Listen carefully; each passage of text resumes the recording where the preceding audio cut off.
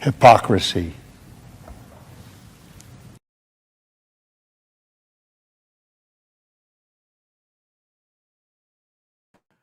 Hey, what's up, guys? Welcome to Law-Splaining the Interwebs. I am your host, Nick Rekieta of Rekieta Law, a small law firm in central Minnesota. How are we doing today, chat? Happy week. Happy week.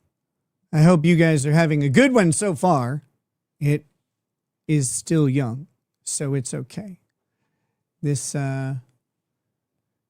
week is young enough to be touched by a politician still, so. So anyway, welcome to it. Let's kick it off. Let's get some good stuff going. To start the week, we got a little bit of, I got to talk a little bit of drama, I guess. I mean, I don't have to. But I'm going to because, you know, like, why not? I suppose. People want to engage in drama. So we'll engage it for a minute and then we'll move on. It doesn't merit a ton of attention. I just thought it was fucking funny. Mighty Bob already noticing the most important thing. I got a new jacket today. Reminds me a bit of vintage Hugo Boss. I didn't check. What brand is this? This is Prossimo Jack Victor. I don't know about that. Who's that? Let's see. Let's check it out. Let's check it out.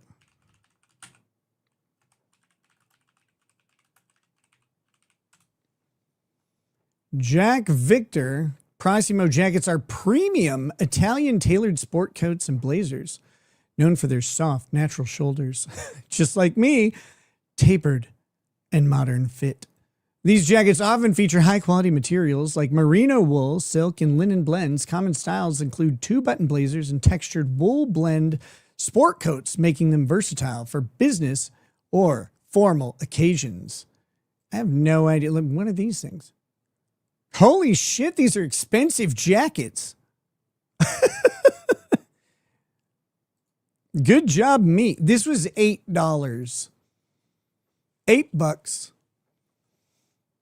So, so there is that. Pretty cool.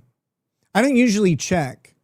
So what I do is I go in and I speed run the local Goodwill. And I don't know if every Goodwill is like this. I just know that our Goodwill store, for whatever reason, I think we have the right combination of like an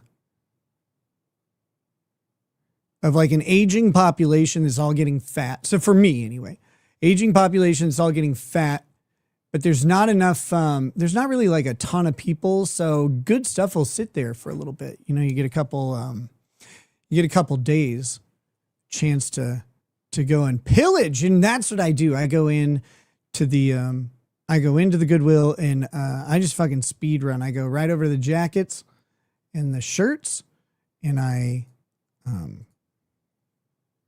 just buy pretty much any suit coat that fits that isn't really boring. But yeah, I get some cool stuff sometimes. So yeah, I was at Goodwill today. I got a whole bunch of new shirts. Got 2 new jackets. I got a couple pairs of pants, which are good. Good to have pants because sometimes you wear them. Just on occasion. Estate sales are a good place to look as well. Yeah, I'm trying to get more people to die around here. I'm trying to get that to happen, and it's just not. They just keep on living. Believe they can just stick around or whatever. But anyway, yeah, no, I had some time in the afternoon and I hadn't been into the store for a little bit. So I was like, oh, hopefully. Oh, there's another thing. It's central Minnesota. and it's in the winter, and it's a rural community. No one actually like cares at all about like fashion, right? Or style or whatever, because you're cold and you want to be warm. That's kind of the calculus for a lot of people. And then otherwise, it's just it's retail jobs or manufacturing jobs, things like that. I shouldn't say manufacturing. There's farm, there's retail, and then there's some industrial, light industrial, meat processing and stuff like that. And there's a little bit of, like tech professional stuff, but it's mostly related to agriculture. But yeah, so it's like there's not a lot of opportunity for ridiculousness for most people, right? Like they just kind of dress normal, like a normal person walking around. I don't, because I'm an idiot. But the cool thing is, because of that, usually, again, this type of stuff sits on the rack at Goodwill for a couple days, and you can actually get cool stuff. So I like it. I don't know. Plus, I bought like 9 shirts for me, 4 pairs of pants, 2 pairs of pants for Lady Rackets, shoes for Lady Rackets, shoes for one of my sons. I got my son's like 6 pairs of jeans, couple sweaters, 2 sport coats, and 5 dress shirts. I think that's about everything. It was $200. And it's like, what the fuck am I doing? Buying anything else, like shopping anywhere else? But yeah. How has your arrest affected your popularity? That's a weird question, because I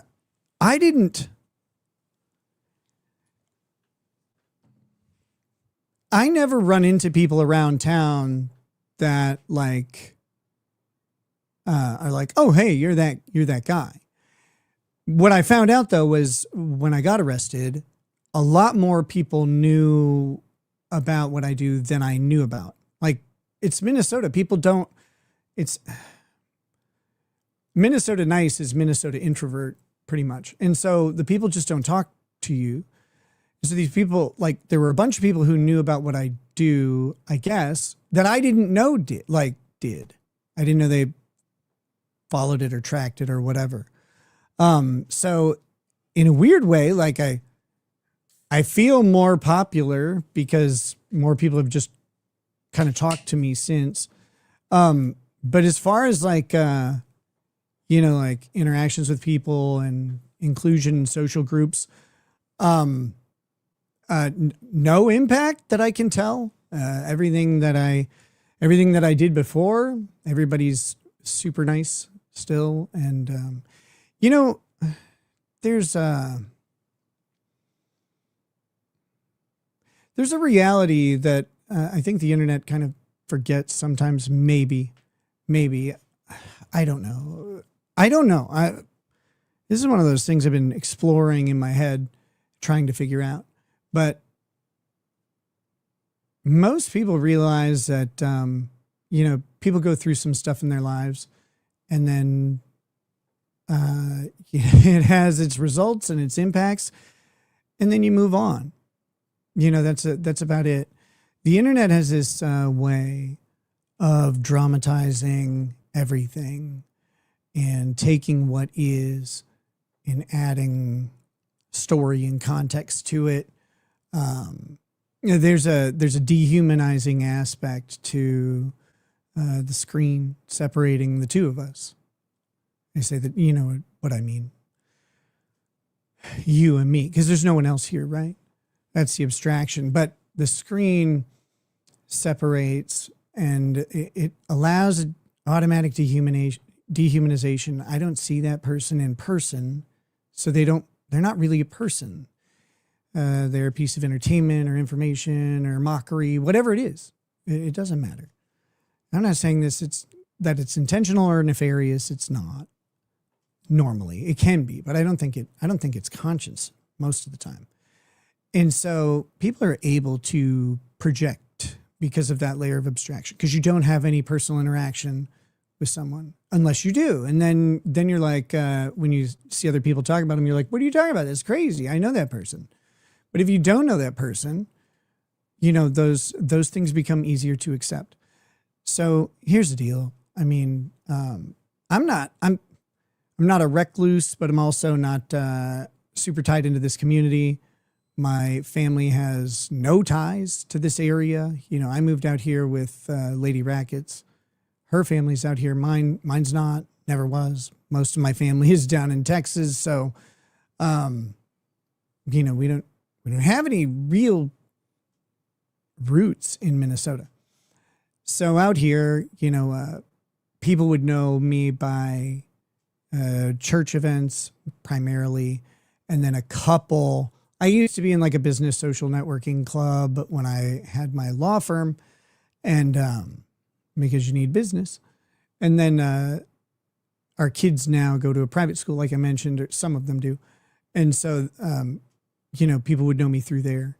And prior to that, through like our homeschool cooperative, which is kind of like church anyway, but it doesn't really matter.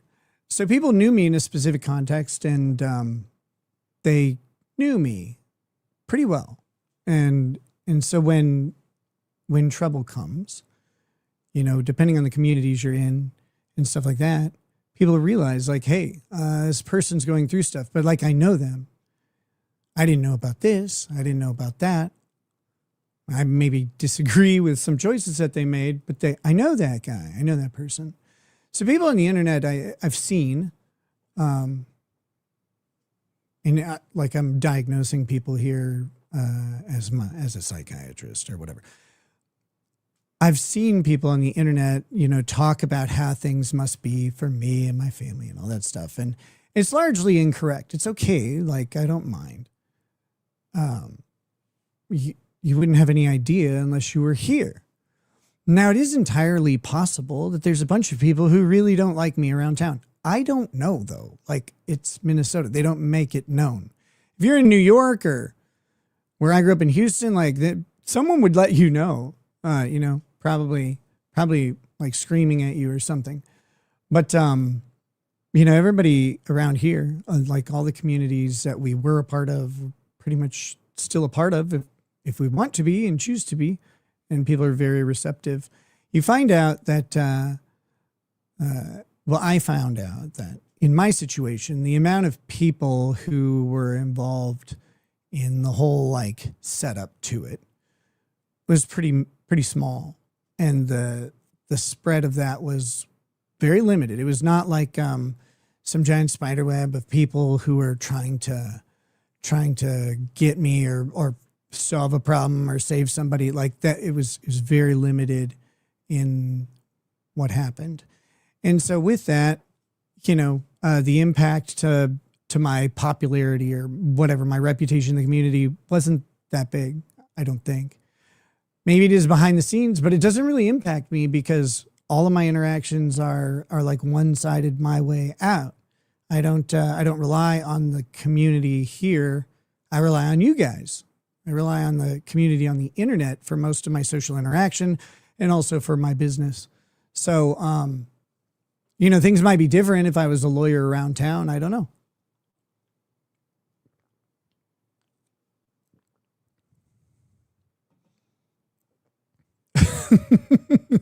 Here we go. TV's Will Heron, but I don't think that's actually TV's Will Heron.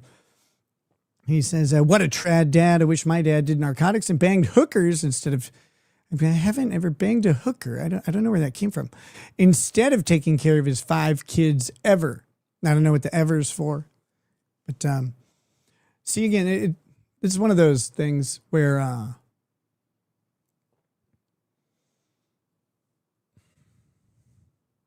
I put my kids through something that I really didn't want to. It wasn't in the goal, right? Like that was not the plan. That wasn't the plan. But when it happened, it was a surprise to everybody, including the kids, because they had no idea that any of that was going on. The impact to them started at the arrest, at the moment we were arrested.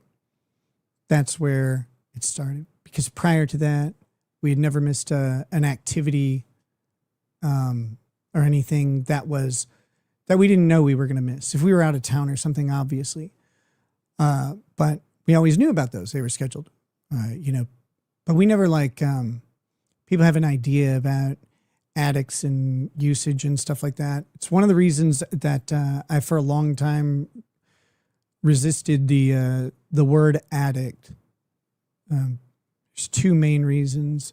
One of them is this. When the word addict is invoked, an idea of what that is invoked in your mind automatically.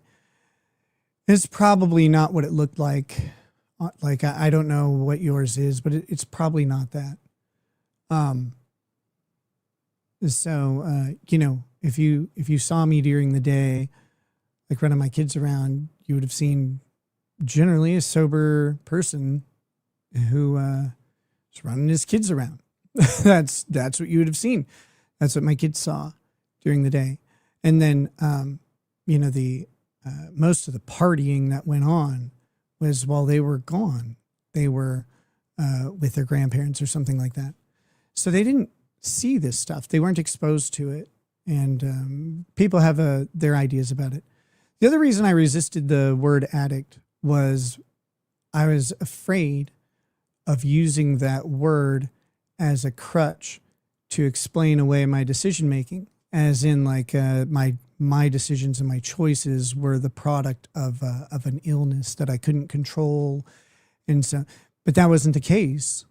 My decisions were a product of me making those decisions. I didn't want to blame something else for it. It really bothered me, the idea that I'd say, well, there's some sickness making me do cocaine. Nope.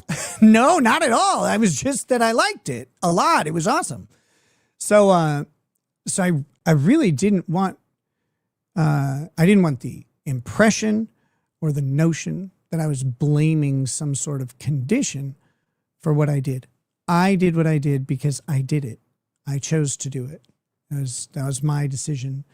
And, at the end of the day, there's always a timing issue with criminal stuff. You can't talk about it while you have a pending case, etc.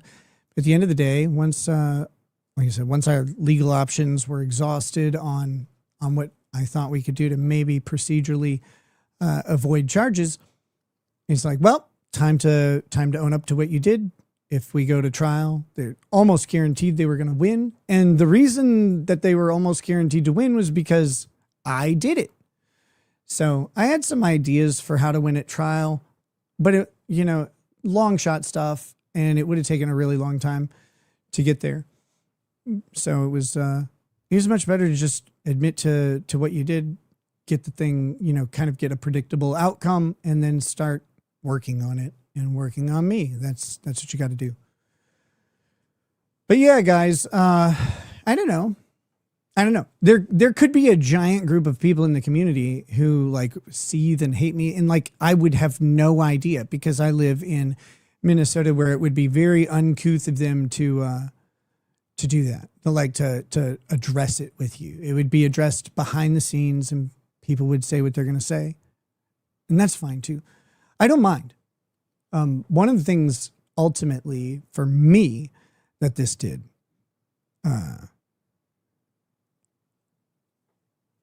is I already kind of didn't care what people thought about me. I was going to do my thing. I'd gotten to a nice place where I could do my thing and just go, yeah, I'm doing my thing. I'm not under someone else's direction here. It's that's way worse now. I don't give a shit. I don't give a shit what anybody has to say or do, because the government came in and took my kids. And so then everything else is so minimal. Someone offended your pride or whatever. Who fucking cares? Can they take your children or put you behind bars? If they can't do that, okay. I'm not worried about it anymore. Whatever vestiges of social concern there were are gone. Outside of that, there's a caveat to that though. let me say the caveat to that. It's like, I'm like Adam Smith in a way. I'm joking. Wealth of Nations was a book by Adam Smith. It's kind of the bedrock book of capitalism. He had another book, though, called Moral Sentiments, and it was a companion book, but everybody ignores the moral sentiment part. Capitalism, in Adam Smith's view, requires a moral people and a moral society, okay?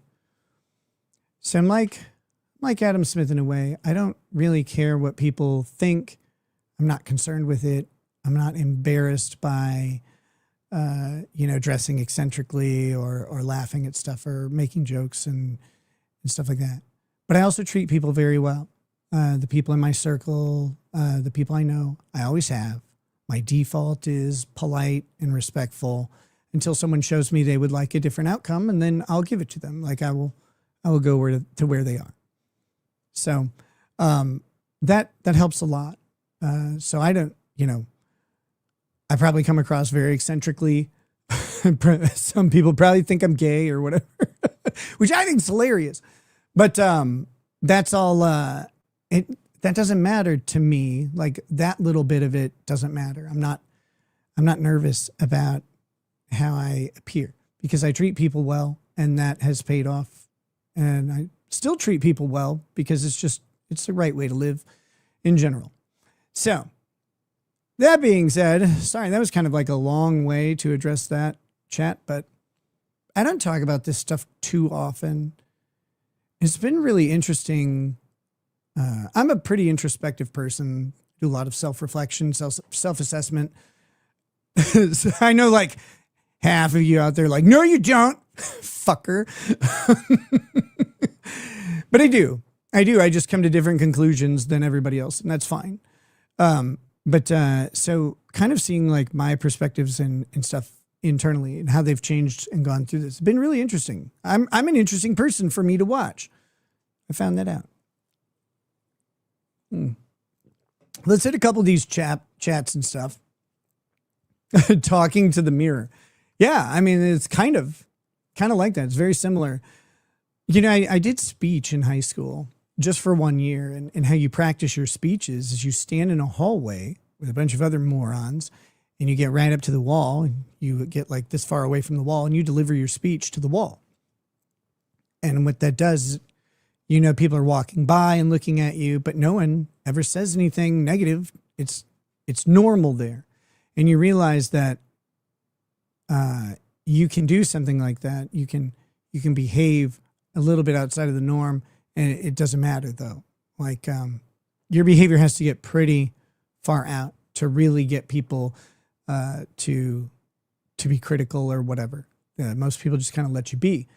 That's a helpful skill. It's actually one of the most helpful skills from speech. Thanks, Art. We'll deal with that in a second. Art the Clown says, looking like finely aged ricotta. Nick Ricotta. Thank you. We're probably not going to talk about him. Even he spent another show, which is wasting his time talking about me, which is funny. That's hilarious, but he's not interesting. I've talked about him way more than I was planning on anyway, and so we're gonna just keep moving on from that one. Announcement: 2 new voices have been added to Super Tips. So if you go to supertip.gg/RL, you can use No Tie Bronca, which is on there, and Legal Eagle. You can check them both out. Send super tips to save my life. I'm in danger, as I'll tell you about in just a minute. Serrano Guardius says, Hail Pope Rackets, the Snow Pimp. Okay, I'm going to take that one. And that's going on the business card. Fletcher Boy says, slightly late and gay fee. Wait a minute. I don't know how that just worked, but I liked it.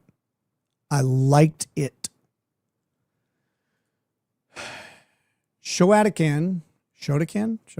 I went bankrupt at 33 years old after being successful. Thought life was over. Nobody cared. Best thing ever, completely freeing, came back better. Well, I'm glad you came back better. I was a little disappointed in you earlier, and now I'm not. No, I'm just kidding, man. Hey, and that's how it goes. And that's the thing that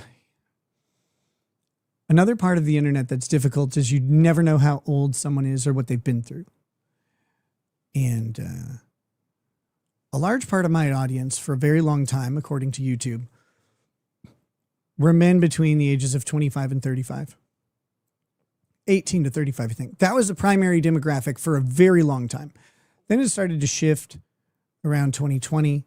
I acquired a lot of old people leading up to the 2020 election because I put out some like very much red meat pro-Trump videos. And so I got a large influx of 55 plus year olds, elderly Republicans basically. And that started to shift the demographics. And then covering the Johnny Depp trial added a significant female audience. Went from about a 5%, or not 5%. Yeah, actually, no, 5 to 10% female audience to about 30% female audience, which is where it's actually a little higher than that now. It's about 35% female. So we're going for 100% ladies and Art the Clown. But that's for him. That's what I'm doing that for him. Just kidding.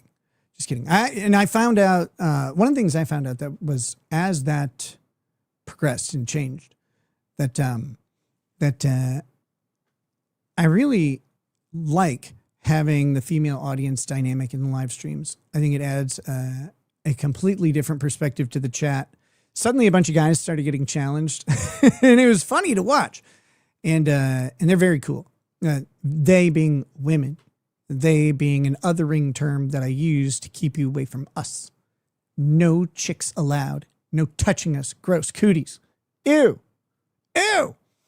Oh yeah. So the point I was making though about the demographic thing was a large part of my audience was 25 to 35 or 18 to 35 year old guys for a really long time. And one of the things that is true about being that age is you may not have been successful yet. You may have struggled with whatever, but you likely haven't had too many catastrophic failures in your life that you have to recover from and bounce back. And I mean, I'd never had anything this significant, and I was 42. So,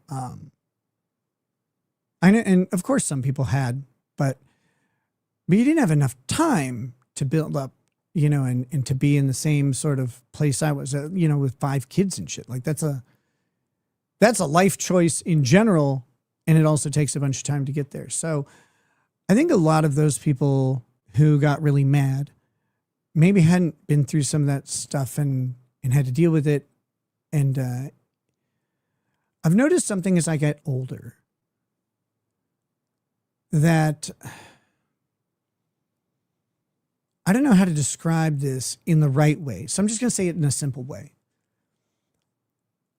I think it can be perceived as a decreasing morality or whatever, because when I was 24 years old, just graduating college, I had ideas about how life should be for people and how they should live. And I was happy to voice those out. And I was happy to voice those out pretty confidently telling other people what their beliefs and convictions should be. And I think going through some of these resets and struggles and bad choices and bad outcomes, even in bad outcomes from normal choices too, going through those and having to navigate it, you build up a sort of experiential empathy.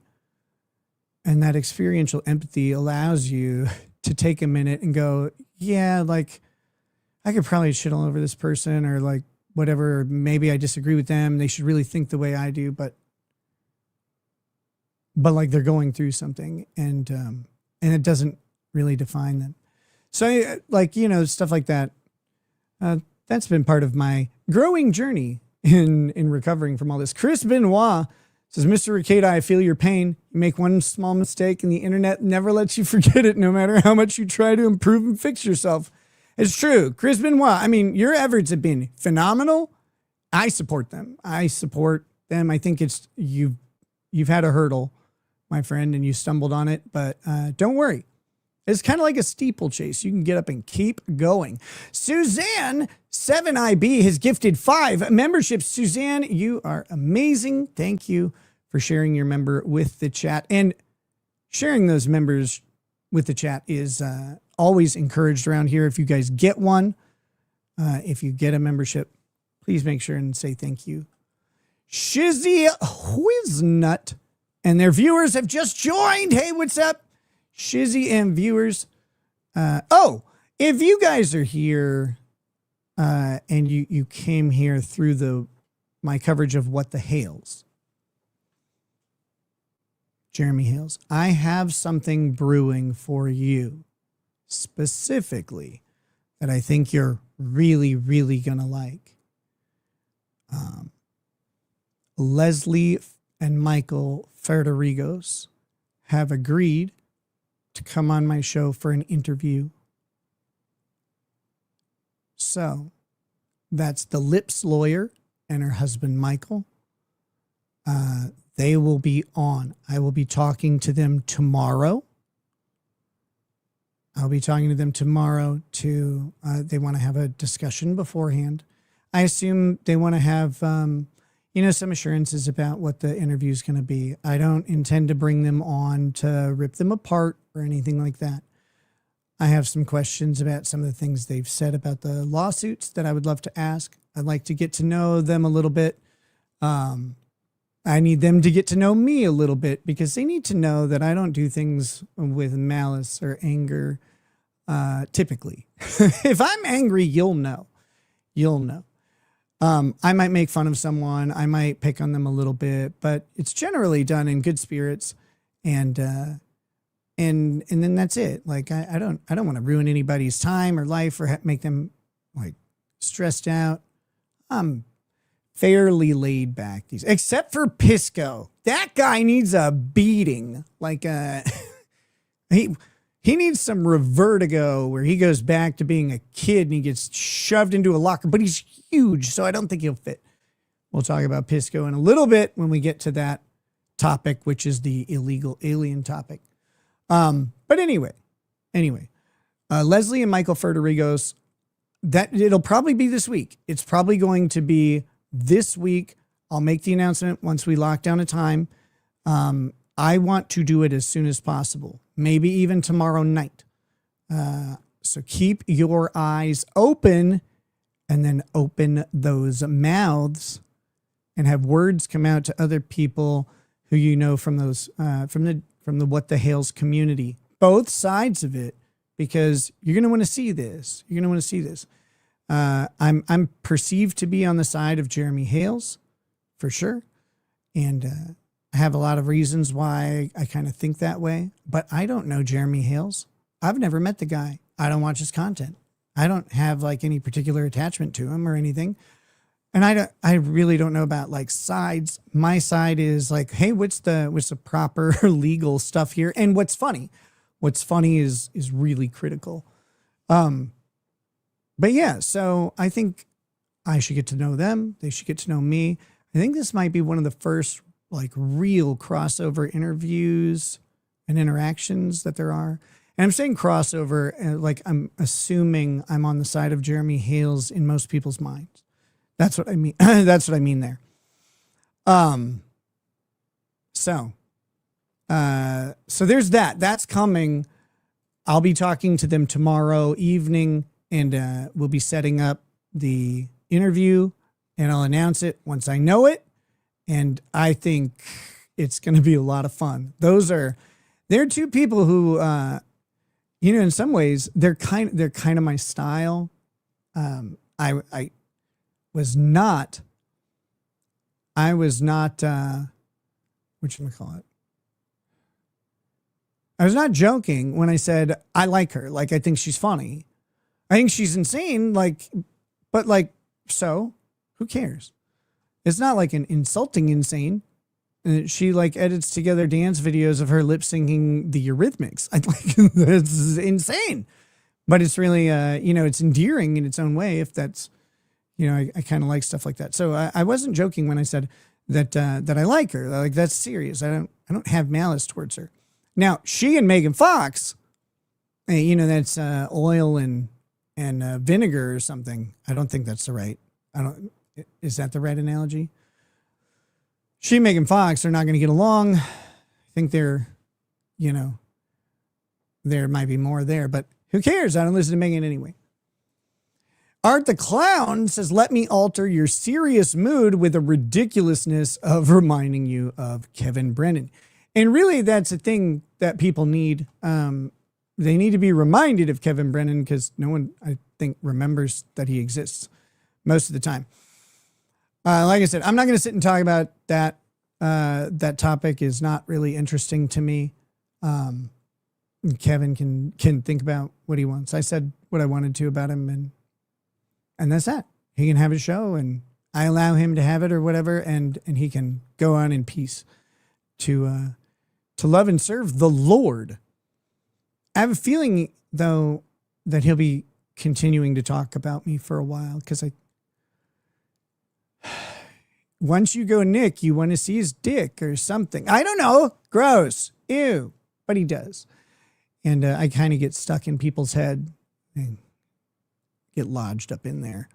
Honey Bear 13 says, I'm lady, you're here. Nick, by the way, you need mods. I have mods. I don't think I need mods that as much as people think. Really don't have a lot of rules in the chat, Aaron Troyer, two good maxims I try to live by for 40 plus years. One, what other people think of me is none of my business. Hey, that's a good one. I never thought of it that way. And two, lovely things can happen if you practice not being a miserable cow. God bless. See? Yes. Your attitude is a big part of how your day will go. Nick, have you heard of the YouTuber Goblin? Wait, no. Might enjoy his content. He's 27, but done every drug imagined. His favorite was Coke. And he now advocates sobriety. He's a great storyteller with lots of stories. Why did Camelot stutter so much there? That was weird. I don't remember that being part of the voice. So that was, no, Panzer, I'm not going to mod you. You're just going to ban Cookie. I know how that's going to go. We have enough gays in the mod chat or whatever. Yeah, that was weird. What the hell? I lost track of what he just said. Oh yeah. No, I think it's interesting. Like I said, what happened with me, it happened. Like it happened. It's part of my story now. And like I learned a lot on, good things, bad things, whatever during it. And I think all of that is valuable. So I'm sure he has some pretty interesting stuff to talk about too. And I'll have to look for him. I don't know. Somalians don't eat your pets. That's ridiculous. It's Jews in underground tunnels. Oh, no. Also, the Jews staged the moon landing. They steal your firstborn like heathen witches. The Jews control everything.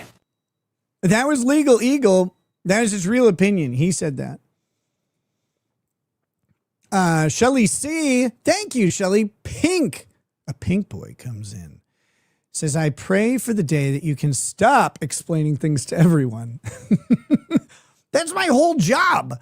You hit the bottom and you are coming back. You've acknowledged what you did and are actively working on getting better. Be proud of your ongoing success. Praying for you all. Shelly, I think that's approaching. But sometimes, it's sometimes there's something that I find useful to address. Before, I was reacting a lot to everything. Because one of the problems that you have, I have, whatever. One of the problems that I had during this whole thing is I hate waiting. I hate being in limbo.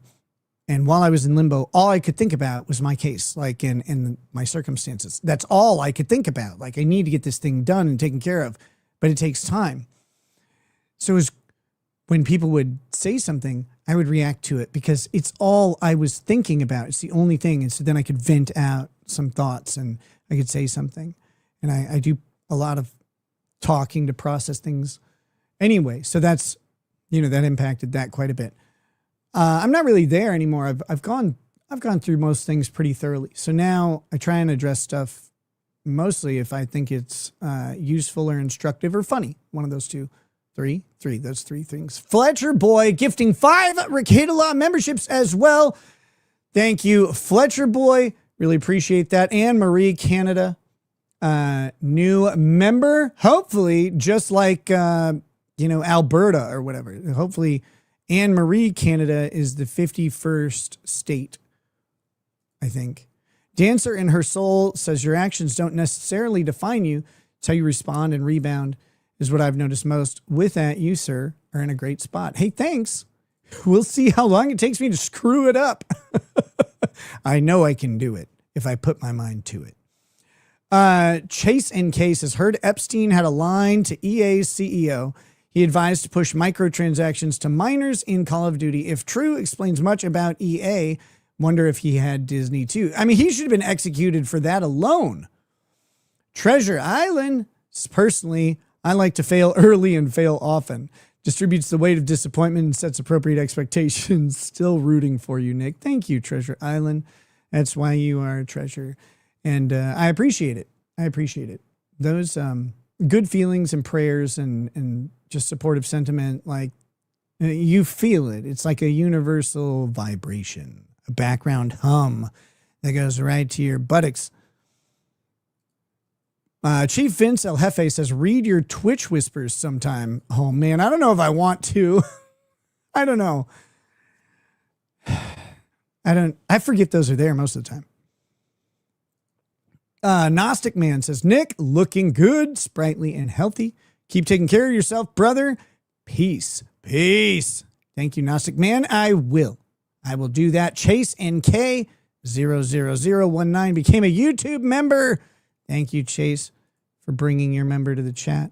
It is welcome here. We want a fully green chat at some point. It's just a field of members hanging out, standing up, doing what they do, creeping into places.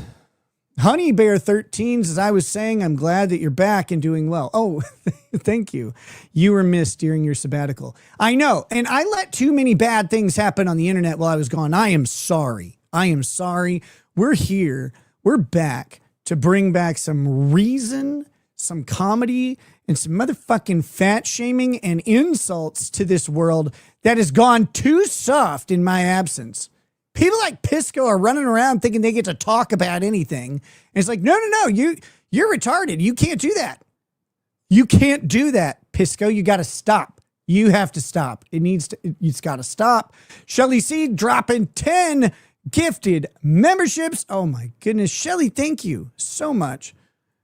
Shelly has been really bringing people into the fold. We had 2 great member streams this weekend, by the way. They were like 6 hours long. Well, 5 hours long for one, like 6 hours long for another. I hope you guys enjoy those. The one was the makeup of the prior weekend where I was dealing with Lady Raggets not feeling well. And then we had the one for this weekend. So I wanted to make sure we got both of those in, and they were great. They were fun, great fun. I don't know if they were great, but they were great fun. You guys showed up for them. It was awesome. If you get a membership, show up for the membership stuff. Check the backlog for anything you may be interested in. Coding ATC says sick and can't sleep. So I am listening to a formerly licensed attorney or licensed lawyer, I should say. Awesome, man. Hope you feel better. Maybe I can lull you with the dulcet tones of law and just a little bit to sleep. Bring you back to the days you remember. Just kidding, man. Feel better. Richard Head gifting 5 memberships to the chat as well. Oh my God. Non-consensual member sharing. Very, very breaded. Of course, I cried when ICE was deporting illegals. No one mowed a lawn better than Juan Contreras. He made a mean after-hours burrito. He also had sex with my wife, and that's why I called them. I wasn't ready for that last line. I was still drinking a Monster Energy. You can't do that to me. You can't do that. Also, I think it was real because it had a name in it.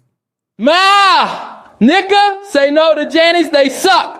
You owe me for the infinity micro peens from yesterday's stream. There was a lot. I demand you give the chat infinity micro peens right now, Nick. I don't know how to do that. I don't know where to even find all these things you keep talking about. Okay, let me get the banner up for the, speaking of micropeens, I think we had one micropeen so far.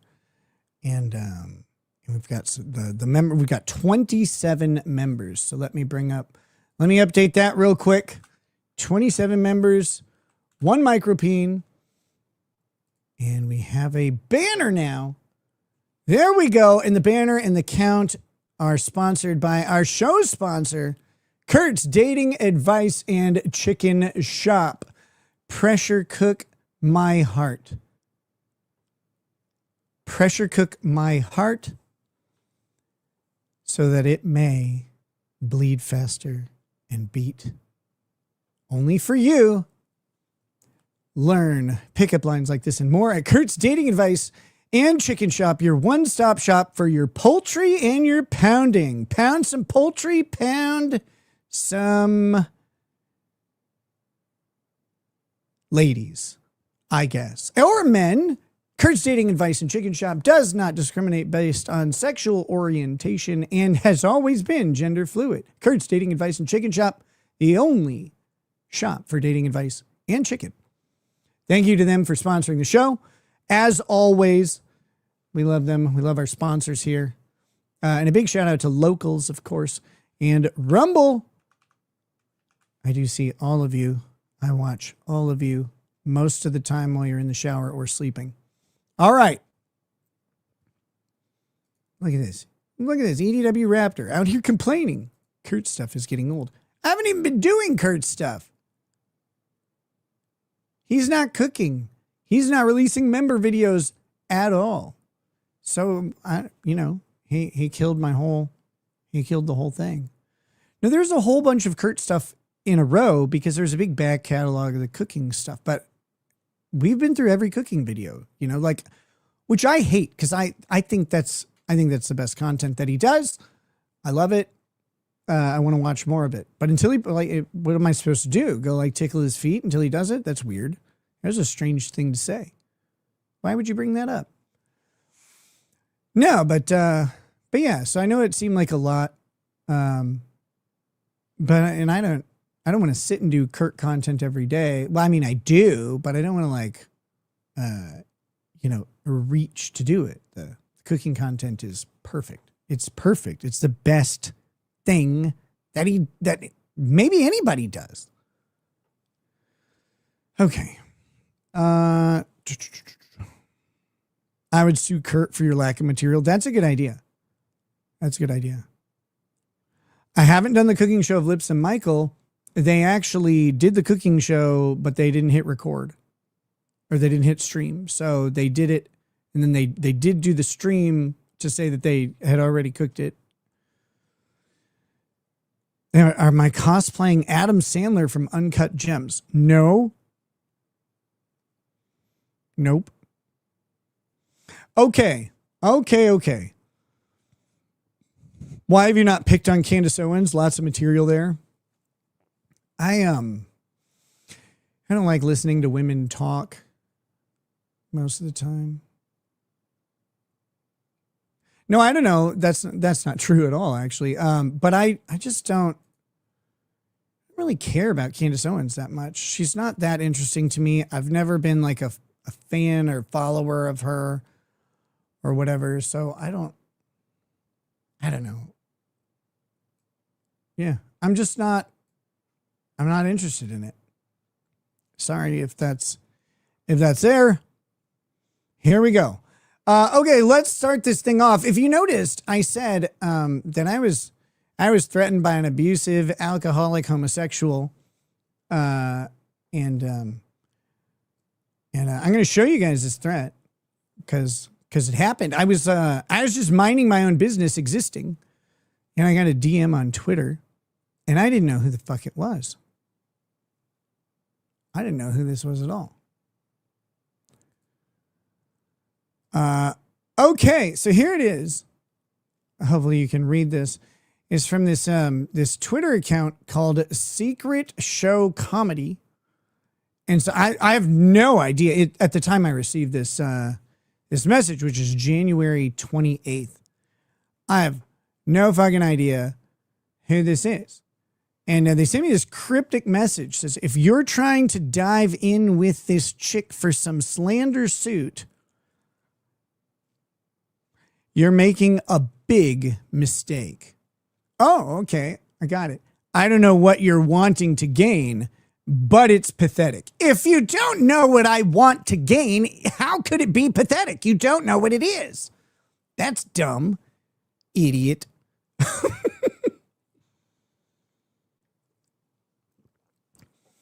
So I'm like, huh? I have no fucking clue what this is about or anything. I don't know what this is. This person just sends me a message, and I don't know who. Secret Show Comedy. I don't know who this. It's a secret. I obviously wouldn't know who it was. But then I'm looking around somewhere on the internet, and I find this account linked to a person. Linked to a person. Oh shit. Hammerhead1 over on Local says, hey Nick, tell everyone to shut up. Thanks. Hey, shut up, y'all. God. Attorneys are talking. Wait, still suspended attorneys are talking.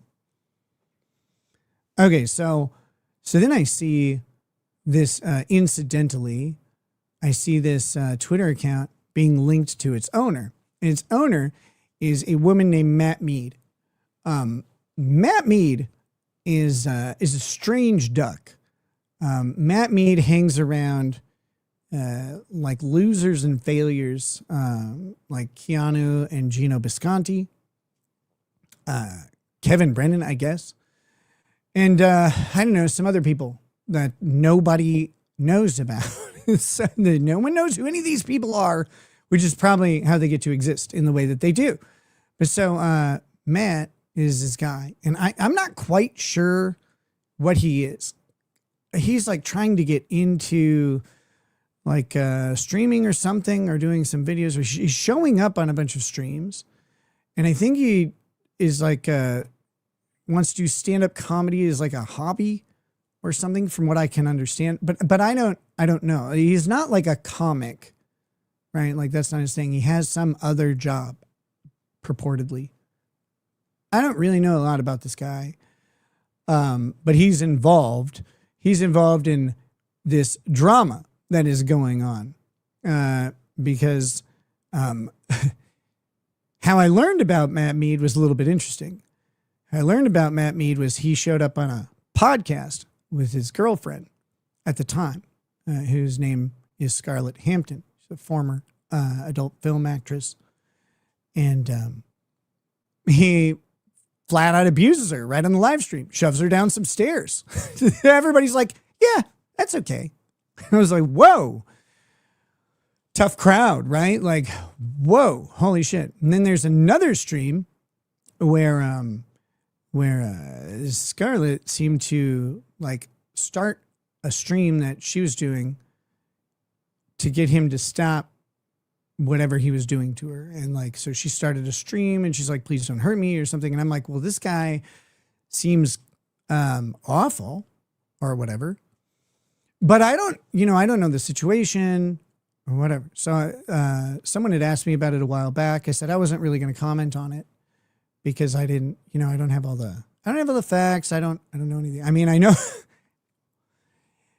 you can watch him shove her down some stairs. I don't know what more you need or whatever for it, but I'm not here to make up people's minds on this thing that isn't really my business, right? So that's about all I knew about Matt Mead at the time. I know a little bit more now, mostly about like the crying and stuff or whatever. But he messages me, so I see this and I get the association finally. I'm like, oh, Secret Show Comedy is Matt Mead. That makes sense. Then I pull up the message thing, and he said, oh shit, I didn't recognize you without all the feminine rage. Because Matt Mead blurs the air around him with anger and frustration. It's kind of weird. But that's how he seems to be. I guess. I don't know. I don't know why. I don't know what makes him so mad, but he showed up on a stream the other day, and someone said even his background is angry. That was very funny, but also, I mean, it was kind of true. It was like, oh, shit. So yeah, I didn't recognize him. This Secret Show Comedy thing doesn't seem to be seething in rage. They had this weird accusation up here that was very cryptic, and I wasn't prepared for it. But now I know who it was. So I wanted to respond like a gentleman, of course. So then he says, go that route and see what happens to your face. Because it's apparently a grown man still saying, I'll fight you over the internet, which is the sign of healthy development and fetal alcohol syndrome combined, or whatever. But so I said, oh, hi, Matt. I recognize you now. Like, I got it. There was the feminine rage. It was right there. It was waiting the whole time. So I was threatened by this guy. Apparently, if I dive in with this chick for some slander suit, I'm making a big mistake, and I will, if I go that route, I'll see what happens to my face. So I don't know. I don't know how to dive into a slander suit. I'm not presently licensed to practice law and haven't really been interested in doing that for a long time. So I don't know why I would suddenly do an about face and dive into a slander suit. I think he means if I'm going to represent someone in a slander suit, presumably against him. Like, these are the, when you communicate with someone who there's Lego blocks missing and everything, and you're like, okay, I got to fill this in because they're too fucking lazy to do it. That's what's going on. That's what's going on, I think. EDW Raptor says you dived into a slander suit with Monty. I didn't want to. I was pushed into that pool. But so anyway, he blocked me though, so I couldn't respond and engage him in thoughtful adult conversation. So like a thoughtful adult, I just put out the tweet. Will someone tell Matt Mead he can't beat me, please? I'm not his girlfriend or his father. By the way, he beat his father physically, punched him, assaulted him, beat him. I'm more like a breathalyzer. Oh, he beat his father because, he was about to drive drunk and the father tried to stop him. So he had to put those hands on him and shut his ass up. And then he drove drunk and then he got a DUI like an idiot. But yeah, so that's the Ballad of Matt Mead. It sounds mostly like this. It's pretty cool. It's like a drum and bass industrial mix there. But yeah, so I've been threatened by an abusive alcoholic, I guess, who's mistaken me for a woman that is in his life. But, I'm not in his life, nor am I a woman. And nor do I take intimidation from get in line. You want to punch me in the face? Cool. All right. That's good. Life goals, I guess. Take a number and, go watch other people try or whatever from the chair, you fag. Just keep thinking about me, I guess.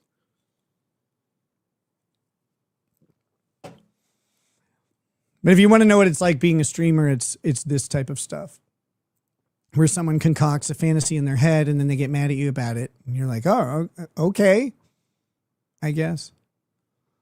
Matt Bisky says, if I buy those glasses, can you teach me how to felch like you? Not like me. I'm a pro. So we're in a different time. We're in a different time now. It's not Maddie, thank you for that member chat. Thank you for being a member for 2 months. That's cool. Keep your dick in your hand. We're in a weird time. Broadcast rules by the FCC prevented a lot. They prevented a lot of growth and development in society because they had a list of words that you couldn't say, and they had some thematic elements that you had to kind of stay away from or minimize. And so we had a lexicon that was kind of censored because the common sources of information and entertainment were limited by the FCC rules. Our civilization in the United States was sculpted and molded by these restrictions. But those are going away because streaming and cable and all that stuff, they were able to exceed those things because they weren't broadcast over the air, right? So I get a phone call from my dad the other day. He's like, hey, do you know what felching is? And I'm like, I do, Father. Why in God's name are you calling me to ask? But it like came up on the news or something. I don't even remember. But there was like a normative zeitgeist thing that involved the word felching. And I was like, okay, all right. I don't remember what it was. It was a politician thing. And so he's like, do you know what that is? And I'm like, yeah, he what? I assume, I don't know if he Googled it or whatever. Oh no. So, Paris Simeon says, you made me cut myself shaving, you fuck. I'm really sorry about that. I'm really sorry about that. I did not mean to, and please forgive me. Yeah, so I just wasn't expecting it. He wasn't asking me what it was. Apparently, he either found out from context or, something in the story. Or maybe he knew all along. And I was like, Dad, did you write Urban Dictionary?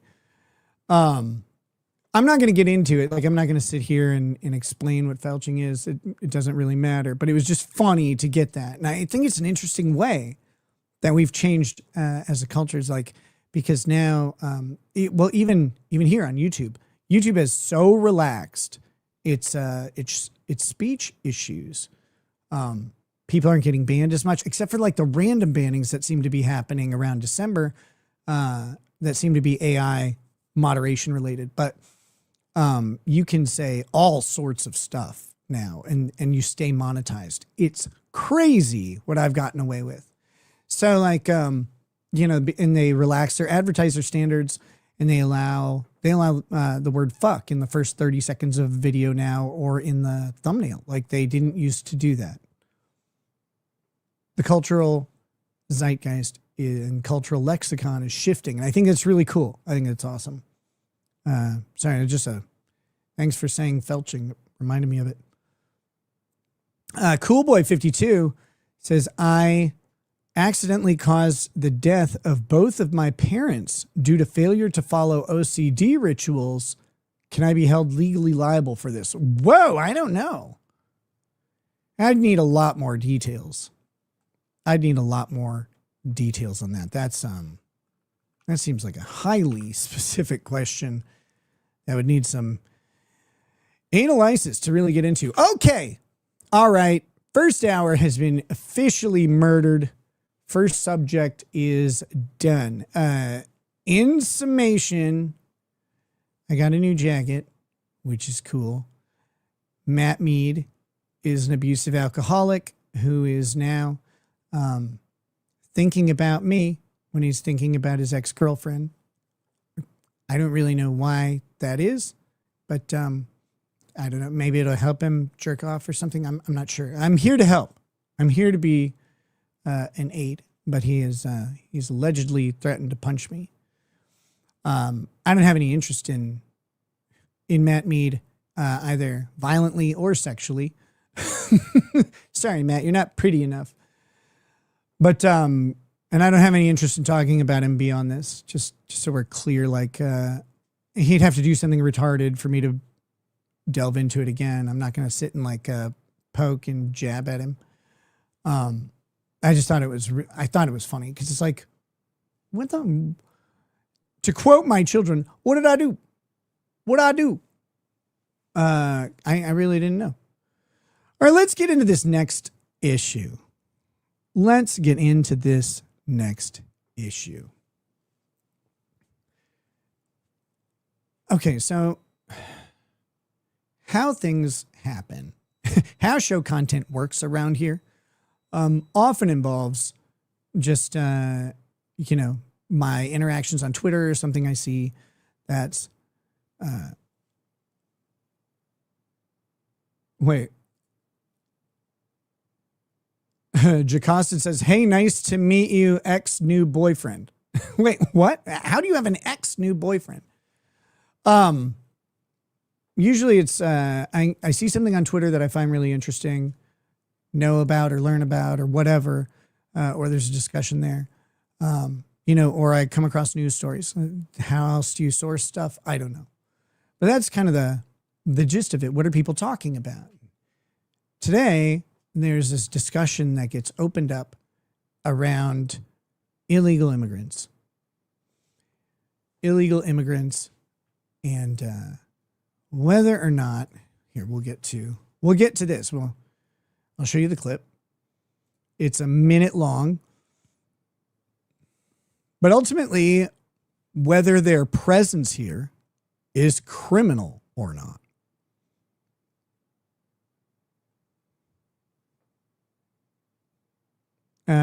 Jacosted says, you're my ex's new boyfriend.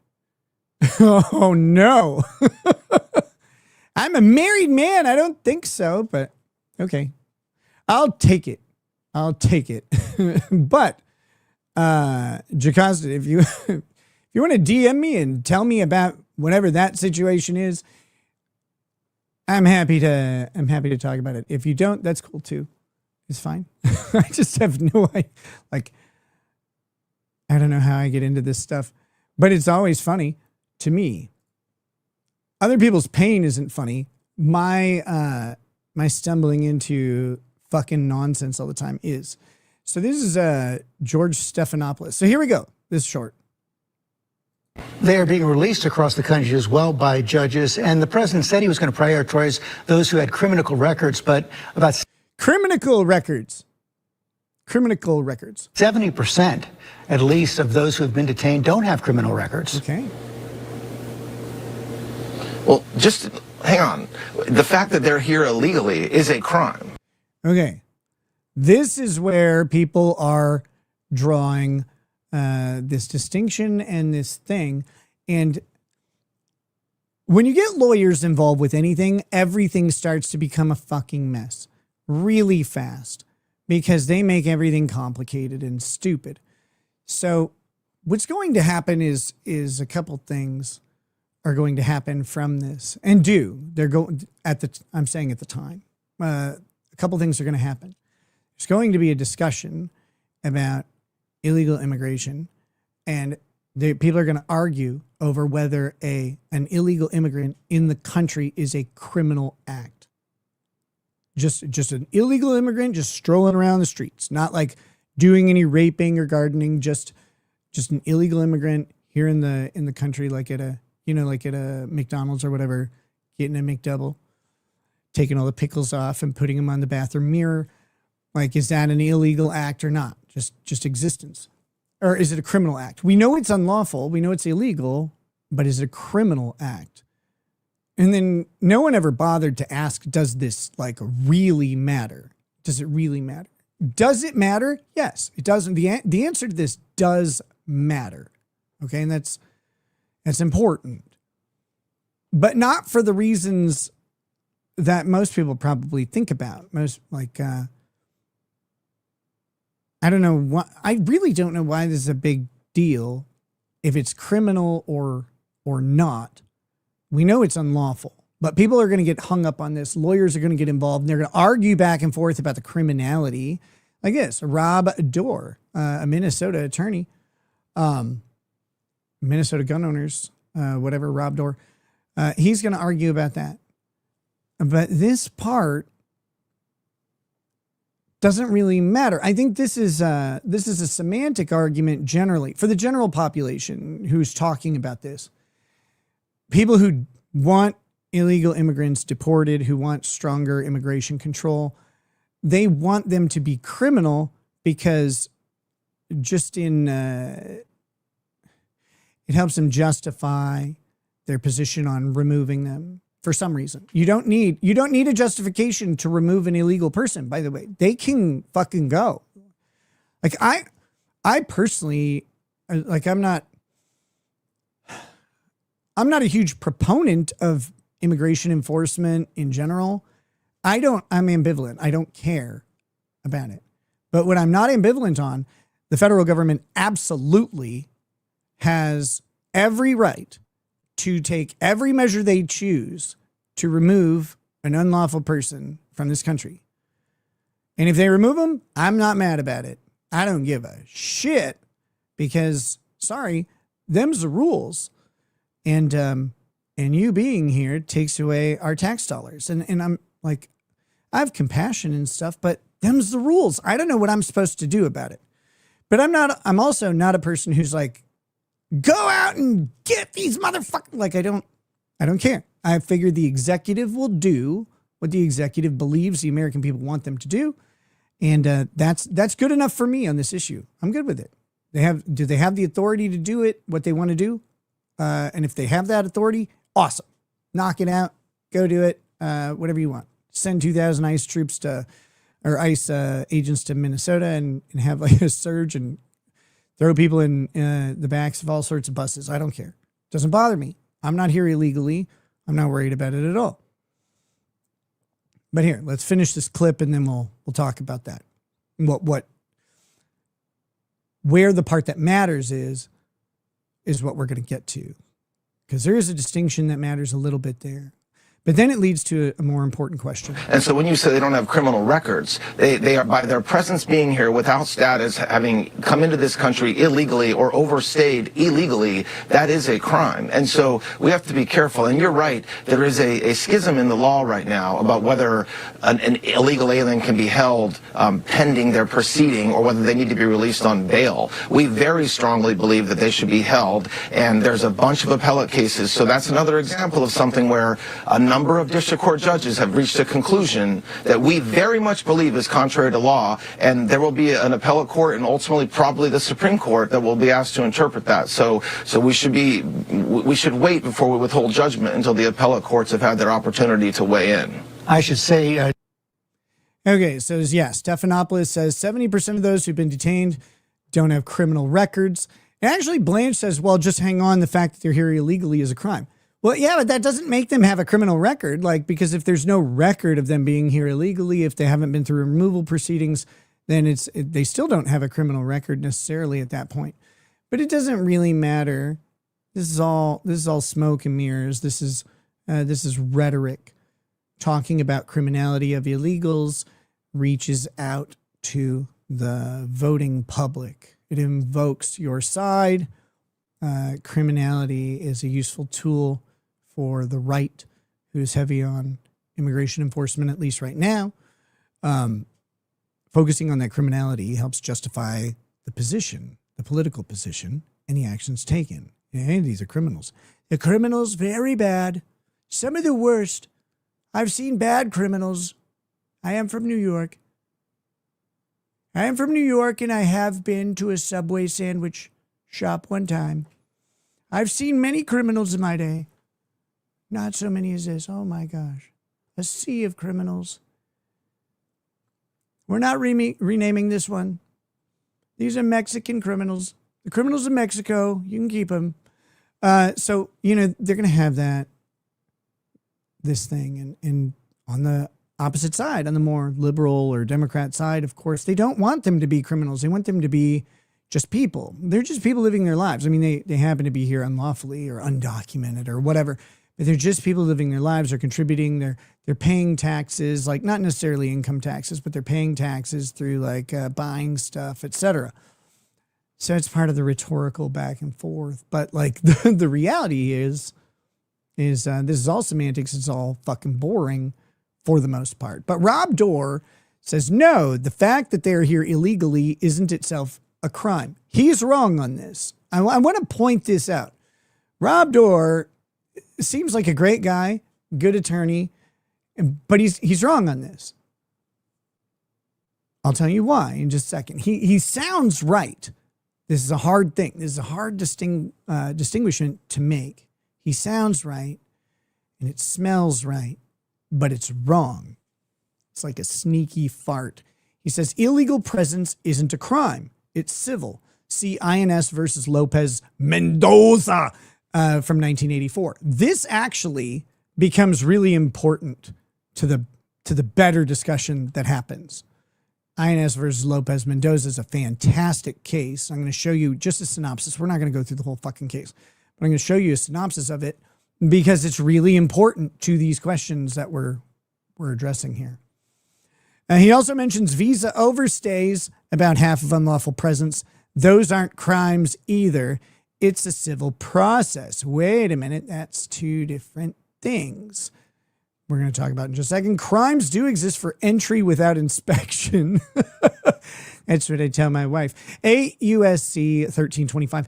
And re-entry after removal. Also, I talked to her about that. 8 USC 1326.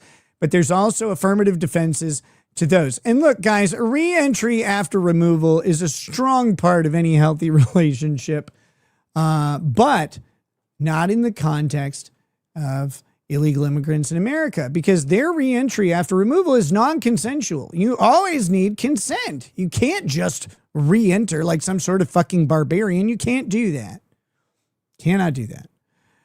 Venom Dave has joined YouTube as a member. Welcome, Venom Dave. Thank you for your member being added to the ranks here. I'll throw you up on the banner. That's 28. We're 2 away from 30, I guess.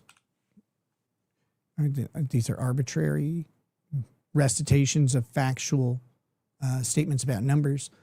Aaron Troyer says, many women's voices irritate the crap out of me. Me too. Aaron, we're kindred spirits in that way. Member for 4 months. Thank you for sharing your non-irritating woman's voice with all of us. Lily Smith 09 says, hey, Nick, member for 10 months. Hey, what's up, Lily? How you doing? Nice to have you here. I hope your day is going wonderful. Okay. So here we go. But there's also affirmative defenses to those. Simply being undocumented does not equal a crime. Now, I'm gonna mildly and respectfully correct Rob Dorr here because he's fallen for a trap. He has fallen for a trap.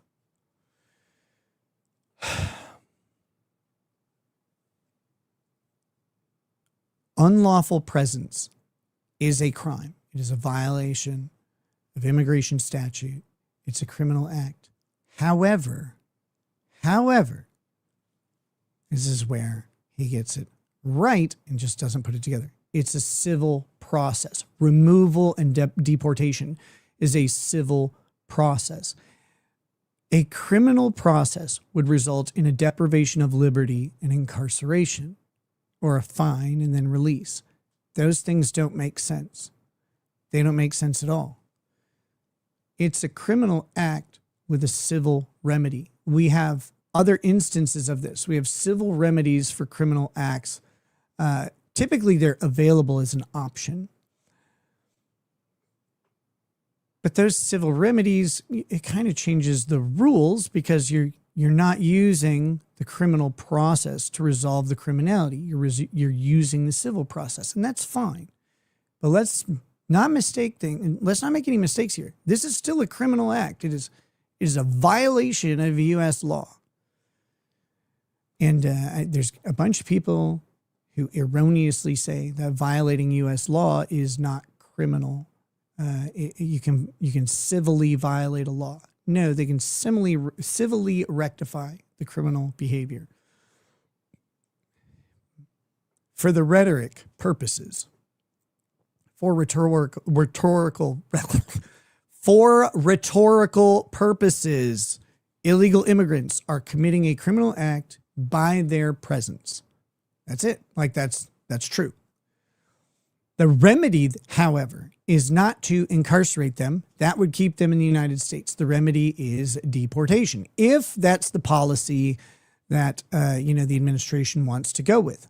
Remember, before anybody gets mad or not mad enough or whatever it is at me, let's go back to the thing. I don't really give a shit what immigration policy is outside of, does the executive have the authority to do it? Are they constitutionally sound in their actions? That's it. That's all I care about. I figure the American people will vote in whatever immigration policy they care about. And Trump is paving the way for every future executive to have a much greater say over immigration, which has been stymied by a lack of congressional action since 1967 on major issues. But now we've got presidents, started with Obama actually, but Obama and Trump drastically changing immigration enforcement policies and also things like immigrant amnesty and things like that. They've really flexed presidential authority in a way that's not common. Reagan did as well, but a little bit different. Anyway, that's setting the stage for the next presidents. I don't really care what the policy is, so long as it's within the power of everybody to do it. All right, so this is important for the rhetoric because you can still call them criminals. They're criminals, but it is a civil process. Now, why does that matter? That matters for what comes next. And let me see. Let's see if I'll do this on Twitter or not. Yeah, so here's where my day gets really fucking irritating. It's 9 hours ago. 9 hours ago, this gets to be a pain in the ass because a wild Pisco appears. And I don't know what it is. I've gone a while without encountering Pisco, and now he's everywhere. Now Pisco is everywhere, and I'm having to deal with him. And because of Pisco, it's all his fault. Stupid Destiny retweeted me on something, and suddenly I'm like dodging all these debates with Destiny. And I'm like, what the fuck? I didn't have any debate to have with Destiny. I'd said a while back I was going to reach out to him about, I think, the Venezuelan boats or something, but I haven't, because I haven't really had time or inclination to go sit and scream at Destiny or not. But, I know where he is if I really want to find. I think he's on Discord, like with furries and stuff. I think I have a connection to him somewhere. I don't remember where. I think it's through Discord, but it might be on Twitter. I'm not sure. But all of a sudden I'm like debate dodging. I'm like, what the fuck? I don't remember agreeing to a debate. I don't know what any of this is. I'm just sitting there trying, like, I'm just minding my own business. And like Destiny screen capped like a conversation between me and Pisco. And he says, like, this is the status of American politics in 2026. And I was like, you watching men online? No, that's normal. Like, that's all the time. See, I was funny. I made a homosexual joke about Destiny, which is a woman's name, I guess. But no, like, I just took a jab at Destiny. Who cares? Because he did it first. He started it. And it's all Pisco's fault, actually, because I responded to him. That's why this happened. But for the record, like, I am unaware of any debate I'm supposed to be having with Destiny. I'm not a debate bro, but Destiny's like chat is full of these little, well, debate Stephen now. He'll wreck you. Like, well, like, okay, I don't think so. But so I'm sitting here like, what the fuck debate am I dodging? I don't even know. But I've got all these little weirdo lunatics on my Twitter telling me that I'm running away from the conversation. I'm like, which one? I am not aware of it. How am I supposed to run away? I don't even know where it is, which direction I'm supposed to go. Art the Clown gifting 10 memberships in 2 5-membership chunks. Thank you, Art. Oh my God, I can't believe you'd so wantonly share your member with the chat like that. It It is disgusting, but I appreciate it.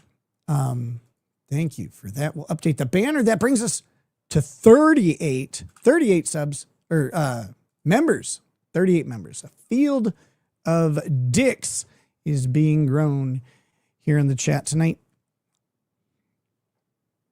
So thank you for that, Art, superhero that you are. Would you debate for a free handy? Jay, wait, Jay. Am I Jay? Are you talking to me? You gotta be talking about someone else. What was this? Oh, whoa! Speak of the man, and he shall arrive. Rob Dorr. Hey, what's up, man? Nice to see you. Thanks for dropping in. He says, fair argument. My main point was Blanche was incorrect in his retort, re criminal records. And yeah, I think, I agreed with that point 100%. It doesn't matter if they're illegally present or if that's criminal or not.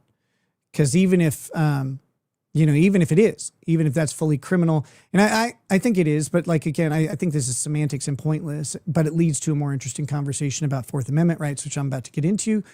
And if you want a link or anything, just let me know. I can certainly hit you up on Twitter and invite you to discuss this in a very friendly manner. I don't have any reason to I'm not like angry with you or anything, but he says, there's not a statute on point for presence, e.g. visa overstays and results in the same deportation. It is. And also like I was saying, I said earlier, the mere fact that they may be here and their presence is criminal, that doesn't mean there's a record of it yet. They would only have a criminal they wouldn't necessarily have a criminal record, but they'll have a record of final removal after their due process in immigration court or expedited removal if they're qualified for that. But they still wouldn't have a criminal record, right? Like that wouldn't happen. So I agree with you fully on that. Oh my God. Wait, where did it go? Where is that one? Debate me. Shit, it's actually Destiny. No, he disguised himself. No, thanks for the super chat, man. I really appreciate it. Also, I'll follow you on Twitter, and at your church and your children's events and all that stuff. But yeah, if you ever want to talk, happy to do so. Rob Dorr, by the way, guys, is on he's on the side of justice, especially when it comes to guns. He's a gun advocate lawyer in Minnesota. If I understand that correctly, please correct me, sir, if I'm mistaken. But happy to have you here. That's really, really awesome. But yeah, so this is a semantic thing, but it leads in. I needed it. One, I needed to extract $10 from Rob Dorr, and I succeeded in that. He didn't know that he was being gaslit into that, so that was awesome. Sucker. And two, I needed to set the stage for making fun of Pisco, who is one of the most insufferably idiotic lawyers I've ever encountered. And I keep wanting to like him because I have this dumb habit that was put into me forcefully. I was held down stuff, but this dumb habit of if I interact with people on an interpersonal level, I want to like them. It explains why Vito is still alive. Because I hate him, but also when I interact with him, he's nice. And I know he's got some I know some of the struggles that he has, and I want him to get better. Most of those struggles involve sandwiches. But I want him to get better. And so I'll interact with someone over and over to my own mental health detriment. Pisco is one of those people. I'm I keep wanting to I'll be oh, okay, I'll find some subject where he's not a fucking moron, but I won't. I know that this is true. I know it will never, ever happen. And by the way, guys, you want to see a badass who is out there doing the work and not just yakking about other people doing the work on YouTube. Rob Dorr again. Indeed, currently suing the city of St. Paul for their illegal assault weapons ban. Well, brother, I have a personal assault weapons ban, and I don't think I get to fight it right now. But that said, I wish you nothing but the best. I hope you get much success in that one. And we've got NASCAR Kelly says, Nick, please have Rob join you on a live stream. I will follow up with Rob. Absolutely. I think he's an interesting chap, and we can have a good chat. We'll do that. Okay, back to making fun of Pisco. You got to stop interrupting me on the most important subject of any day. If you guys don't know, I've been relying heavily on Shipwrecked Crew. Relying is not the right word. I've been reading a lot of Shipwrecked Crew in regards to the Renee Good shooting first. And then, of course, the shooting of Preddy. And then now, on this immigration stuff, I actually wasn't really relying on him or anything. I was doing my own reading and came across this Pisco thing. And this is where it all starts. And this is where you learn some interesting stuff really fast. And it, Twitter has this cool function of when you have smart lawyers around, I'm not talking about me, like we're going to talk about Rob. Rob cited INS versus Lopez Mendoza, which is critical to this discussion. And those are completely unrelated discussions outside of they both stemmed from that same clip, but they forked out into different directions. But this guy, Shipwrecked Crew, apparently his name is Bill, I guess. He's a former federal prosecutor, motherfucker, for like a couple decades. And then he went into private practice. And then I think he was mostly retired, but he came out swinging, defending some of the January 6th protest detainees. He came out to defend them because he said he looked and he saw his colleagues not doing it, and he saw a miscarriage of justice. So he came out to do some legal work and defend the January 6th protesters. So he's a really interesting chap as well. I've never gotten to speak with him personally, but he's been great reading on Twitter lately because he's very good at explaining things, and he's not super boring. It's not super boring. Okay, so Shipwreck Crew is responding to something. He says, not required by law. Is this, okay, we can go find his tweet, but it doesn't really matter. They're talking about the warrant requirement for arresting an alien, an illegal alien. And here's why. Here's why they're talking about it. Is because there's currently a what to do or a kerfuffle, one of those two things. I'm not sure which one it is yet. It's either a what to do or a kerfuffle about this internal memo that from immigration in Homeland Security, DHS, but specifically towards ICE and Border Patrol. Okay. And this memo has controversial advice in it. It's controversial advice. What this memo says is that ICE agents can rely on what's called an administrative warrant through federal form I-205, which is an immigration form. And the immigration form is the administrative warrant. And what they can do is they can get an administrative warrant versus a judicial warrant. And then that administrative warrant allows them to effect the arrest of someone who has received a final removal order. Okay, so a bunch of stuff is happening here. If you're going to arrest someone, you either need a warrant and probable cause, or probable cause and an exception to the warrant requirement. One of the exceptions to the warrant requirement is like if a police officer witnesses unlawful activity, they don't have to get a warrant to effect arrest, right? They watched it. So like if cops show up to like a fight or something like that, they can start making arrests. We all know how this works.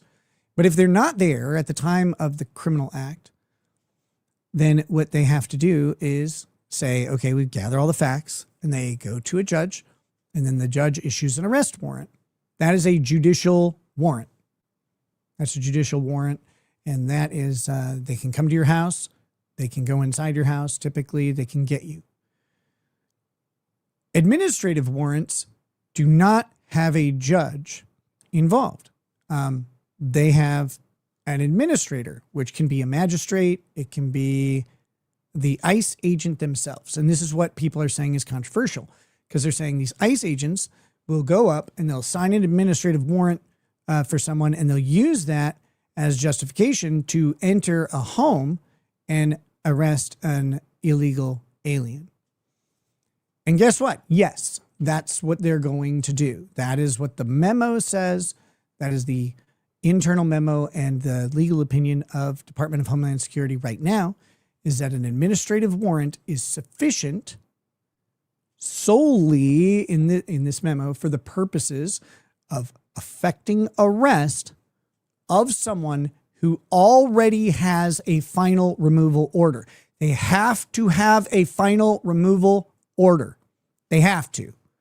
You can't just, it's not like, oh, they're suspected here illegal, we can use this administrative warrant to go into a home. Nope. They've been through the process. They typically have the address from the process. That's how they know where to go. And they're going to remove someone, and they will be deported at that point. So they can now use an administrative warrant to gain access to that person's home. Now, this matters because there is a thing called the Fourth Amendment. And the Fourth Amendment says that any intrusion into a home is a search under the Fourth Amendment. Well, there's some jurisprudence that says something like that.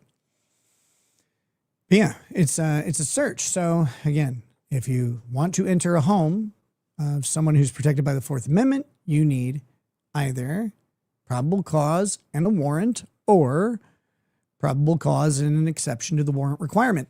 That's always been true. That's always it. It's always been this way.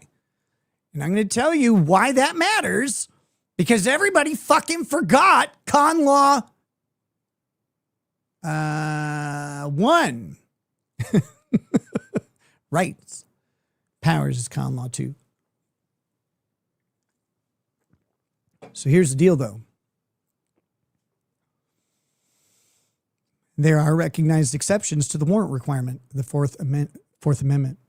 The warrant is the presumption of reasonableness, and a lack of a warrant is a presumption of unreasonableness. If you can overcome the presumed unreasonableness, you now have probable cause plus your exception to the warrant requirement. There are recognized exceptions that exist, exigent circumstances. If you're running after a guy who just shot someone, the cop sees him shoot someone, you're running after a guy and he ducks into a house, you can go into the house. You don't need to wait and get a warrant. Things like that. That's an exigent circumstance. Well, that's also hot pursuit. But anyway, if there's some sort of thing that justifies you going in, how about instead of hot pursuit, the police officers get notice that there's someone in duress in a particular address. They get a phone call to 911. 911 says, this is swatting effectively, but like there are real 911 calls like this. They say, hey, someone's got a knife and they're going crazy and they're going to harm someone. And so they tell the dispatch an officer, and the officer will enter the home often without a warrant. He'll go in if no one answers the door or whatever, the response to the announcement. So these exceptions always exist. And I'm going to say this up front, just so it's in your mind as we go. The administrative warrant is an exception to the warrant requirement, to the judicial warrant requirement. That's it. That's all it is. The administrative warrant is an exception because we have probable cause and a final removal order. Probable cause is this is the person's address that they've provided to the immigration court or has been discovered by the immigration deportation process. The final removal order means that they have gone through their due process, all of it. They've gone through all of it, and now there is a final order determining their removal. You no longer need the warrant because now entering the residence to retrieve this person is reasonable. It's reasonable. The administrative warrant is a warrant for an arrest because no arrest shall be effected unless a warrant is issued, or again, a criminal act is witnessed in the presence, blah, blah, blah. And since they're being quibbling over the criminality of illegal presence, they're not witnessing a particular crime that is, arrestable. Removal is a little bit different, but they've got the administrative warrant allows them to satisfy the warrant requirement for the arrest. But you don't need the judicial aspect that exists for other entries into homes because you have now an exception to the Fourth Amendment warrant requirement for that, for the search. Seizure is the administrative warrant. Okay. So just so you know, like that's basically how this works out. And Rob Dorr actually cited the case that effectively says this, but in a roundabout way. And that's going to start our journey here in just a second. We got to get, we got to hit some of these subs. Guys, I love the gifted subs. It brings people into the chats. It gets people excited in the chat room here as well. Everybody starts taking their shirts off and stuff. It's amazing. Holly Movie Star says, dudes on net, Nick, why won't you master debate me? I don't know if I can. Art the Clown has gifted a membership and then another membership. That's a strategy, boys and girls. I can smell it. And then Joe Choi has gifted 5 memberships. Very awesome. Thank you, Joe Choi, for doing that.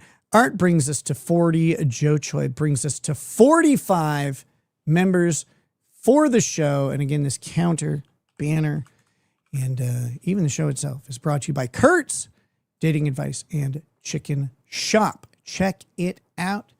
Get your chop on. Kurt's Dating Advice and Chicken Shop. Back to the show. We don't have time for all this advertising.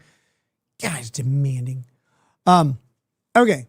So shipwrecked crew, not required by law. SCOTUS has made exceptions to the Fourth Amendment warrant requirement in other circumstances. We were just talking about this, right? Exigent circumstances, moving property. So like cars and stuff that goes through USPS doesn't need a warrant because once it's gone, it's gone. What does the warrant accomplish? Very fucking important question in the context of what's going on as to why people want a judicial warrant here. Here you go, Judge, a final order of removal. Yes, there is a final order of removal.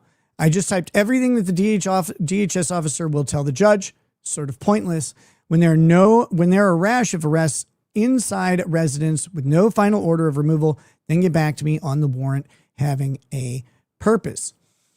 Pisco comes out swinging his very, very flaccid intellect around, and he says a trespass into a home is a search. And you were specifically referring to trespasses into homes without a warrant. He actually says the exceptions to the warrant requirement. Keep up. You said, what does the warrant accomplish? What does the warrant accomplish? The warrant adds a reasonableness, because reasonableness is required by the Fourth Amendment, protection from unreasonable search and seizure. Warrantless searches are presumptively unreasonable. So warrant shall issue. Boom. Now you have a reasonable thing, but you also need probable cause. But an exception to the warrant requirement is because reasonableness is developed in a different way.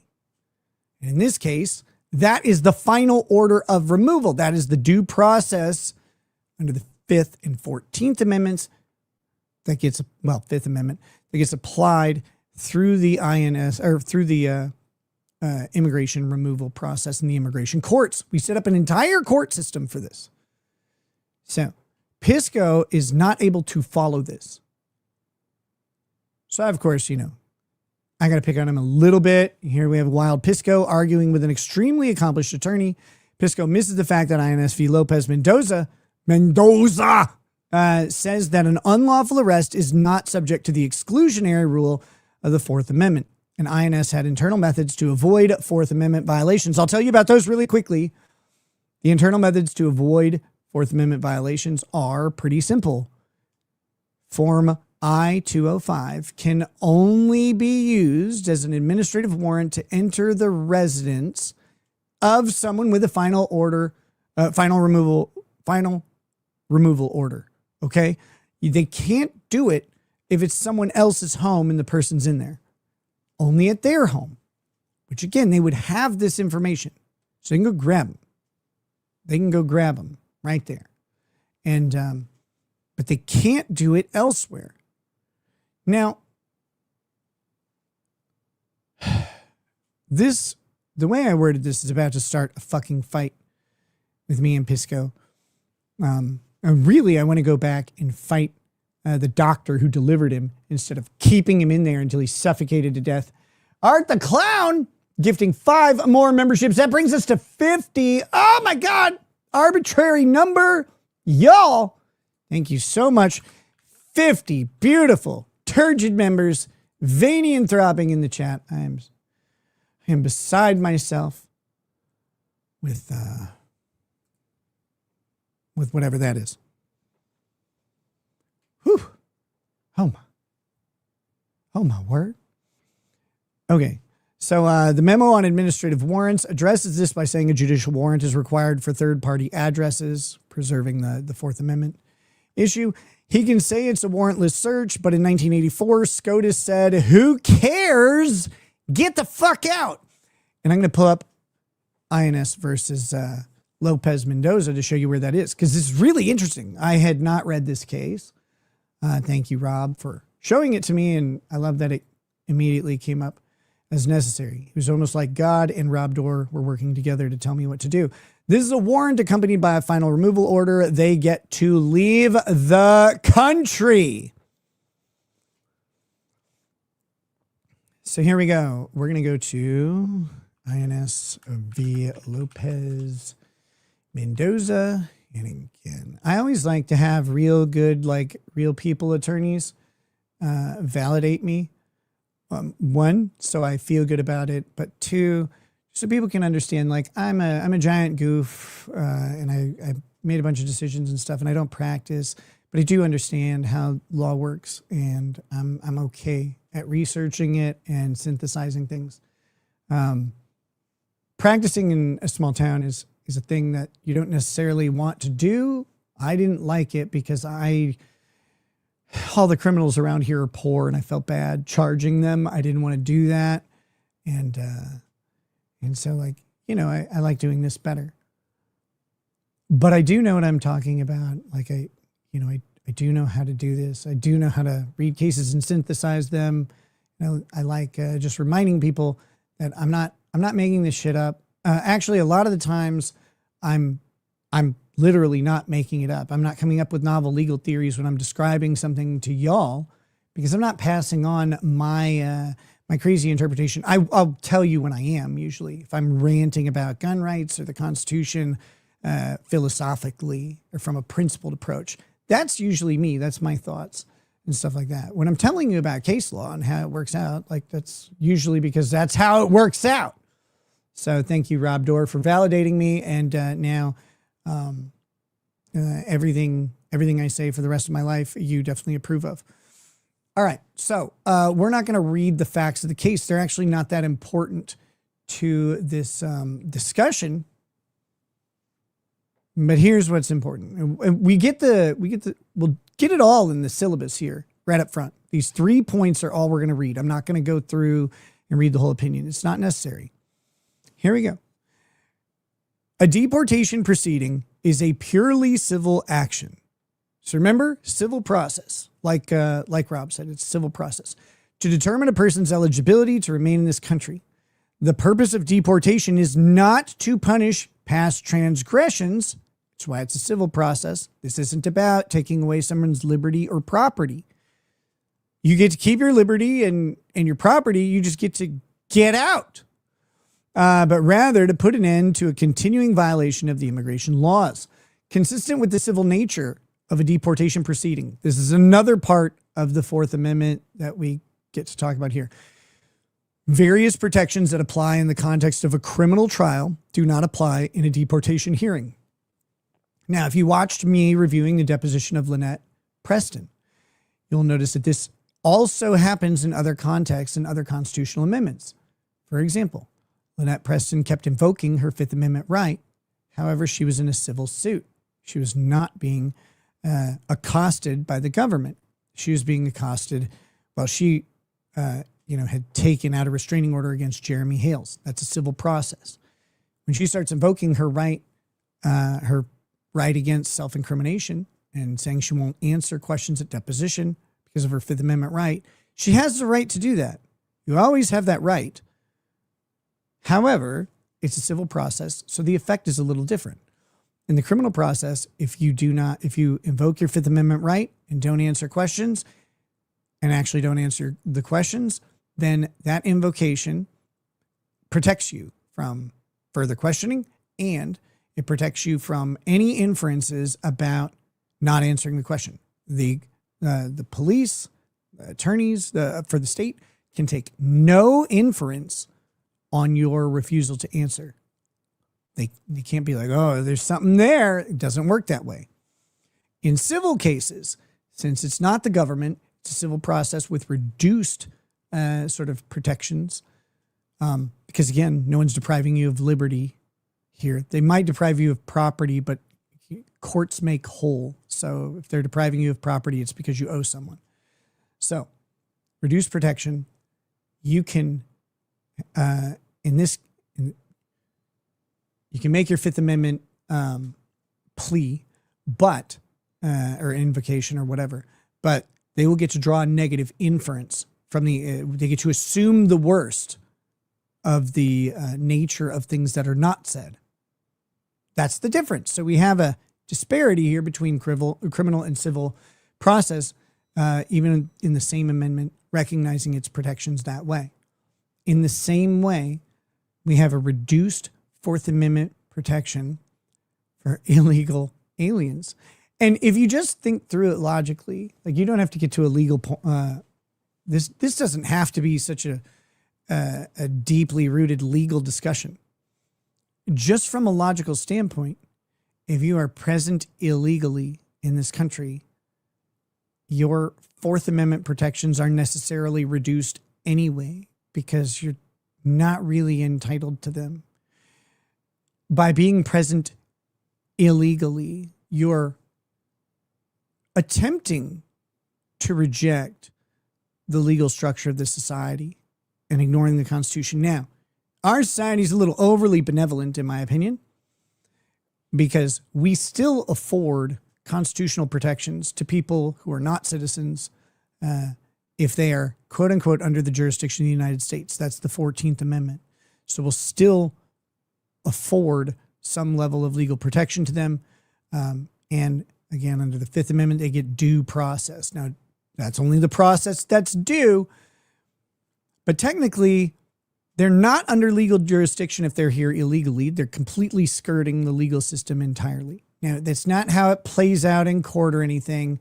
That's just it's sort of a summarization and colloquialization of what's going on to help you frame it in your mind, okay? You don't want to say that in a legal argument. Some idiot named Pisco will run around screaming that you're saying it wrong. Doesn't matter that the underlying principle is correct. He'll say you said it wrong, and he'll waste your entire fucking day bitching about it.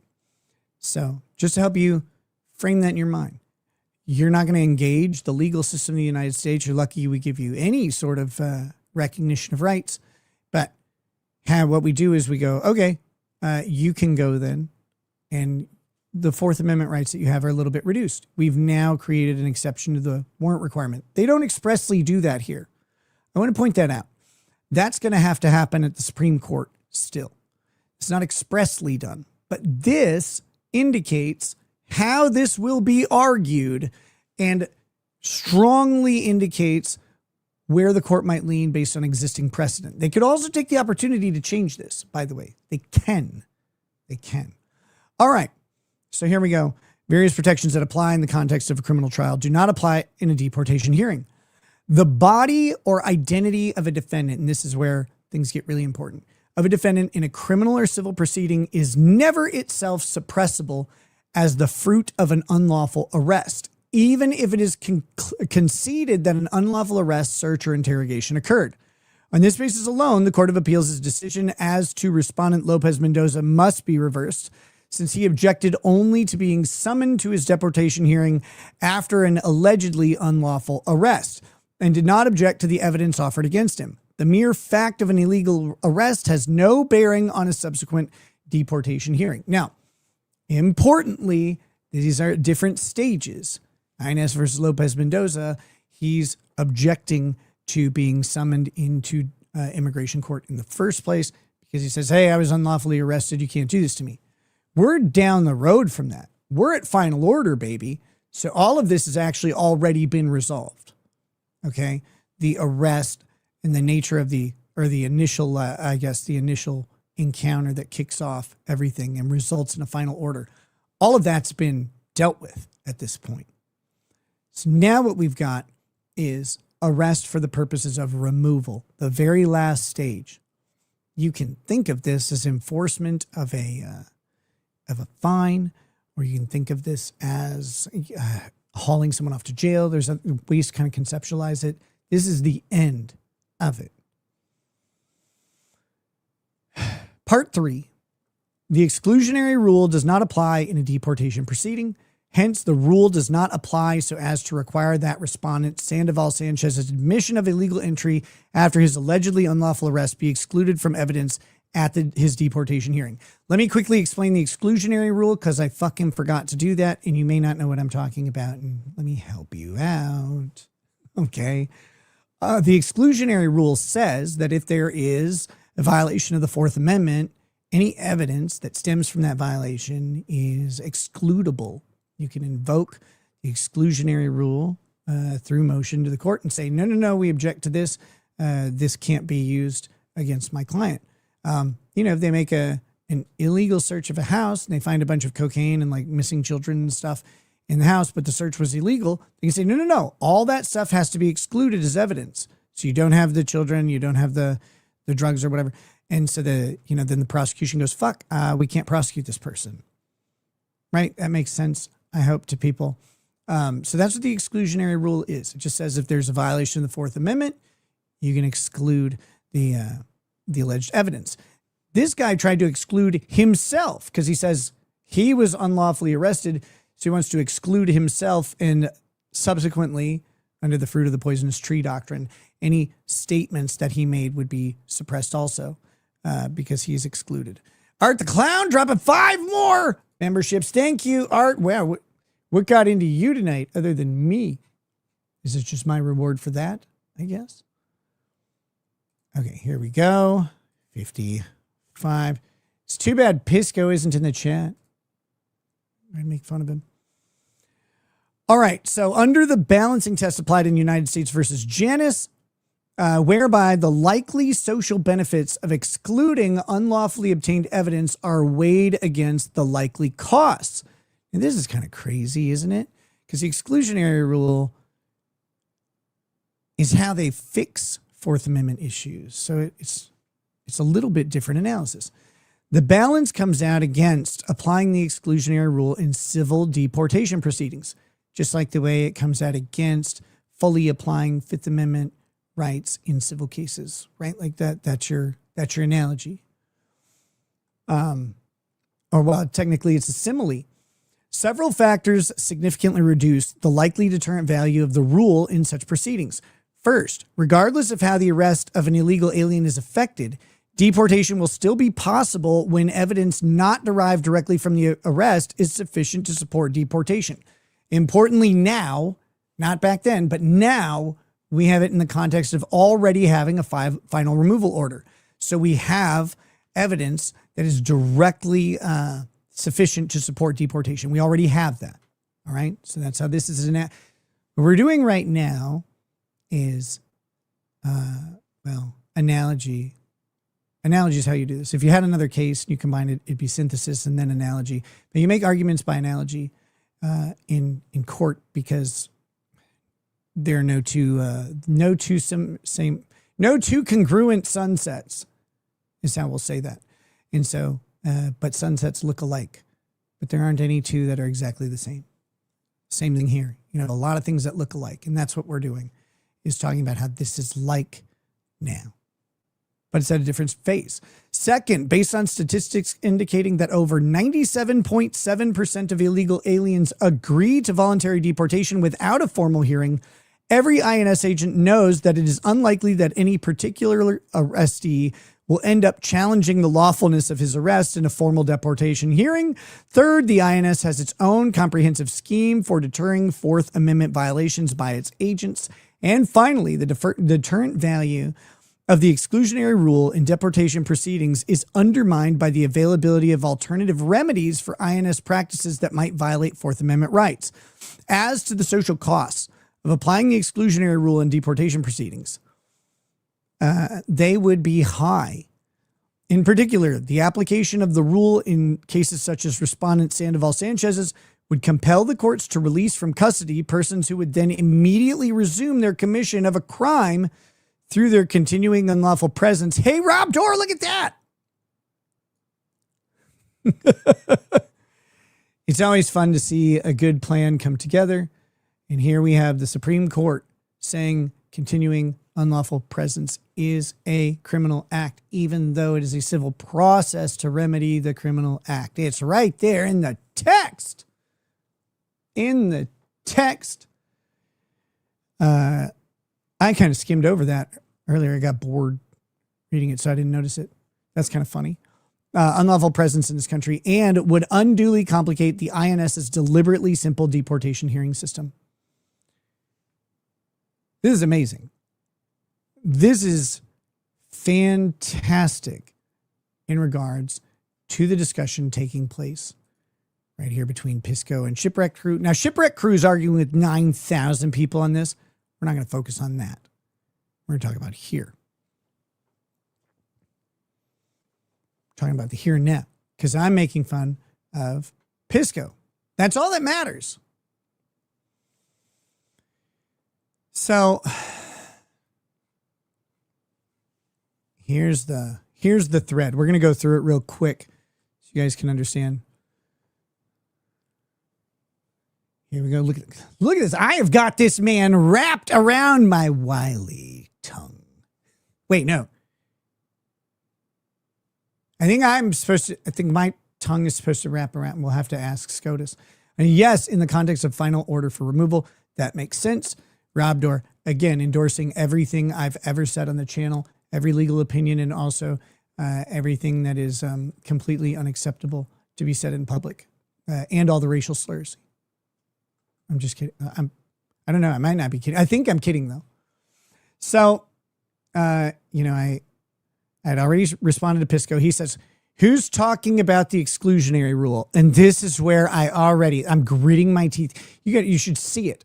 You should see it. The handle of the pan I was cooking pork chops in has dents in it from me squeezing in rage over this fucking idiot. I didn't say anything about remedies. I was criticizing the OP, and you haven't identified any incorrect statement. I hate him. Said, if the arrest is not subject to the exclusionary rule, what does the warrant accomplish? It's kind of the whole thrust of what you're arguing. Remember, he goes after this thing. No reason to require a warrant for someone who has a final order of removal. What does the warrant accomplish? So I said, what does the warrant accomplish? The purpose of the warrant? SCOTUS tells us that. Lol. Do you need a reminder? And he goes back and cites the purpose of a warrant. Pisco, no, I know what that's for. Generally, keep up. Oh my God, do you need a stroller? Fuck's sake. Oh,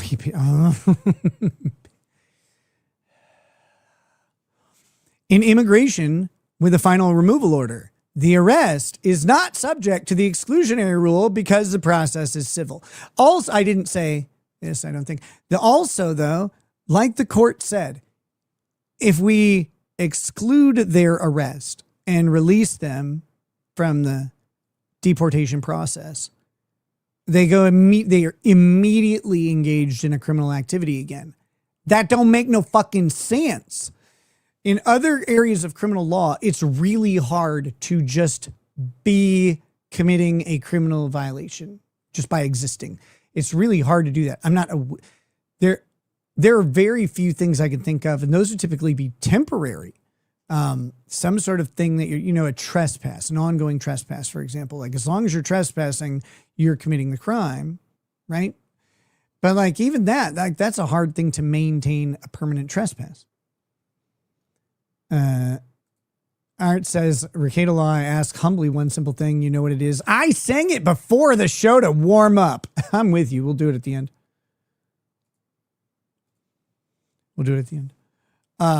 Thank you for your super chat, my friend. I really appreciate that. So yeah, the result of an arrest is in violation of the Fourth Amendment with a final removal order is deport.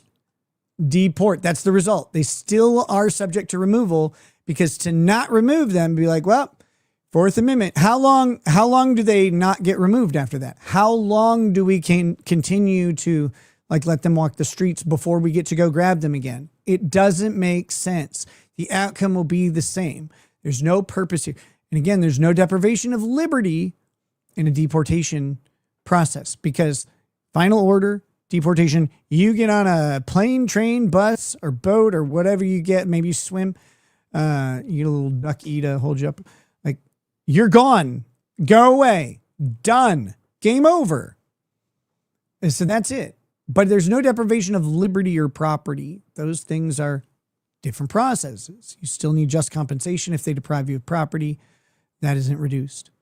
So here we go. I'm not talking about the exclusionary rule. He is. He just doesn't know it because he's too fucking dumb to understand his own argument. Though you are incorrect that the exclusionary rule does not apply to certain civil processes. I'm going to repeat myself since it seems you need it. I am not talking about the exclusionary rule. You are. I am not.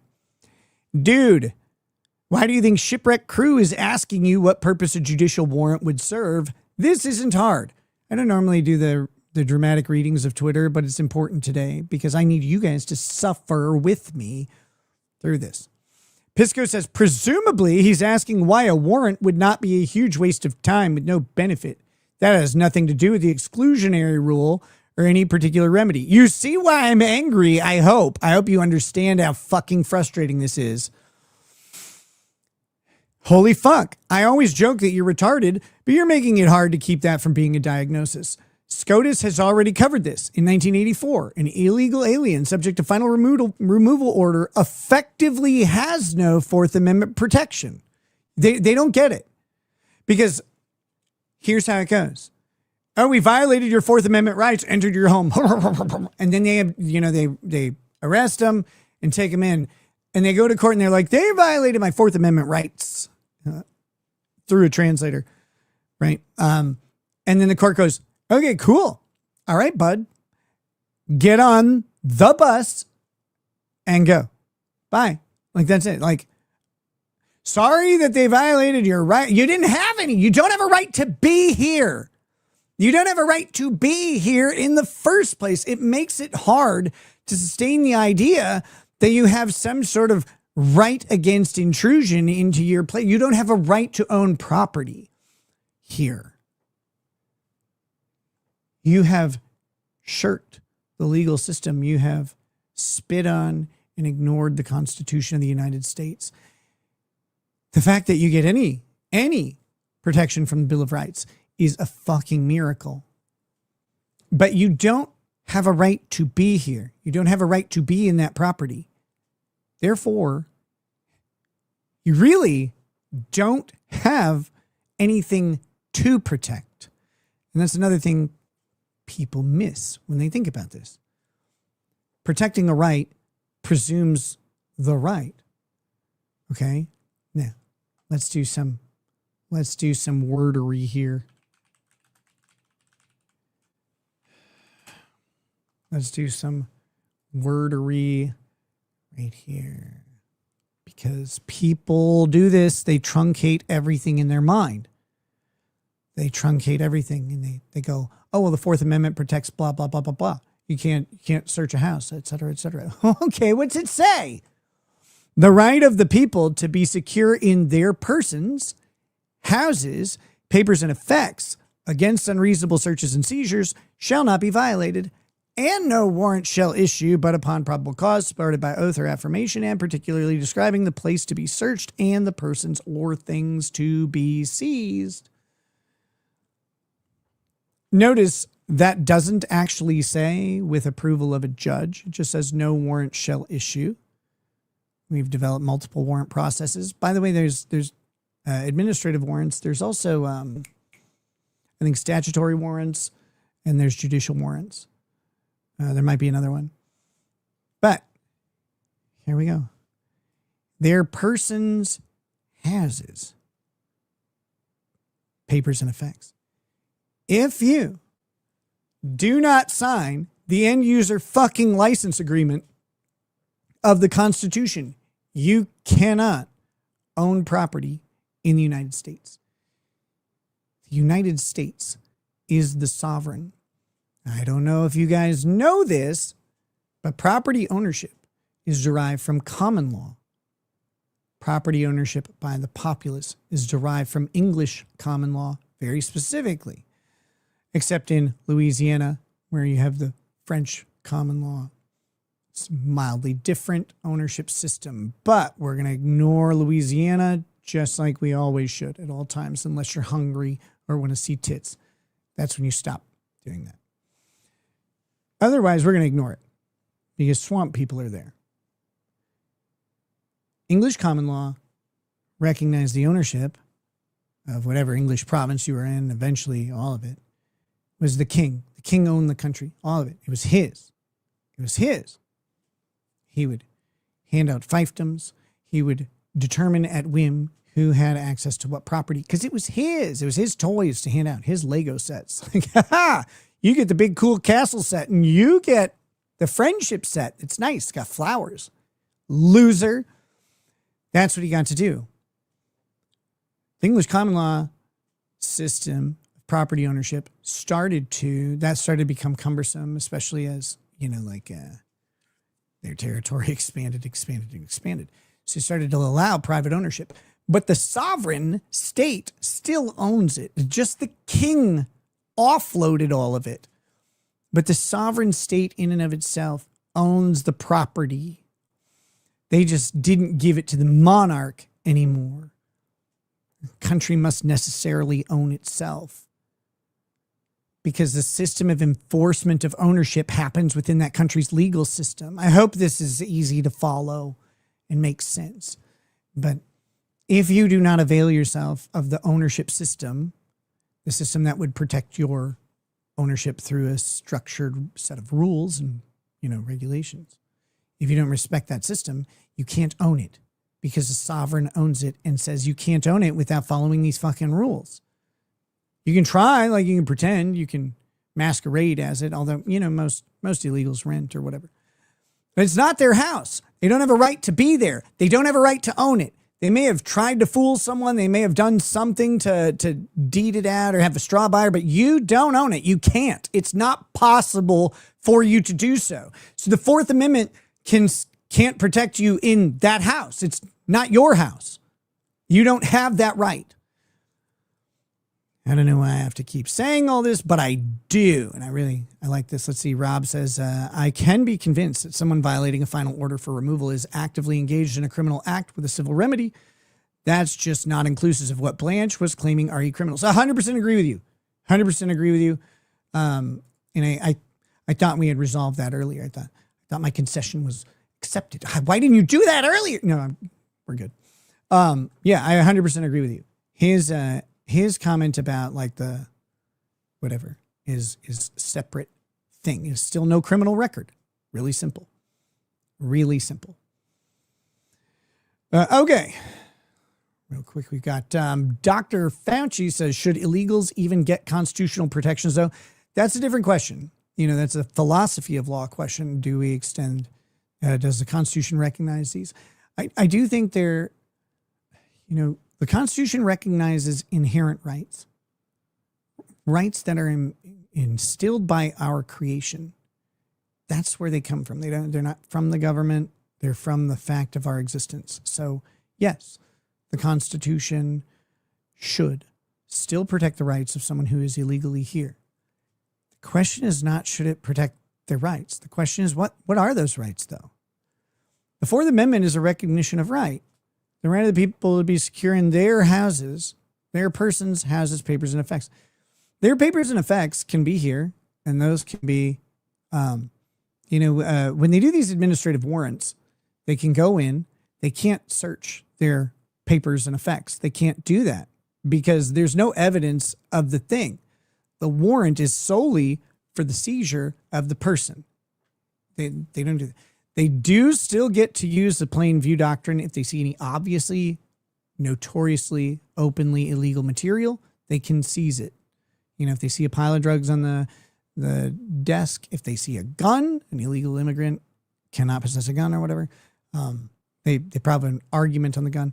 If they have stuff that's notoriously unlawful, through the plain view doctrine, they can still seize that. That's still seizable. But generally speaking, they can't search through their effects and papers. But it ain't their house. They can't own it. It's not possible. You can own papers and effects anywhere. Their house is somewhere else, back in their home country, maybe. They can't be their house. This is not a legal argument. You would not want to raise this in a paper, except maybe as like a supporting explanation, or again, an analogy or a metaphor for them to help them understand. I would make an allegory myself, and there would be talking animals and shit. But that being said, they cannot own property here in the U.S. without engaging the Constitution. If they're engaging the Constitution, then they must follow the requirement for permission to be here. Without that permission to be here, they necessarily cannot have a house. So they necessarily don't have a house to protect with the Fourth Amendment. It's not possible. But themselves, their papers and effects, yeah, those are still secured by the Fourth Amendment. They still own those. Those things are very movable.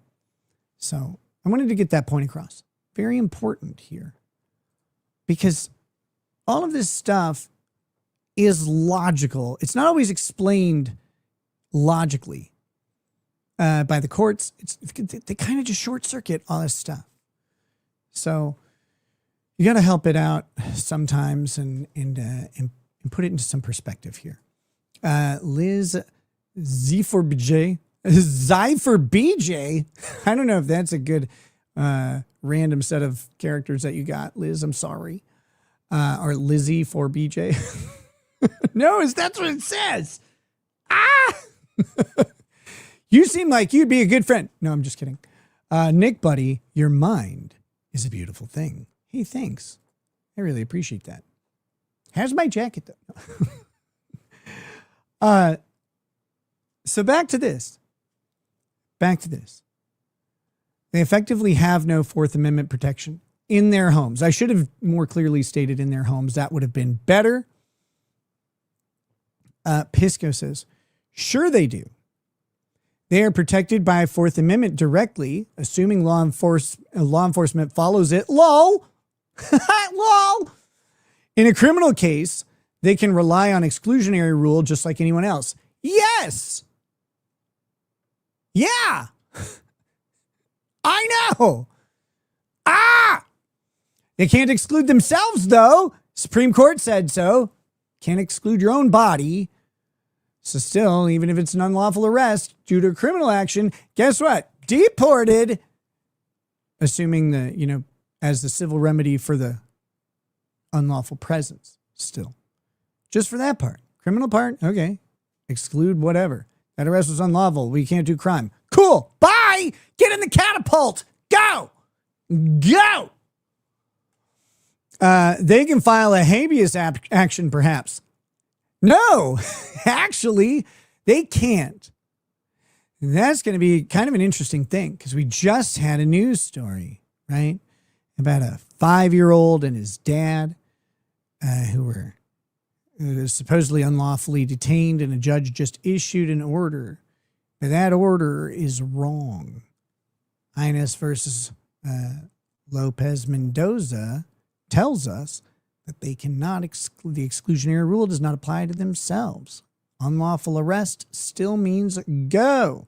However, well, hold on. I'm overstating this. My bad. A habeas petition would be effective in a county jail, but probably not an ICE detention facility. All right, if that makes sense.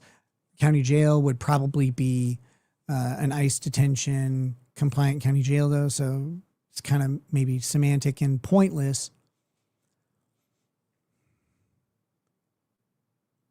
They can get out of jail. They can't get out of there. If there's detention pending removal, they get removed. They're gone. Again, remember, this is final order. They've already been through the process. There's no reason to keep them in the country any longer. They have a paper that says, leave when you, like, if you find this, send me back to my mom country. They have that in their pockets, like their little note for when they get lost. They're gone. There's no other remedy. Sure, they can get out of the criminal thing, but they're already going to be removed. This is so far down the due process line, which you have to understand is what we're talking about. There's already a final order. That's critical.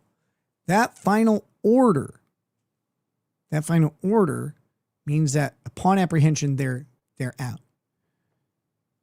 So if they get put into a criminal detention, okay, you can habeas them out, but they're going to go into immigration detention pending removal. That's it. There's nothing left for them to do here. They've had a long time, and trust me, they've had a long time for their removal order to come through. So here we go. But they can file a habeas action. Perhaps he doesn't even actually know what he's saying there. Trying to find how they would need to file a habeas action is a little bit weird. The government cannot use deadly force on them without justification. Well, no, of course they can't. The government can't kill people like that under their jurisdiction, within the borders of the United States. They can if they're in a boat. Done.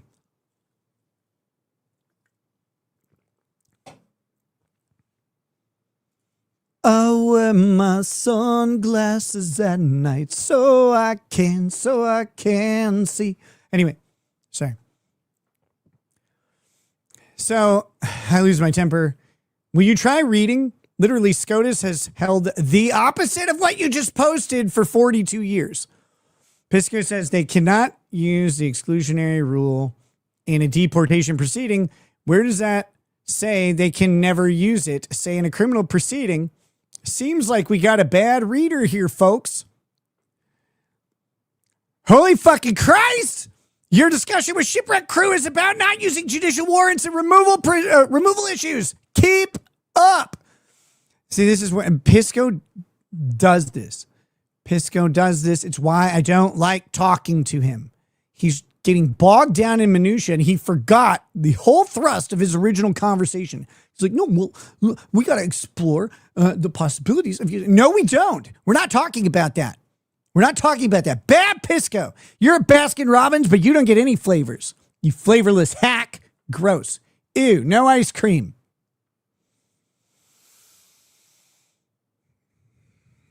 The act of being illegally present within the borders of the United States is trespass against the property of the federal government.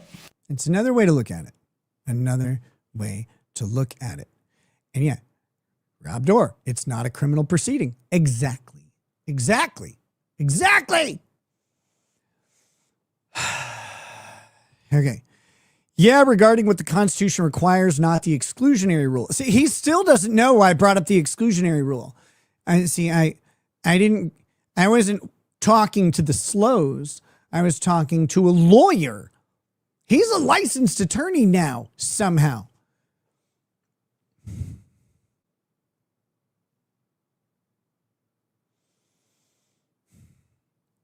The exclusionary rule, I just skipped a couple steps because I thought I'm talking to an educated person with legal acumen of some stripe, and they can understand why the exclusionary rule matters in the context of Fourth Amendment seizures of a person.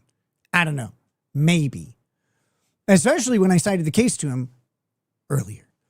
Yeah, regarding what the Constitution requires, not the exclusionary rule, I kind of view all your tantrum above. The tantrum is me breaking chopstick after chopstick with my teeth as irrelevant, but was responding to your contention specifically that an illegal alien subject to a final removal order effectively has no Fourth Amendment protection. Dude, this is your issue in every debate that I have seen. You've lost the point of the actual conversation. SCOTUS says any arrest, even unlawful, will still result in removal, even with an unlawful search. Since the illegally present person has no ability to use the exclusionary rule over their own person, the warrant requirement is effectively obviated. Bill literally was stating this in the post you retweeted that I retweeted you on. How are you not following this?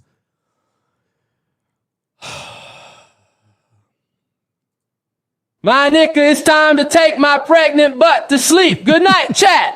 Good night, Nick. You still owe me infinity micropeens. Infinity micropeens is how you got into this pregnancy mess in the first place.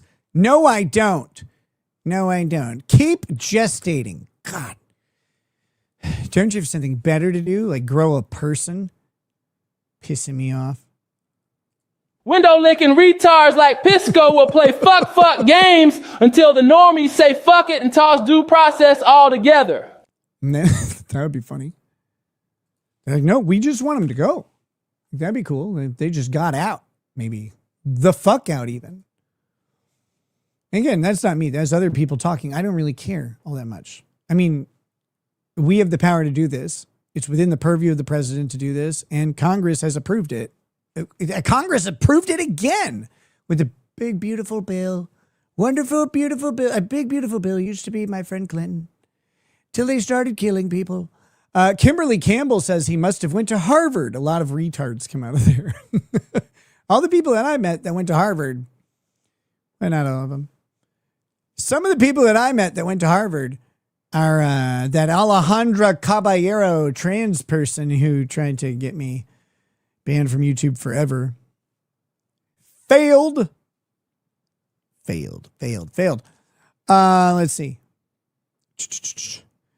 Finally, he says, regardless of whether a person can vindicate Fourth Amendment interest, why would we abide a practice that violates the Constitution? It doesn't. That's the thing you don't get. It doesn't violate shit. It violates your misunderstanding of the Constitution because you're too much of a simple. But also, there are ways the use of the I-205s could be challenged outside the context of exclusionary rule and deportation proceeding. A civil lawsuit. Lol?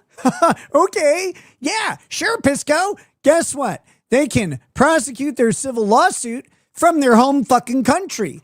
Removal. They don't get to stay during the, oh, I got a civil lawsuit. You guys can't kick me out. Watch us. Here, I'll buy you a boat myself. You can row yourself to Queensland or whatever. Get the fuck out. You're done. You can do a civil lawsuit. Go away. No, they can't. I mean, they can. Yeah, sure. They can prosecute that civil lawsuit from overseas by Zoom. We can do that now. It's not 1950.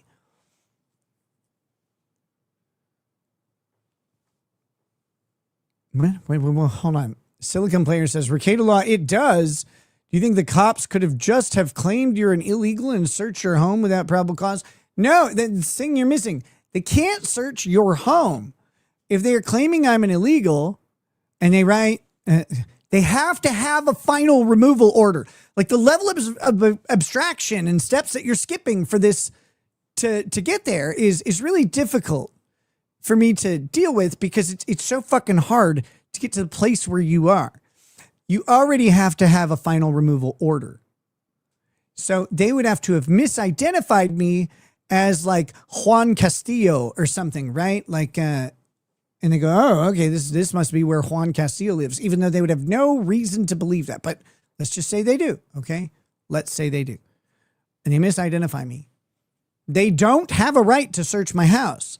They do have a right to use that administrative warrant to enter my primary residence, which they would have to know that this was Juan Castillo's primary residence, my primary residence, come grab me. They would have plain view, sure, plain view exceptions, blah, blah, blah. But here's the thing. They could arrest me, and guess what would happen? I'd be like, my name is not Juan Castillo, mi amigo. And they would go, oh, shit. Yeah, you don't really look like that guy. You don't really look like that guy, do you? He's more tan than you. I'd be like, yeah. Do you see like where you would have to go to get to the thing you're doing? You can't just write up an administrative warrant and go into any house. It has to be the known residence of someone with a final removal order. That's what we're talking about. It's a very limited thing. Here's the crazy thing, though.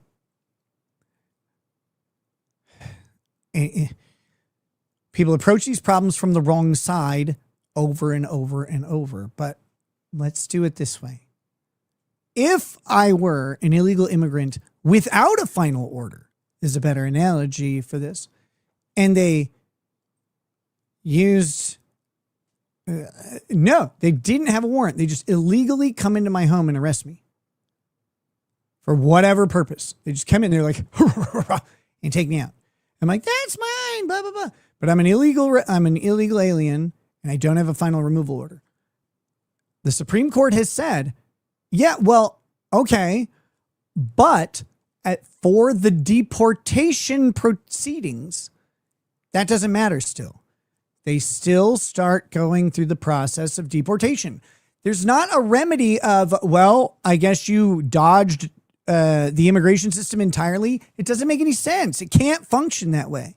So it doesn't function that way.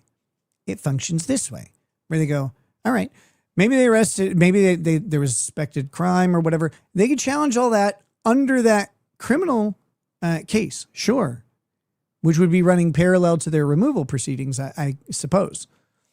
But the removal proceedings, yeah, you don't get to exclude yourself from it. So they'll keep going. In that case, they'll start, we'll say. But yes, they can illegally arrest them for that. Is there some crazy way in which you can go, and you can get to this place that you sent? Maybe. But yeah, they could still do it. But they can't do the search. If they did do a search, that stuff would be subject to the exclusionary rule. The real crazy thing would be someone without a final order. They violate by entering the home. They make the arrest of the person to start the removal process, but they also plain view doctrine something. That's criminal. Maybe there's something there in that criminal case. Maybe they say the plain view doctrine, but it'd be like this parallel look at the Fourth Amendment and then applying the Fourth Amendment in two different contexts. And so you'd still work around it. I'm trying to help you conceptually here. And trust me, I'm right on this. Like I'm right on this. They're going to make a big deal about this in the media. They already are. There's like a whistleblower on this internal memo, blah, and it's making the news. That's why everybody's talking about it right now. But here's the deal. This is what the law is. Supreme Court could change it. There's no fucking reason for them to do that, but they could. We'll have to wait and see. But this is the law right now. It just is. I don't care what the law is. I'm not invested in this outcome or interpretation. It's just correct. That's some things are just right. And someone can come in and make an argument about why it should be different, but you can't make an argument that it is different right now. All right. So much love, of course. Thanks for sending in that chat. Pisco says the exclusionary rule is not the only way to enforce the Fourth Amendment. And even if it were, I'm not talking about enforcement or remedies. I'm talking about when the Fourth Amendment requires. If you can't conceptually separate those things, it's because you are low IQ. Good insult, Pisco. That's great. he doesn't even understand what he's saying here, because what the Fourth Amendment requires if there's no remedy for violating what it requires? He doesn't even get it. He will not understand this. He can't. He's clinically incapable of thought. So, here we go. There's not much left of this. 42 years ago, SCOTUS disagreed with you. That ruling still holds. One day he'll... No, he won't. No, he won't. Now I'm going to skip this stuff because it doesn't matter. We're just going to get to the end. Pisco then says the citation, which was INS versus Lopez Mendoza that we just went through, this citation is so stupid. Ha ha. But we should chat about it sometime. Just let me know.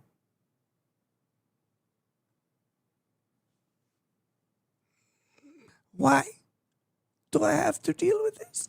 I said the directly on point citation that shows you 4 decades of SCOTUS precedent that specifically addresses your argument. Such a dumb citation. Dude, it's hard to talk to you seriously about this stuff. This is the same thing that happened with the Renee Good shooting. He made some like blab about the Renee Good shooting that showed that he completely and utterly doesn't understand use of force law. He doesn't get it. He doesn't get the basics of it.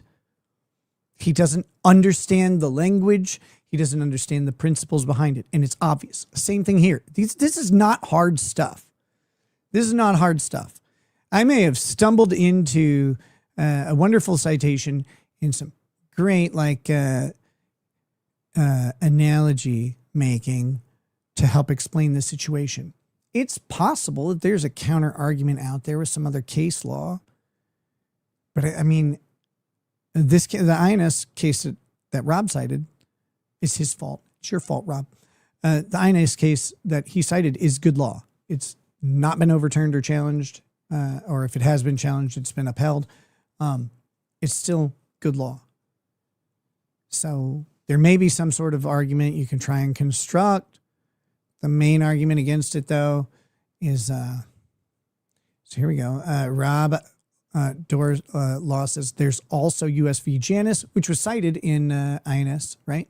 Which allowed illegally seized evidence in a civil tax proceeding. And that's what they were talking about, right? Like there are other exceptions to the Fourth Amendment in other contexts. There just are. But I want to quickly, this is a philosophical point of law, all right? And I want to quickly draw this distinction. There are times where there are exceptions to the protections afforded by the amendments in the Bill of Rights. There are exceptions to these things. But some of the things that we commonly think of as exceptions, because it's easy to just lump everything together, are not exceptions at all. Because the right that we're used to seeing just doesn't apply in that situation. It's just not there. It's not an exception to the right or an exception to the protection of that right. The right isn't actually present in this case, even though this case kind of looks like all the cases where the right is present, if that makes sense.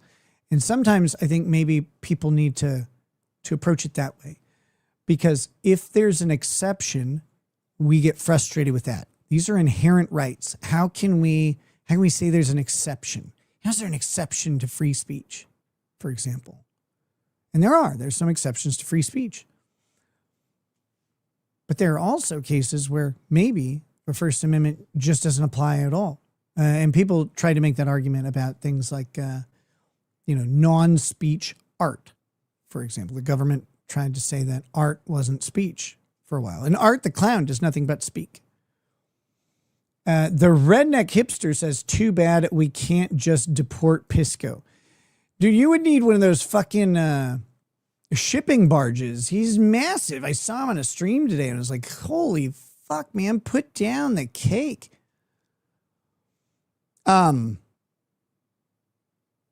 So yeah, back to this. It's hard to talk to him seriously about this stuff. And he had asked me about the Renee Good thing. He's like, yeah, well, I'm happy to come on and debate. I was like, no, that's cool. I don't need you to. You don't get it. You don't understand how to talk about this. So all I would be doing is dentistry on my testicles the entire time of talking to him. And I don't want to do that. I like those guys. They're cool. His response to me saying, it's hard to talk to him. He says, I'll DM you. So I retweeted that. I reported you for self-harm. Ah! Oh my God. Insanely frustrating to deal with someone like this. Okay, I think we have Not Panzer Dude says, hi Nick, please mod me on YouTube. I swear I will only ban Kumi. You mean Cookie? Why do you call her Kumi? That's gross. Like, that's good, but it's gross. Not Panzer Dude says, Pisco is the scorpion in the fable, Nick. Ask PSA Sitch. Oh my God. Some dude 07 says, only stream I've ever seen an emote for ass cream. Lol, ass cream emote. Yeah, we have one of those. We have an ass cream emote. Just in case you're a little bit sore, you need some ass cream.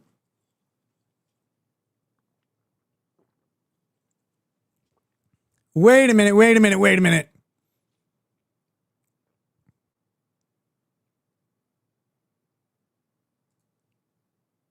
Oh, I thought the klaxon was over there defending Pisco. I'm sorry, there's context to this. There's context to this. He was actually talking about Andrew Wilson and his inability to open an olive jar, which was one of the funniest things that has ever happened online. Ever. It's one of the funniest things to ever occur. He's like, you dumb whore. You can't even open that jar without a man's help. You don't deserve rights. She's like, no, I can't. Hands it to him. How about you open it? He's like, what do you mean? I'm not going to do that. That's stupid. She's like, well, I don't deserve rights. Like, so you need to open it.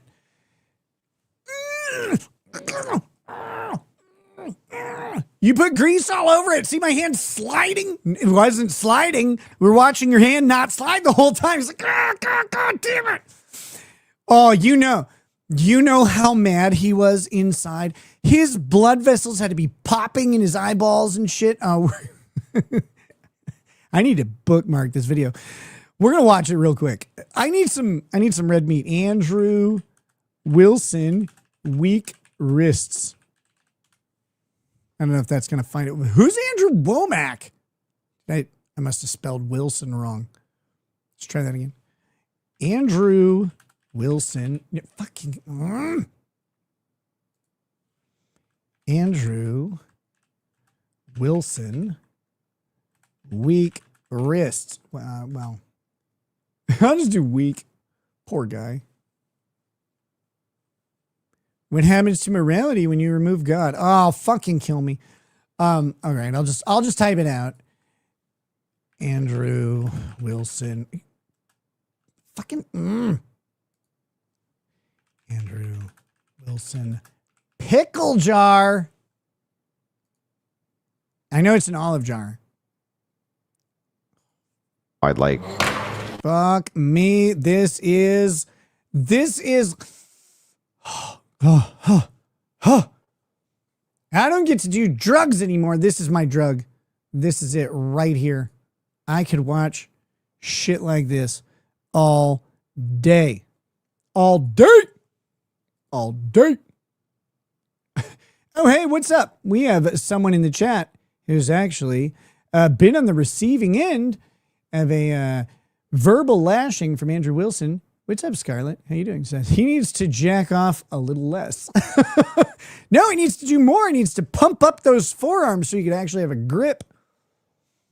But yes, Miss Hampton there was famously on the whatever podcast with Andrew Wilson, and he engaged her, she engaged him. There was an exchange of ideas. Not enough blood, though. Okay, so here we go. What's this?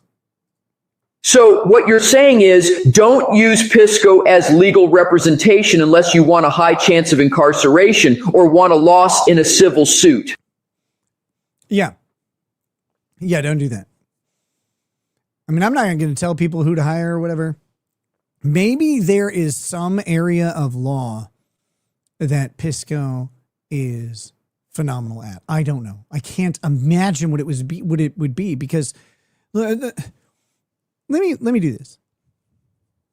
If I wanted to talk to Rob Dorr, was in the chat, celebrity, what up, playa, was in the chat. If I wanted to talk to Rob Dorr about gun law, okay, I would invite him on stream and I would try and probably polish up a little research on whatever, if there's a specific topic we were going to talk about, and bring him on.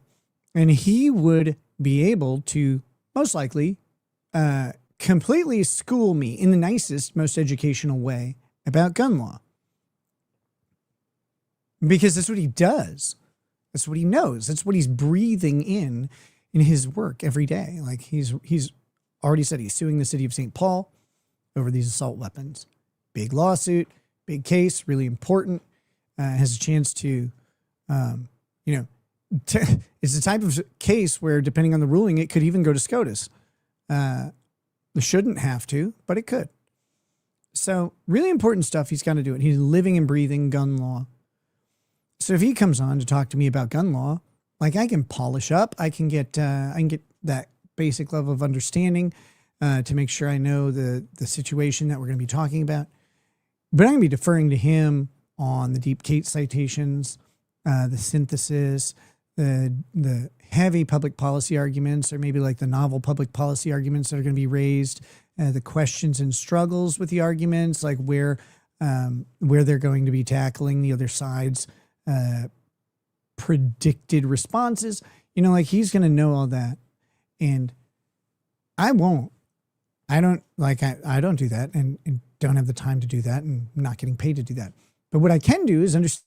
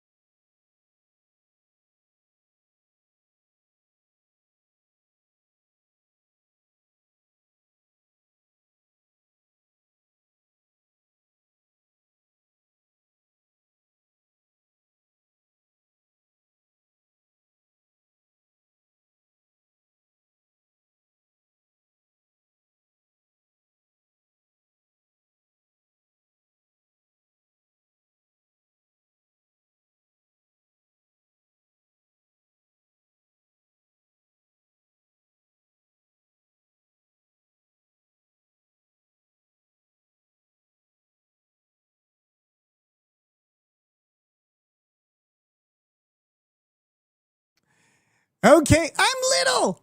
Ah! Here we go. Just a second. Just a second. Fuck. Okay, shut up, phone. All right, sorry about that. My Wi-Fi router just shut off for like a couple minutes.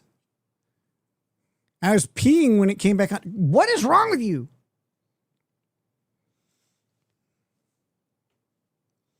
I'm losing my mind. Fucking. Why?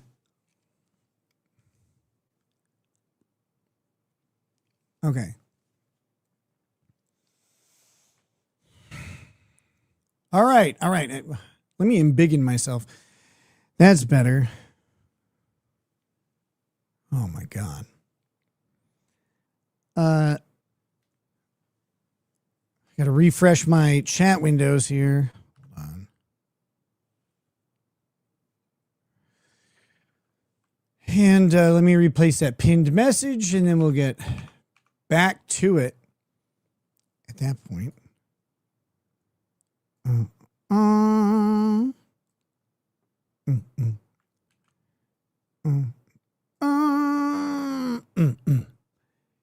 Okay.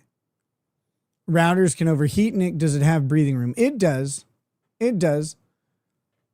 Let a stupid little bitch breathe all the time. Here we go.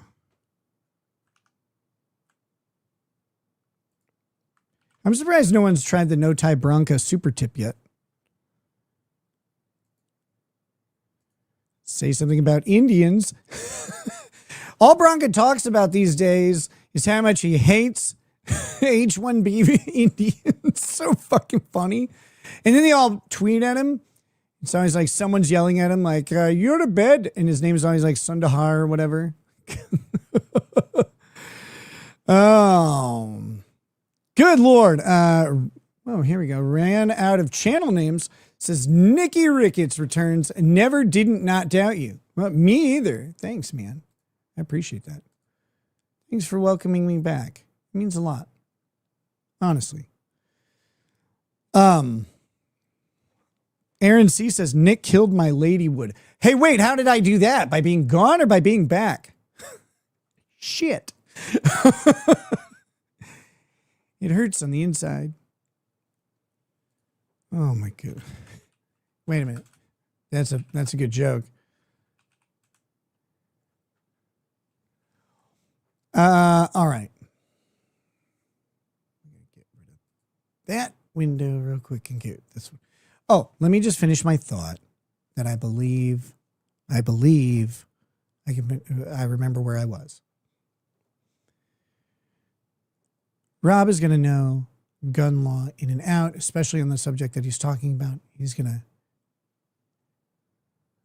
to be thoroughly versed in it, swimming in all of it.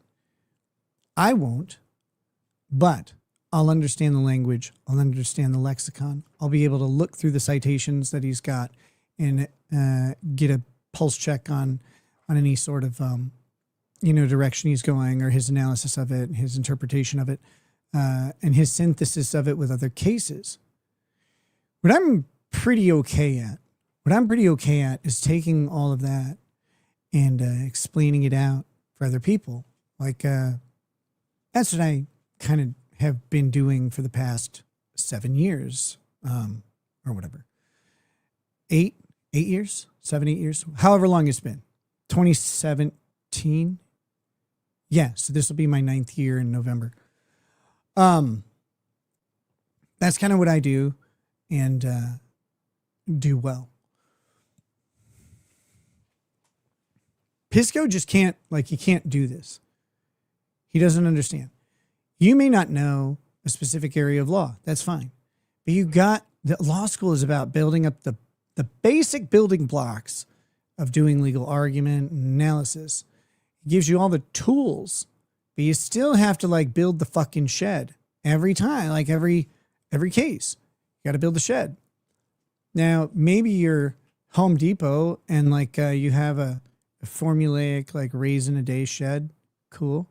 Maybe you're not, or maybe you really have a specialized project that needs some deep insight. Like, so you got your formulaic stuff and you crank that out, little additions here and there. But sometimes you got a shed that needs something, like you need a in-floor heating, you need a cool dartboard. You got to have like plumbing that you sneakily attach to your neighbor's sewer line or whatever. All of that stuff. That's a hand-built project. Those are the big cases that you're dealing with, where you really gotta apply all of your skills and build something new.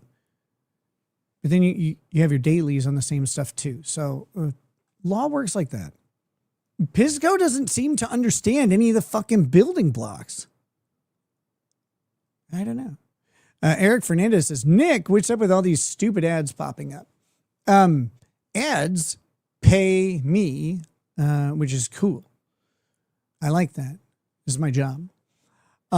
If you want to get away from the ads, like I understand, for $2 you can get a channel membership and you won't see any ads, or you can get YouTube Premium, whichever one, either one of those. Otherwise, sorry, the ads are income, and I need income so I can come in. Here we go. This is just a little break for us to enjoy some great thing. Joe Choi says, no, not had any ads. Wonder if it's a member or UK thing. It's a member thing. So get your members. There's all sorts of benefits to it.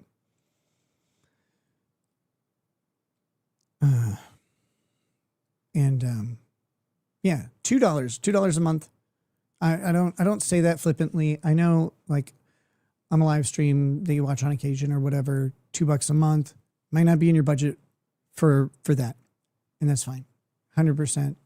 Never going to tell anybody they have to pay to watch the general show. We do member shows. Sorry, that's a thank you to those who are able to. But like at some point, you either treat what you do like a business or you don't.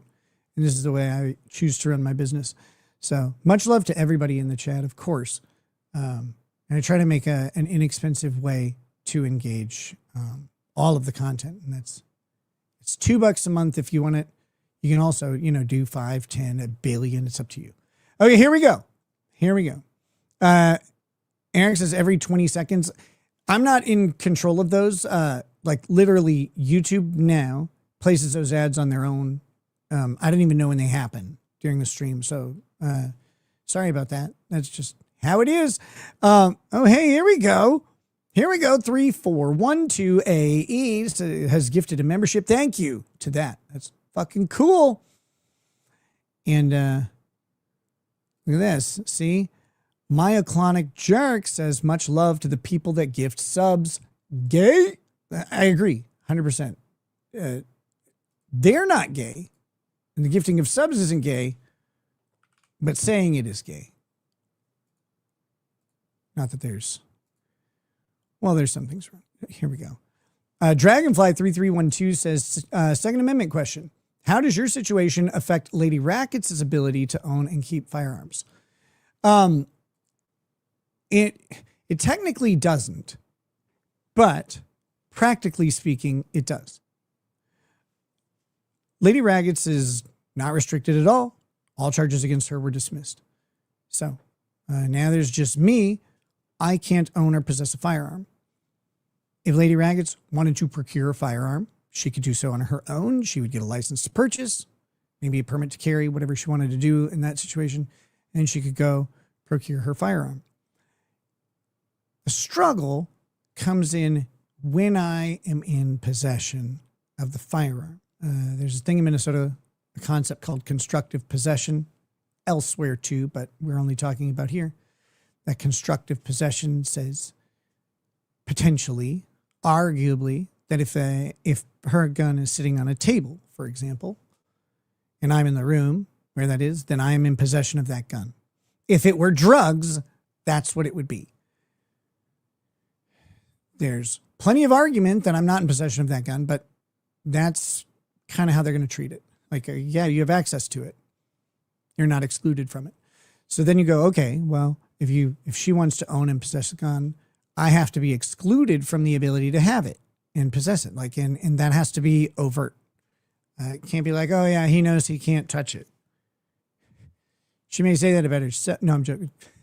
I'm joking. I shouldn't say that. It was a funny joke to me. So the exclusion has to be overt.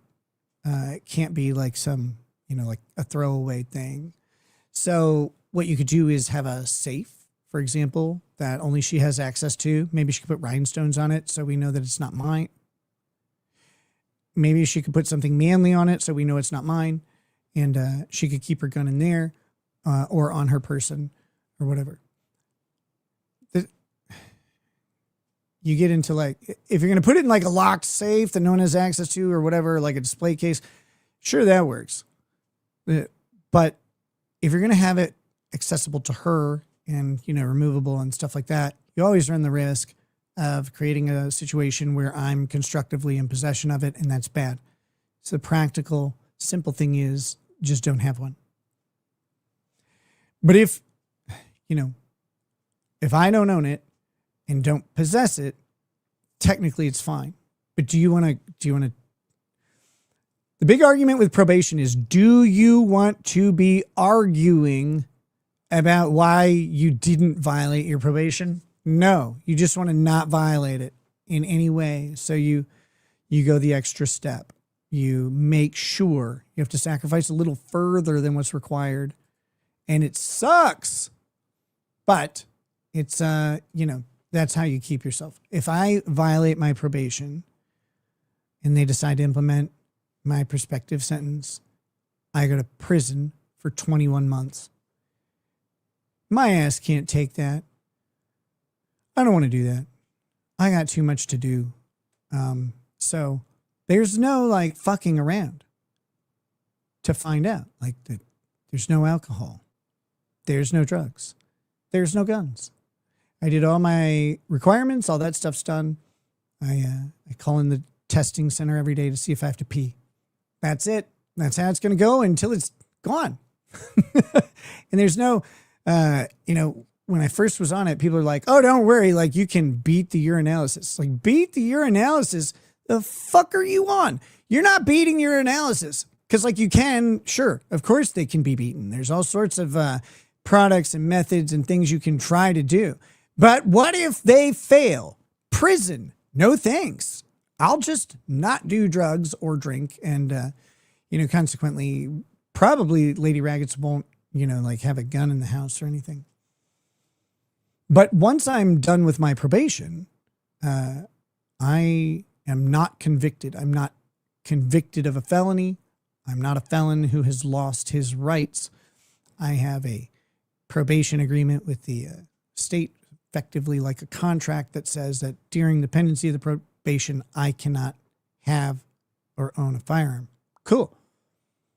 But it's not a removal of rights. That's an agreement I have with the state. If I disagree with that, that's okay. You can go to prison.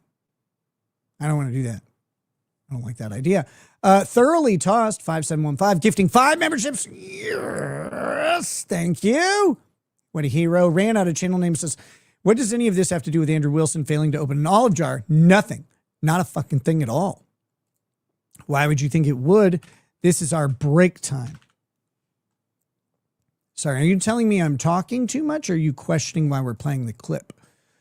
Because if you're questioning why we're playing the clip, I just say, let's go ahead and watch. And you'll see. People may think that I have a problem with Andrew Wilson or whatever. I don't. People are like, debate him, bro. Everybody, they just debate me, bros. Drive me nuts. Debate him. You got to debate him. You got to debate him. Like, on what? I don't have major disagreements with him. I don't really like the way he addresses some people, like, or whatever. And like, I disagree with him about some of his morals, but I don't have a desire to change his morals. I just disagree. Who cares? Anyway, more importantly, let's watch him try to open a pickle jar. Here we go. All right. Thank you for the light. That was very harsh. I did not mean, the table is very slick. Oh wait, I'm gonna refill my water. Mary, can you do it for her? Oh, actually, no, she has one there. Never mind. Oh wait, no, my bowls. I can't open this actually. I'll do it. Force doctrine. There it is. See, right there. There you go. Thank you, sir. Force doctrine applies to pickle jars as well. Oh, does My it? cat's name is Pickle. We'll do a pickle jar pop if somebody sends in. Are we opening pickle jar? Although Yeah, I am an exceptionally physically weak woman. I don't know. You look pretty. Do you lift or? You're funny. I don't know. All of 98 pounds. We'll do a pickle jar challenge if somebody sends in a $1,000 TTS. And the results are better for my kids. Wait, 1 second. 1 second. You gonna filibuster the debate? Hold on. Why is your mom calling in the middle of a debate? I don't know. Her mom might not know she's in the debate. There we go. Okay. Hold on. Now we're going to let a couple chats come through. This dude, but by the way, holy fuck. Brian, whatever podcast guy, Brian Atlas, gets a grant, a $1,000 donation for this to happen. Now, this is still worth it. Oh shit, the echo. I can fix the echo. Sorry. This is still worth it. $1,000 donation for this to happen. And I would say, based on what they got out of it, it was 100% worth it. Mistress Meg says, so no BB guns nor a trip to the firing range. I think a BB gun might be okay. I don't want to sit and argue with the state about it. Trips to the firing range, not okay. Like, well, again, I guess I, in theory, could attend a firing range, but I couldn't be in possession of any of the guns there. I can't take like a turn with someone's gun. I'm not allowed to possess it or own it. So there we go. Pop champagne. Yeah, that's for the What up, olive guys? jar. And Oh, I have to open it right now? Yeah. Okay. Yes. It's easier because it's an olive jar, though. Wait, put it. My nail is fucking me up. Yes, I do have a source for that. If you would like it, it's from the NIS. Anybody can find it. I just cited all of the statistics on it yesterday. Uh-oh. Sorry. I'm not gonna do this. I'm not gonna sit and comment about how grading debate bros are. I'm not gonna do it. Yeah, did you hear that though? Uh-oh. She can't open it. Uh-oh. Come on, you can do it. Put it right side up. Just You can so do doesn't it. You spill got on this. All right, bro. I can't do it. Here. All right. This is a fucking look at his face. Do you, I guess, yeah, Andrew, go ahead. I'm supposed to open the pickle jar? Oh, why not? It's like a, yeah. Oh, jeez. I do. This seems a little immature. No. For $1,000. Hey, the guy sent $1,000. Yeah, but it seems slightly immature. It's all fucking It's just slick now. It's a little, See, it little is. I got to grip it. Uh-oh, Andrew. Oh, you gotta You can't grip open it. it either. Well, your hand greased the whole top of it. My hand are fine. Here, high five. It My literally- shit is fine as well. It's like, feel it. Isn't that greasy? It was like that already. Oh my god. No, you're it ridiculous. wasn't. You greased the top. Use Oh your my shirt. Jesus, Use your Andrew. shirt, If you can't. How did she grease the top? Where's this even coming from? You greased it. You did that. You did it. You must have. Where's all your grease? Where are you hiding your grease? What are you doing? You grease? Open the olive jar. You cannot Here, blame my while we're hand. doing olive jar. If you're so strong, you should open it. Yeah, I got to be able to grip it. Okay, we'll grip it. Let's It's go. literally slippery. Back. Grab me a paper towel so I can dry the top of it off. Okay, once the top is dry, if you still can't get it out. He's my man just sham-wowed that thing with his shirt for a fucking minute. He's like, give me a paper towel. I got to dry this thing off. I got to dry this thing off. It's got grease all over it. It's just dripping grease everywhere. It's disgusting. Where did that come from? Where did the grease thing even come, like, in his mind, right? Like, I'm not asking you guys. I'm just saying somewhere in his mind, he looks at this. He's like, I fucking can't open this. A dirty bitch must have greased it. But he says his hand was slipping and he's got to get a grip on it. But it doesn't look like his hand slips at all the entire time. Is he just saying like, oh, her hand, like palms are sweaty or whatever? But that's not grease. That'd just be sweat. Way different. Yeah, maybe she's got a hand moisturizer. Maybe he has hand moisturizer on. Maybe he wanted soft hands. Need to allow her another opportunity with the give her the paper towel so Give her that the No, paper I towel. think you should do it, Andrew. You're the big, strong man. There you go. Come on.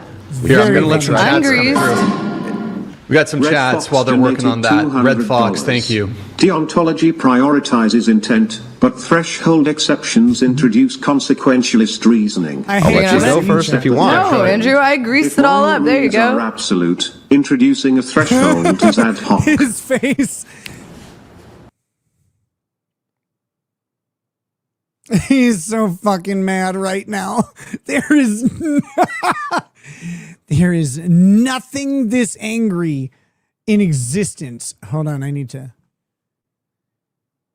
Oh my gosh, I need to just. Okay, thanks for indulging me in that. I needed that. Back to this. Red Fox, thank you for that. Appreciate it. I can't grip the fucker. Like, I gotta have a way to grip it. Jungle. Andrew, I'm sorry. It's not. My fingers slip right off the lid. My fingers are literally slipping off the lid. I just can't grip it. You know what? Maybe the olive jars are harder than the pickle jars. They're not hard to open, but I can't grip the fucking thing. Watch this shit. So you can't blame me for my greasy fingers now. Like, God. It's still greasy. The top of it's like... You tried it with like 4 Feel minutes it yourself. Tell me I'm wrong. You know what? Is that not greasy and It is actually a sticky? little greasy. Yeah, it's pretty fucking greasy. I'm going to let... But it's the top, not the Lulu sides. donated $200. Lulu, thank you for this. Katara, you got good morals, but you're not engaging with Andrew on the level in which he's challenging you. Oh, he's calling me. Here, you Oh know my what? God, this is not hear open. that You fucking believe in Fucking Fort read a Knox. philosophy book. Here, go. Yeah, just can't grip them. Okay, now I want it to be I got open. this, It's like pissing me Pisses off. me off. Yeah, I know. Should it's we have fine, Jake it's try? fine. You'll see the same thing. It's Come just on, bud. greasy. It is... See? It's My fucking hands slide greasy. it. It My just hands slides slide off of it, yeah. Okay. It's just too fucking greasy. Yeah, you know what? You'll get the same thing. Come in here, Jake. Come on, you'll see for yourself. You can't get your fucking hand on it. Try it. This guy comes up, he's like, Nah, you fucker. That was bullshit. All right. I just want to say for record. We got a little olive juice holy off the shit. table. All right, guys, so we have pickle jars for each of you. Doesn't someone have to pay an additional $1,000 for me to open? How do you know another they pickle jar? didn't? Well, because it said it on. It says it on the screen. That doesn't mean he shows every single All one right, of just them. go ahead and give it, and we've given you, if you need to wipe it down or whatever. I can't do this with my nails. boy. But okay.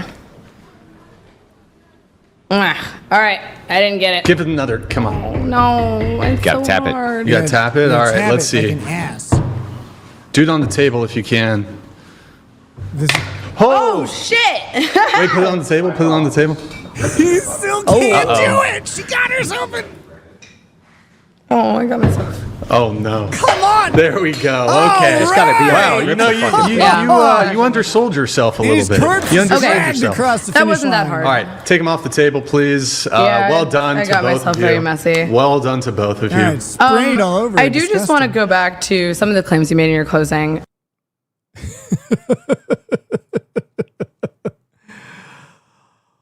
Holy fuck. That again, that will never not be funny. And when you play it, people are like, well, Andrew's really smart and he's good at debate. It's like, yeah, so. Get stuffed in a locker, nerd. He just got done telling her she didn't deserve rights at all because men needed to open a pickle jar for her. And then he needed a man to do it. God, it's so perfect. It's a kismet or whatever, I think is what they call that. It's kismet. There's, it's like the thing happens in the worst way because of course it does. All right. I think we have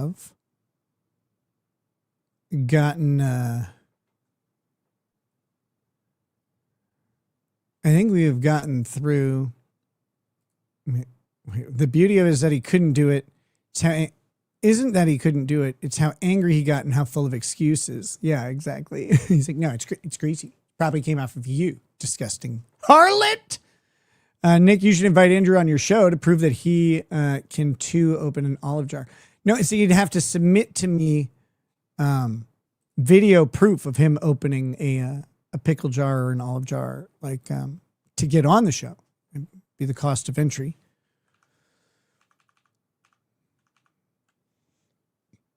Okay. Here we go. Just checking on everything.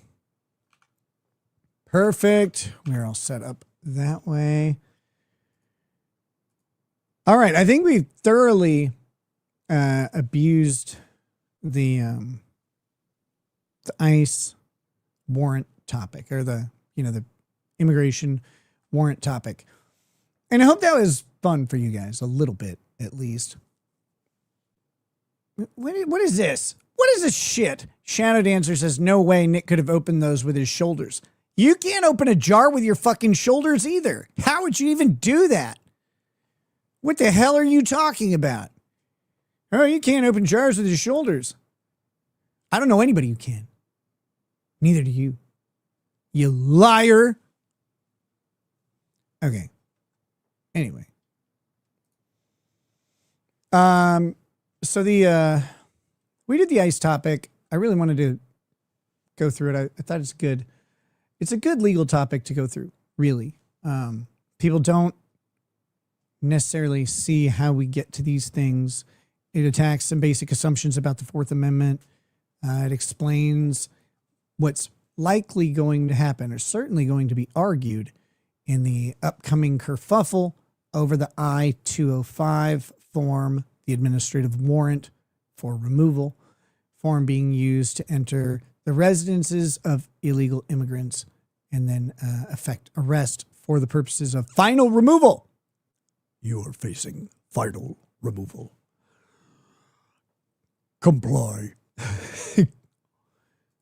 Comply. Okay.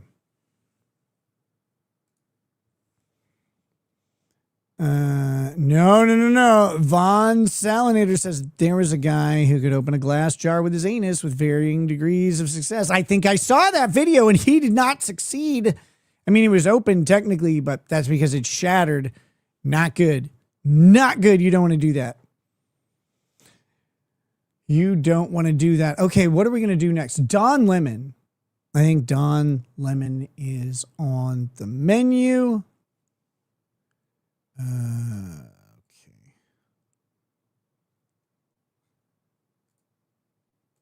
So we got Don. Fucking hell. Don Lemon invades church service.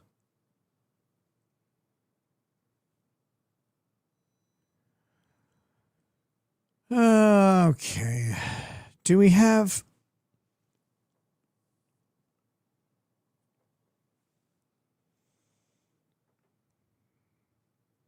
all the stuff about him being arrested. I want to see if we got...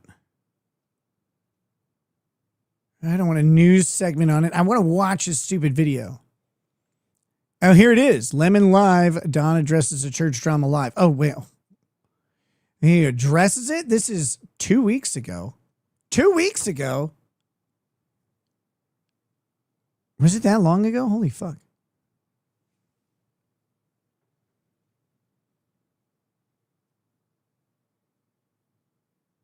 Okay, my God. Don doubles down. Let's see. I just want to see him go into the fucking church.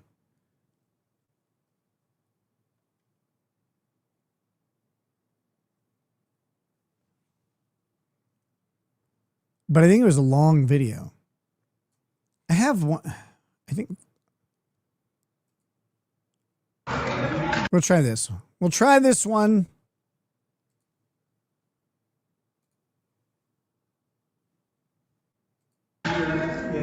You're actually,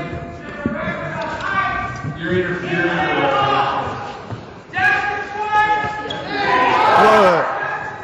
with Renee, good. Renee, good. Okay, just for a second. Just for a second. Somebody help me out here. The fuck is this? What is this shit? What is this shit? Because I can't figure out why this church, what they're doing here.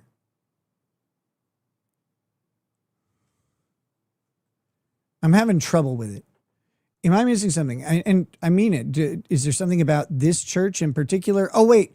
I think the pastor, or a pastor at least, or something, was purported to be an ICE agent, right? I think.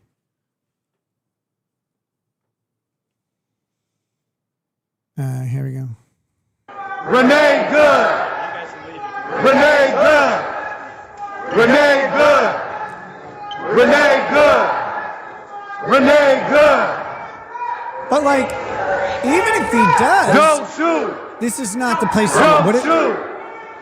Don't shoot. These people should be fucking slapped. Like, honestly, there should be a slap an asshole rule where you get to just go up and be like, hey, thanks for coming to church today, and then just fucking level them. That should be it at that point. One of the pastors works for ICE. Great. Protest the church or whatever. Those people don't work for ICE. Probably don't care that the pastor works for ICE, if they even know. They're just there. They're just congregants going to Sunday service.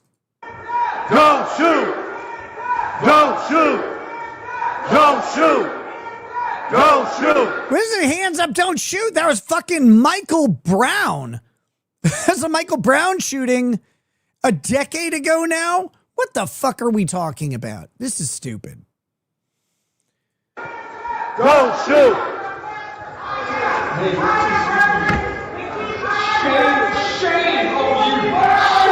Shame on you.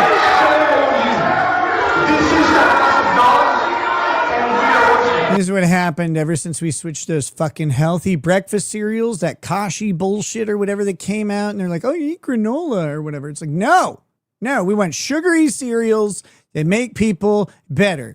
This is all wrong, and it's all because of vegans and trash. Ice out. Ice out.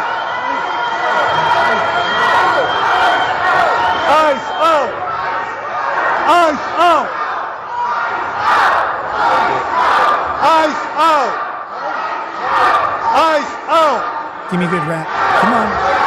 Do something better than that.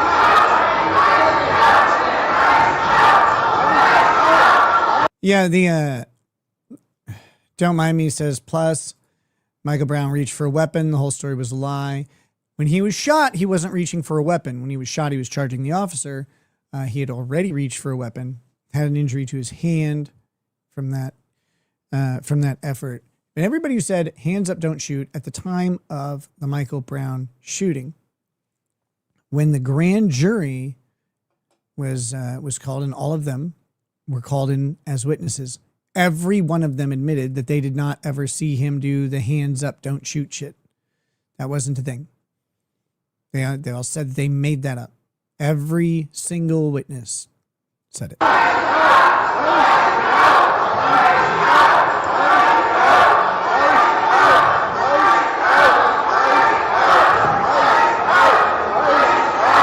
Ice out. Yeah, okay. Cool. Of what?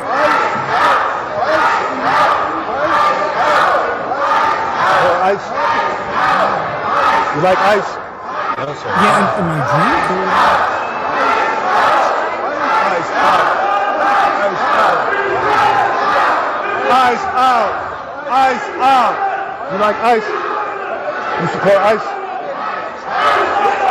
So, this is Don Lemon, right? Like, this is him, his like video that we're watching, I think, right? Someone help me out with that.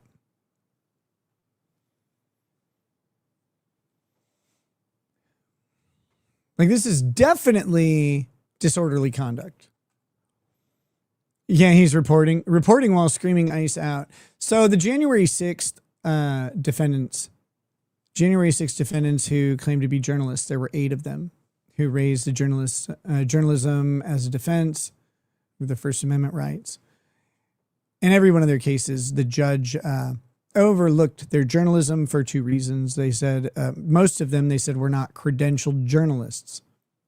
They didn't have a press pass, so they weren't credentialed journalists. Even though they were citizen journalists, like the illustrious Baked Alaska or whatever. There was another, a pair of YouTubers called Murder the Media, I think. I mean, these people are journalists. There's no way around it. Citizen journalism is journalism. The press is everyone. Sorry, it just is. The press is everyone. Their claims to journalistic protections were rejected. And a big part of it was because many of them were on video chanting along. So the judges determined that they were not just recording and reporting. They were chanting along. That chant amounted to participation in the protest, which made them effectively liable for anything bad that could have happened. Out.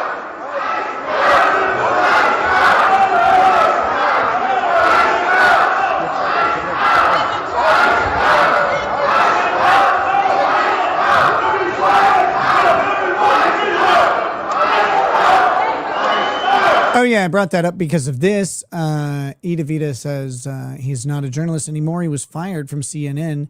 He was not working for any media. Now, personally, I believe Don Lemon's a journalist, but that's not what has been held by the courts. If they were to apply the standard differently to Don Lemon, we'd have to ask why. They maybe say, oh, he's a former journalist because he used to work, so he's got credential or experience or whatever. It's like, but he's not a journalist. And we saw this actually with another person who's been kind of whiny lately, Andy Signor, in the Blake Lively lawsuit. Andy Signor has been subpoenaed for all of these communications, and he tried to raise a journalistic shield defense of privileged communications to protect his sources or whatever. The problem with doing so is that the Florida court says that he's not a journalist under that journalistic shield statute. You basically have to be a member of the mainstream media of, a media organization, and journalism has to be your primary role and all these things. You can't just be a citizen journalist. I disagree with those laws. I think that's dumb. I think everybody's got a phone now, which makes everybody have a camera and a mic. And now everybody is a journalist. So long as they're engaged in journalistic activities, that's my opinion. That's not how the courts see it. Ariel Fetters. Nick, I posit that to be a journalist, one needs to be human, and that oozing slime balls thus are not journalists. Now, that is a good argument.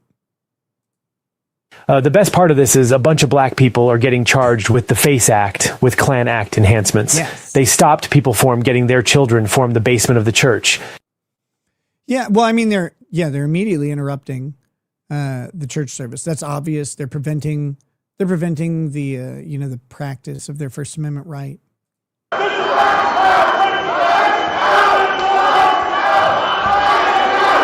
Eyes out. Eyes out. Now, my understanding is on the FACE Act, there has to be a physical impediment. There has to be something. You have to prevent someone from doing something or touch them when they don't want it, type thing. But I don't actually know if that's true. I feel like I read that somewhere. In my opinion, just the idea of coming into a church and screaming to disrupt the service, that's disorderly conduct. I mean, it falls directly under the disorderly conduct statute. It's behavior that would be outside the bounds of, outside the bounds of the normal behavior under the circumstances that also causes apprehension and alarm in people around. So that's a misdemeanor. It wouldn't be the biggest deal ever. The FACE Act is, much more terrifying for Don Lemon, and carries a harsher penalty. So I'm not sure the difference, but it should definitely be disorderly conduct, if nothing else. Imagine going into a church and just being like, rah, rah, rah, during this service. It's crazy. Anyone who does that should just be kicked in the nuts. Go do something else.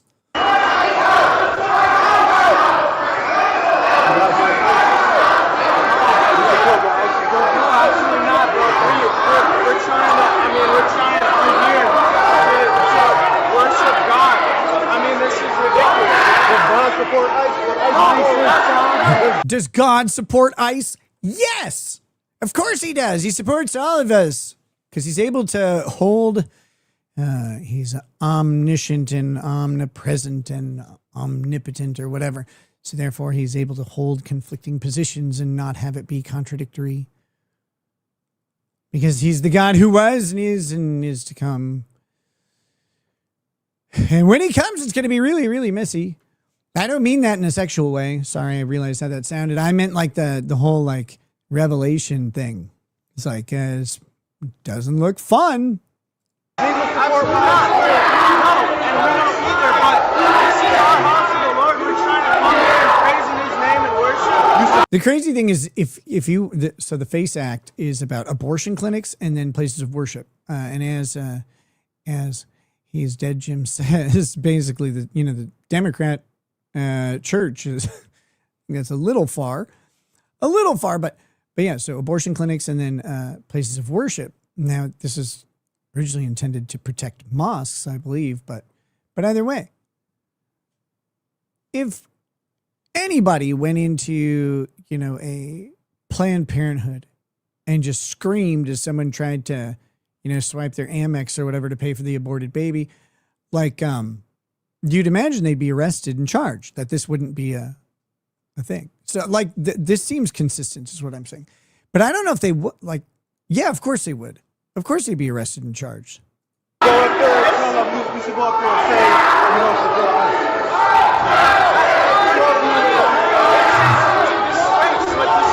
I understand that what is happening is wrong, and I agree with that, but this can't happen. This is the house of the Lord. You agree with it? You pussy. The ICE thing isn't wrong, okay? Like, this is a hard thing for people to understand. There is no appropriate moral opposition to Operation Minnesota Surge or whatever it is. There isn't. It is not morally correct to oppose ICE enforcement. And it's going to probably piss some people off, but hear me out. The federal government, first of all, the surge, Operation Minnesota Surge or whatever, only exists because Minnesota law enforcement refuses to comply with their partnership with the federal government on enforcing immigration law. That's it. That's it. Also, the Minnesota government has specifically refused to address the identified fraud that was identified after investigation and study in 2021. The fraud that Nick Shirley exposed and the SNAP fraud that was exposed earlier in 2025, those have been known for years internally by the state. The state audited those programs in 2021. I don't remember who the woman who was in charge of it was. She got the report back and it said, there's a lot of fucking fraud, like a whole lot of it. And so she instead hired a third-party company come in and write a contrary report and delivered that to the government. But they knew the fraud was there. They knew who was behind it. They knew the amount of it. They saw the mechanisms of fraud and they chose to not do anything. Now I can go on a long tirade like I normally do, but let's just do it this way. They chose to ignore the fraud because that fraud filters into communities and populations that then return that money to the political campaigns. Not all of it. They get to take their cut, but those political donations come back up the chain from the fraud that comes, that is executed. All right? There's no interest in stopping this. If the state won't stop it, the federal government cannot be distributing, program funds into Minnesota fraudulently. They can't, not when they know about it, because those funds are taken from taxpayers all over the country and they're put into this program.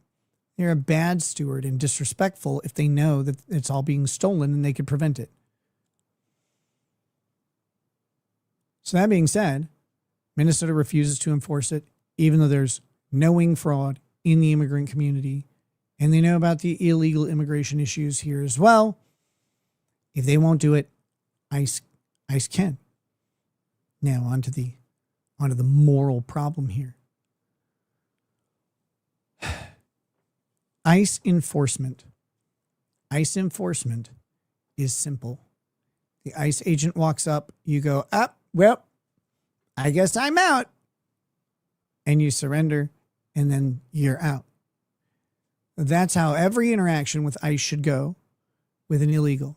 That's it. That's how it should be. You're like, oh, well, I tried, but here we go. I guess take me away, and I'm gone. That's how it should be. That's submission to the law of the country that you are abusing. And they are abusing the country.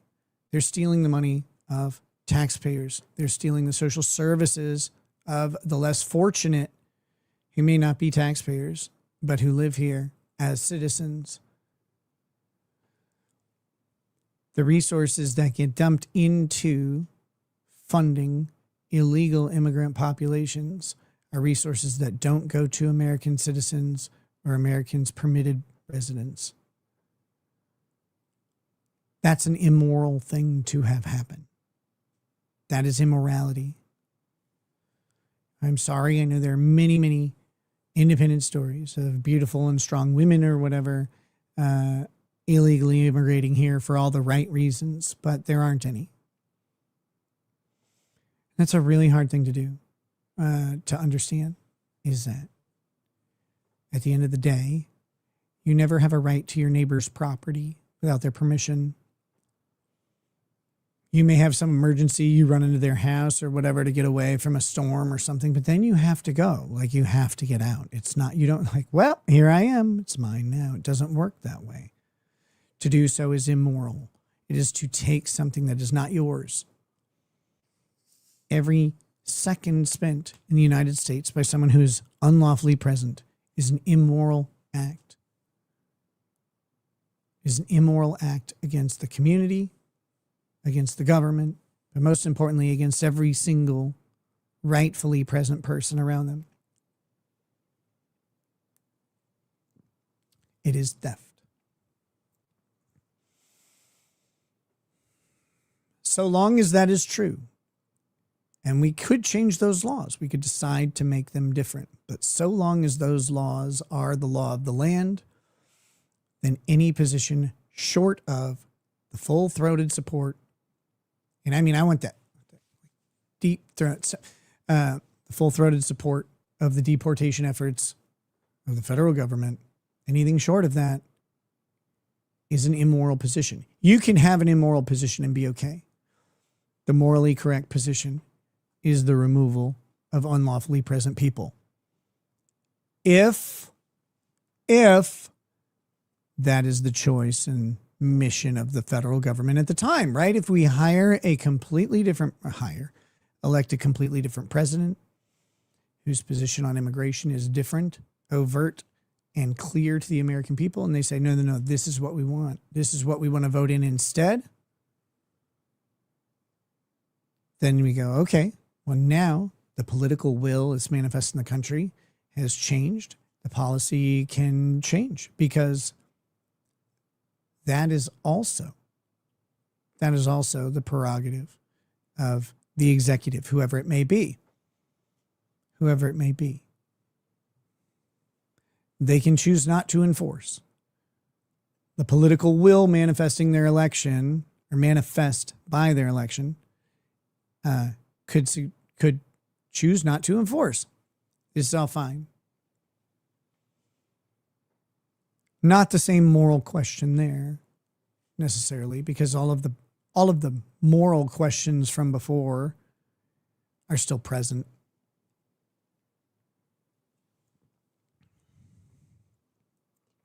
But I think at that point it's ambiguous. You can support the apathetic approach that does nothing and still be morally correct, because you can say, well, this is the political will of the country manifest in these people. So that's fine. That's okay. The other person can still have a problem with that because the immoral act of the illegal immigrant is still happening. Does this mean you should do anything horrible to them? No. There are people, they're deserving of, basic decency. But you're not entitled, or you're not required to give them anything much more than that. They're not able to be here, and their presence is theft. I don't know how else to say it. But I did mention, now, conveniently, of course, the moral answers this align with me perfectly, because I am perfectly moral, at least in this scenario. I don't really care. I'm ambivalent towards immigration enforcement policy. As long as whatever the option is within the law, cool, go for it. Do it. I can see benefits both ways.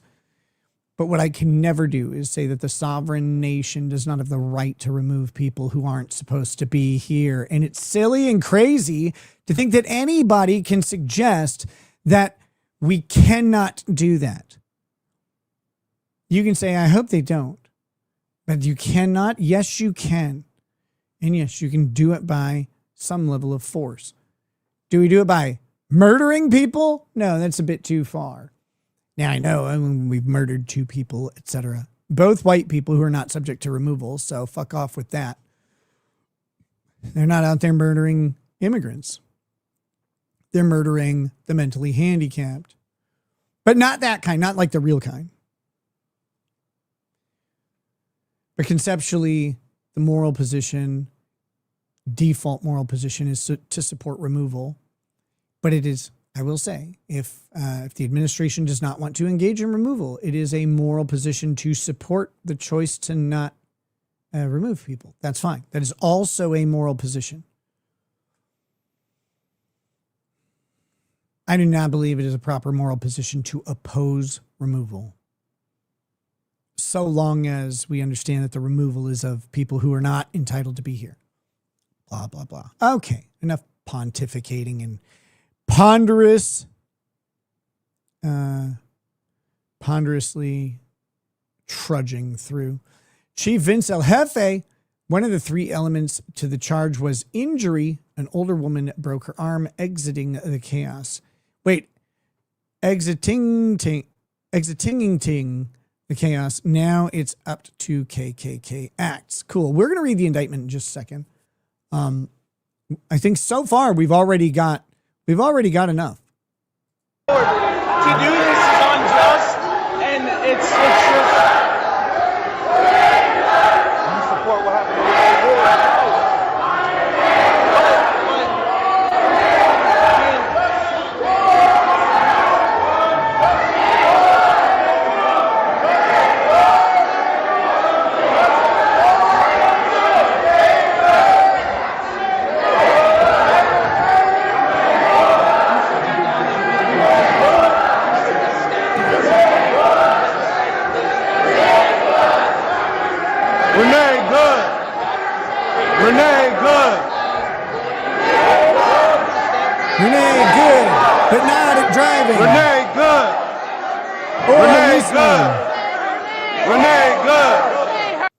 Well, the good thing is that statistically, Jonathan Ross saved Renee Good from a lot of domestic violence. So, I'm proud of him for doing that, I guess.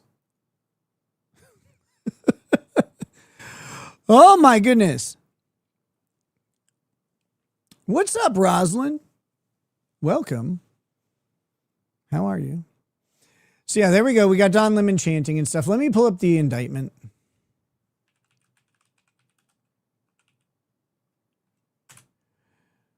Oh, did you guys see, people now, they're going, look at this is, ew, done.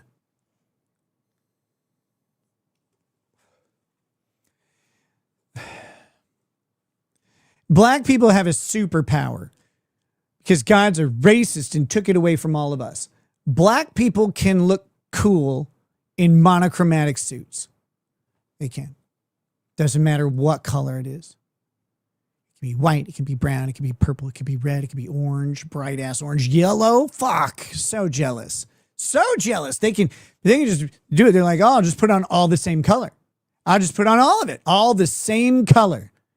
And they'll look you in the eyes when they do it. And they'll be like, even my shoes are yellow, nicka. And I'm like, what the fuck, bro?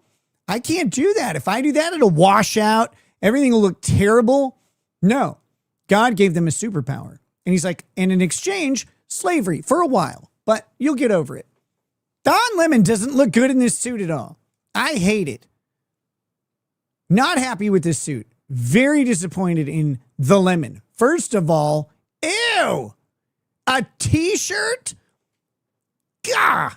I wish God would have struck you down like Ananias, you liar.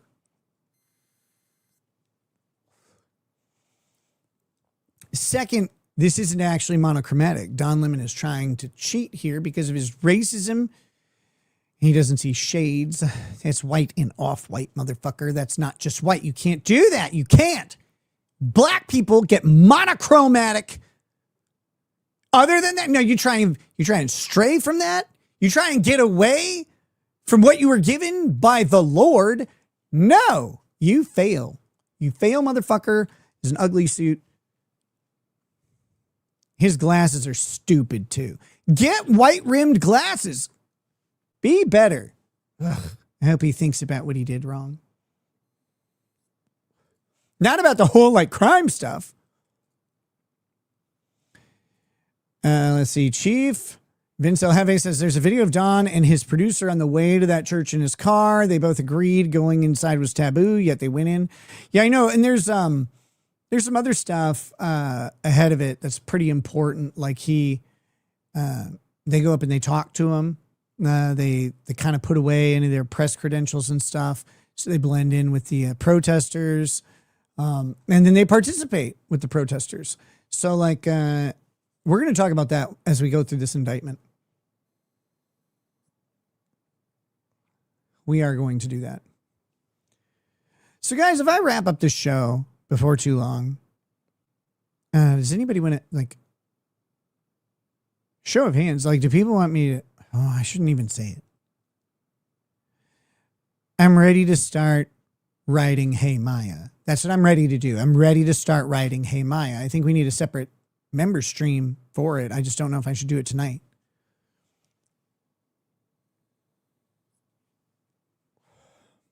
We'll see. Look at Leon's Law. Leon's Law. How are you not a member? What's wrong with you? I'm pissed. I'm pissed about this now. Okay, here we go. Let me zoom in. So this is the United States of America. Oh, Aaron C. Aaron C says, writing what? I said, hey, Maya. Famously, or maybe not famously enough yet, Kurt said on Maya's 18th birthday, while he was covering the Maya trial, I can't remember the Save Maya trial, on her 18th birthday, he noted about how great she looked, and she was 18, so he could finally say it. And then he said, holla at your boy, basically. And then he talked about why it shouldn't be weird at all for him, a 40-whatever-year-old ogre, to be, sexually attracted to someone who turned 18 that morning, who he had been watching for weeks ahead of time, or weeks prior. I don't know. I don't know. But he said a bunch of stupid stuff in a row, and it started with hey, Maya, you looking good or whatever. So I think, wait, there he did. Holy fuck. Leon's Law got bullied into being a member. Thanks, brother. Welcome. That was funny. I was just giving you shit. But yeah, so he, so I decided we need a song. We have the Pressure Queen song, of course. And we did the song for the Brian Higgins texts, which I love. I need to get that somehow into my Suno. I need to do that. But, or maybe get the lyrics from that and then put them in a different format or something. Anyway, so we had the Brian Higgins text. We have Pressure Queen. I think we need Hey Maya, which is Kurt's love song to someone who turned 18 within about, I think within 9 hours of when he says it.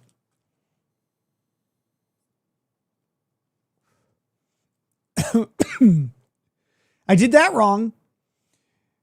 Let's see. Okay, there was yeah, that's the thing. Rosalind Duke says what's weird is he kept his subscribers afterwards. I think people just like weren't even thinking about it. Like that's crazy. I like this one. Elk Slayer says, real question. You're awesome, bro.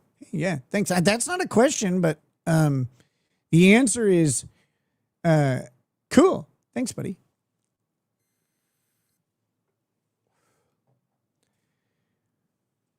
Here we go. Pauper's Lament says, weird is the fools pay legend for ripped up jeans. I bought some ripped up jeans today. We'll see how they fit, how they work. Let's see. All right, here we go. So here's the indictment. U.S. of A versus Nikema Valdez Levy Armstrong, a.k.a. Nikema Valdez Levy Pounds. Levy Pounds? When is that when she's feeling thick? Chantil Louisa Allen, William Scott Kelly, a.k.a. DeWoke Farmer. What? Eda Vita says, what is that weed? No, this is nicotine. To be clear, I can have weed. I just, I'm not a big fan of doing it on the show because it like kind of knocks me out. I'm not a big fan of doing it in general because it knocks me out. This is nicotine. Don Ronaldo Lemon, Jerome D'Angelo Richardson, Jamal Lydell Lundy, the triple Lundy right there. Trayern Gene Cruz is like a Key and Peele skit at this point. Georgia Elise Fort and Ian Davis Austin. Okay. There we go. Dude, Shannon Sharp is one of the funniest people I've ever seen. Only slightly upstaged by Ocho Cinco. But when Unk comes in hot, it's so fucking funny. Introductory allegations. At all times relevant to this indictment, the city's church. The church is a Christian house of worship located in St. Paul, Minnesota. On the morning of Sunday, January 18th, 2026, at approximately 10:30 a.m., the church's pastor was leading the congregation in a liturgical service. In that service, the church's pastor and congregation were then exercising and seeking to exercise the First Amendment right of religious freedom at a place of religious worship, a right that is also protected by a federal statute codified at Title 18 USC, Section 248.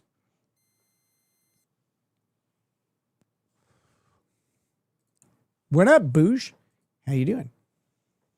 How you doing? After the service commenced, a group of approximately 20 to 40 agitators, including all of the defendants named in this indictment, entered the church in a coordinated takeover-style attack and engaged in acts of oppression, intimidation, threats, interference, and physical obstruction alleged herein. As a result of defendants' conduct, the pastor and congregation were forced to terminate the church's worship service. Congregants fled the church building out of fear for their safety. Other congregants took steps to implement an emergency plan, and young children were left to wonder, as one child put it, if their parents were going to die. That's crazy. That's crazy right there. Like, this is the gravity of this. Like, it's not a joke. It's not fucking around. It's not fun. It's not like, being, edgy or whatever. This is about putting people in apprehension of real loss and putting them in fear. Adults may not have felt threatened, although I think plenty of them did.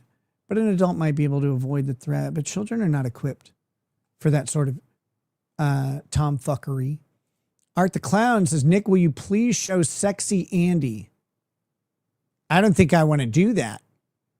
I don't think I want to do that at all. Where the fuck did that go? No! No! Not right now. Maybe later. Motherfucker. Andy Signor. Pro Engineer 873 says, is that suit the cream, the bone, the white, the off-white, the ivory, or the beige? That's a good question, right? It's an off-white, I think. I think it's an off-white. I think it's close enough. And the only reason I can say that is because I believe we have the evidence from the white, the stark white t-shirt.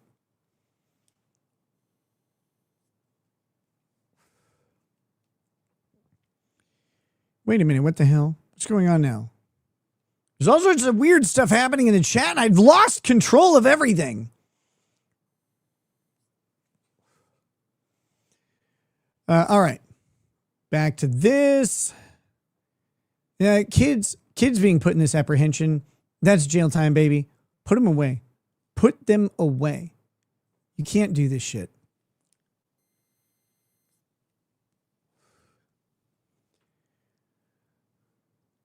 Let's see.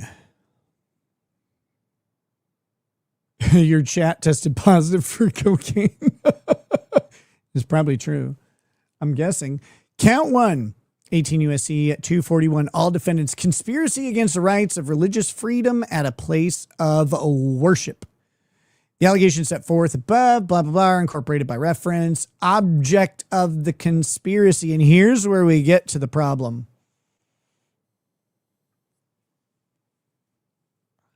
Conspiracy opens every participant in the conspiracy, and there's some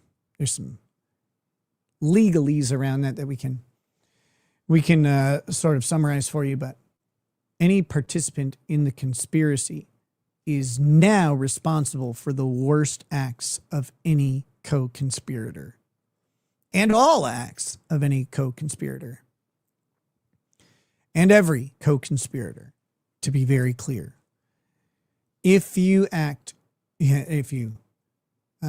assent, I guess is the best way to put this, assent to the conspiracy in concept, and then you act in furtherance of the conspiracy, you are a conspirator.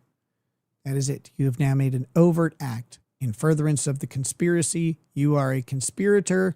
You are now liable for any criminal act the conspiracy undertakes. It is a way to go after the people who are shielded by having one person sort of take the egregious acts on it. And you got to think about like why this makes obvious sense, right? If a bunch of people go in to rob a bank and one guy has a shotgun and maybe a terminal illness or something, he can just ice everybody. And then, and then he can, if he's alive still, he can grab the stuff out of the vault. And then the other people who are involved, like the driver and all that stuff, they would technically not have done any criminal acts. That's not good. That's not okay. We got to go, wait a minute. These people made this thing possible. You can't just have one guy take the blame for everything and have everybody else get out scot-free. No, that's not okay. So they become murderers then too. Don Lemon needs to be judged by a jury of 12, which is more people than watched his figure nugget show on CNN. Micro P. How many people does Don Lemon's stupid podcast get watching? It's always the thing that's interesting, just to watch these major personalities from mass media convert to independent and then watch like what their audience does. All right, so here we go. Beginning on an unknown date and continuing to honor about January 18th in the state and district of Minnesota, defendants, blah, blah, blah, Armstrong, Allen, Kelly, Lemon, Richardson, Lundy, Cruz, Fort Austin, conspired and agreed with one another and with other persons known and unknown to the grand jury to injure, oppress, threaten, and intimidate multiple persons, including the clergy, staff, and congregants of the city's church, in the free exercise and enjoyment of the rights and privileges secured to them by the laws of the United States, and because of such persons having exercised such right, namely, exercise of the First Amendment right of religious freedom at a place of religious worship as secured by Title 18 U.S.C. 248C, and all in violation of Title 18 U.S.C. 241, conspiracy against rights, manner, and means In order to achieve the object of the conspiracy, defendants Armstrong and Allen, together with other persons unknown to the grand jury, organized the operation targeting the church, which they dubbed Operation Pull Up, and and promoted it on the internet via Instagram accounts. Now, interesting. I don't think pull up is a word. It's you have pull up, or you have a pull up, which I believe is hyphenated, I think. But someone can correct me on that. My English may be wrong there.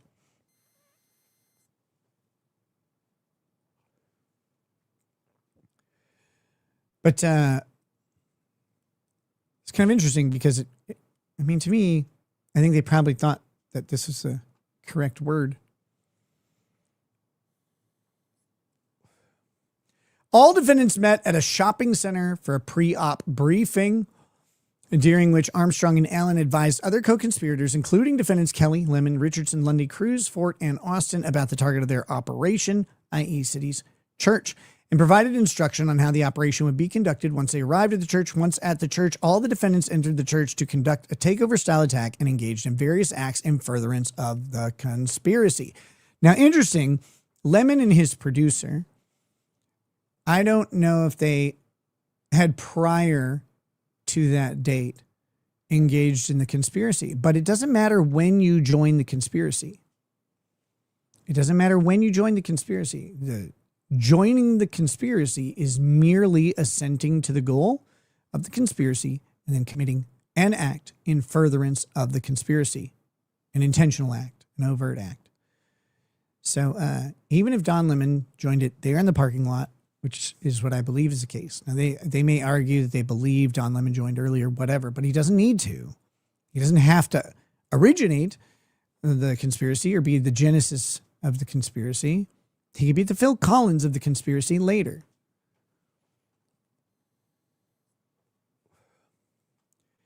So here we go. Overt acts. So here we have the overt acts. And the overt acts are key. If they don't do an overt act in furtherance of the conspiracy, not just an overt act in the presence of the conspiracy, but it's got to be in furtherance of the conspiracy. If they don't commit an overt act, they don't meet the mens rea requirement of criminality. Mens rea is the criminal mindset, the intentionality of what you're doing. Okay. So the overt acts part of conspiracy is where the mens rea is there, the deranged mind that does the thing. In furtherance of the conspiracy and to accomplish the object thereof, defendants Armstrong, Allen, Kelly, Lemon, Richardson, Lundy, Cruz, Fort, and Austin, together with other persons known and unknown to the grand jury, committed various overt acts, including but not limited to the following. On or about January 17th, defendant Armstrong posted a flyer on 2 Instagram accounts controlled by her, at Necky Mall and at Racial Justice Minnesota, advertising an anti-ICE action dubbed Operation Pull-Up, telling fellow agitators where to meet to prepare for the operation and exhorting them to be ready to mobilize. ICE refers to Immigration Customs Enforcement. I should clarify, I mentioned this, it's any overt act, but the way I said it might have kind of led to the implication of that it has to be an overt criminal act. It does not. Any act in furtherance of the conspiracy. So here she is advertising specifically the conspiracy. Overt act number 2, on or about January 17th, defendant Allen posted a similar flyer on her personal Instagram account. Number 3, on the morning of January 18th, all of the named defendants gathered with approximately 20 to 30 other co-conspirators for a pre-operation briefing led by defendants Armstrong and Allen at the parking lot of Cub Foods at 1440 University Avenue West, St. Paul, Minnesota. At the pre-operation briefing, defendants Armstrong and Allen advised the other co-conspirators, including defendants Kelly, Lemon, Richardson, Lundy, Cruz, Fort, and Austin, about the target of their operation, i.e. City's church, and provided instruction on how the operation would be conducted once they arrived at the church. Now, this is on video. I've seen it. I didn't watch all of it, but I have seen it. I did a 6-hour stream about some gay nerd shit, but you sound like you got a wicked bruise on that back of your throat, nigga. Look, I have extracurricular activities, okay? Okay? I don't need your judgment. So here we go. On the morning of January 18th, defendant Lemon began in live streaming on his internet-based show, The Don Lemon Show, where he explained to his audience that he was in Minnesota with an organization that was gearing up for a resistance operation against the federal government's immigration policies, and he took steps to maintain operational secrecy by reminding certain co-conspirators to not disclose the target of the operation, and stepped away momentarily so his mic would not accidentally divulge certain portions of their planning session. Now, this one is a little thin on the overt act in furtherance of the conspiracy itself. It's a little thin. Let's see what else they got for it. Overt act number 6. During a discussion with defendant Armstrong at the pre-op briefing, defendant Lemon thanked defendant Armstrong for what she was doing and assured her that he was not saying what's going on. I will not say it. I.e. was not disclosing the target of the operation. Defendant Armstrong explained that Operation Pull-Up was a clandestine operation in which she and other agitators would show up somewhere that is a key location where the targets don't expect us, and we disrupt business as usual. That's what we're about to go do right now. And defendant Lemon said he would see her there. I'll see you there. Before heading to the church to join his co-conspirators, defendant Lemon advised his live stream audience that we're going to head to the operation. Again, we're not going. This is the thing. This is part of his problem here. He's speaking as if he's part of the operation. Like, he's speaking that way because he is, but he's speaking that way. His words are putting him in association with the conspiracy itself. He'll be like, oh, I'm not part of that group. Well, you are. Oh, we're going to head to the operation. We'll see you there. Again, we're not going to give any of the information away, i.e. operational details that would disclose where he and his co-conspirators were heading. Now, this in and of itself, not giving away the details, that's not an act. In my opinion, that's not an act in further of the conspiracy, because he is under no obligation. You cannot compel someone to inform other people about a specific thing. He's under no obligation to say anything about it at all. And he's under no obligation to say more than what he wants. So I don't think that part of it is. But this part, heading to the operation, arguably televising it because he's live streaming it, and the purpose is to raise awareness of this act specifically, that is arguably inside the conspiracy. I think that's part of the act. In the Bible, it says Jesus will separate the sheep from the goats and then kick the goats outside the city. So God will use his own version of ice to solve his unbred dead goats problems. There you go. Overt act number 6. Oh, wait, no. 8. Number 8. Sorry. At the pre-op briefing, defendant Allen led other co-conspirators in chants that they would use at the church, including "This is what community looks like" and "Ice out of Minnesota." I hate the fucking chants. I hate chants so much. God, I hate them. I'm like, you're not. Why are you chanting? That's a question everyone should ask themselves at all times. So there are very few contextually acceptable reasons to chant as a grown-ass fucking person. But, it's not present here. And then this.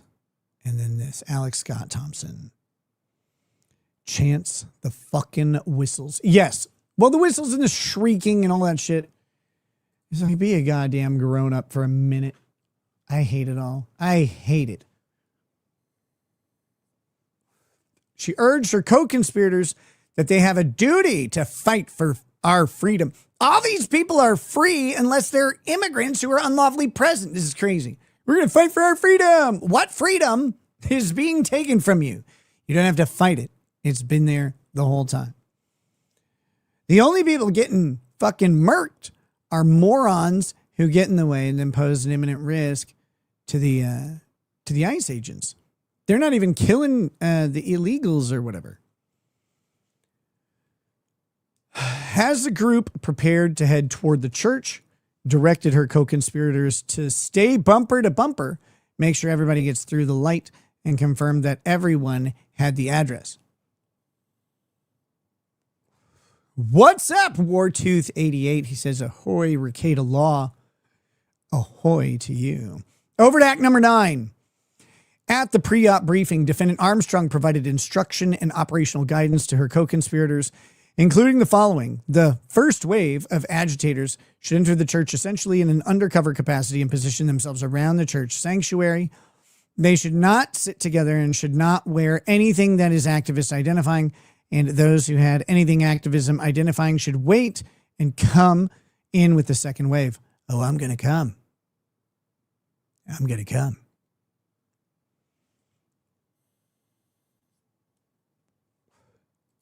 Dragon Wizard God says, what's up, Coke Pope? Not much. Not much, man. How are you? Continuing on Overt Act number 10. Overt Act number 10. Continuing on the morning of January 18th, 2026, all of the defendants got in vehicles and traveled with their co-conspirators to the church to engage in the planned takeover-style operation. Yeah, getting people to the thing is an act.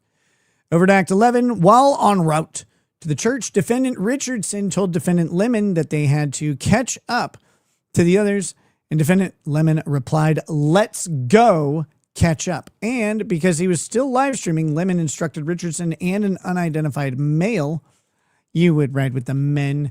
Don't give anything away, i.e. don't divulge information about the operation, and advise his audience. We can't say too much. We don't want to give it up.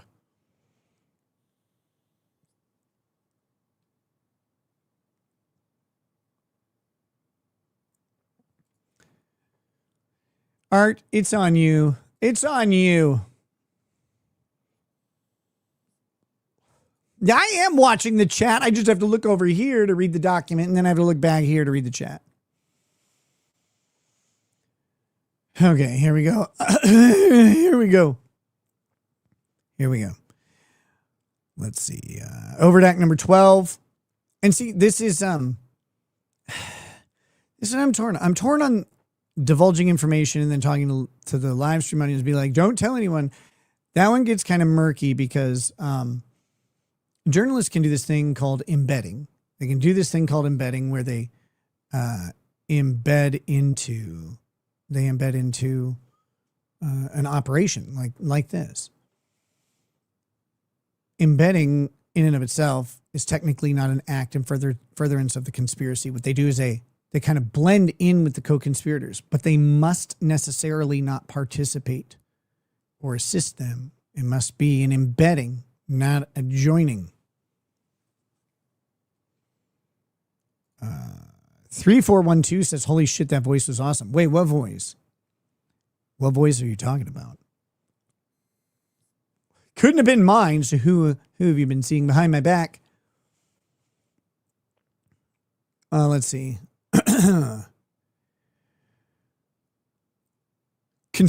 Overt Act number 12. Continuing on the morning of January 18th, all of the defendants, together with other co-conspirators, entered the church sanctuary, with the first wave positioning themselves among the congregants, and the second wave, led by defendants Armstrong and Allen, commencing the disruptive takeover operation, in which the first wave of agitators then actively joined. The voice in that guy's head.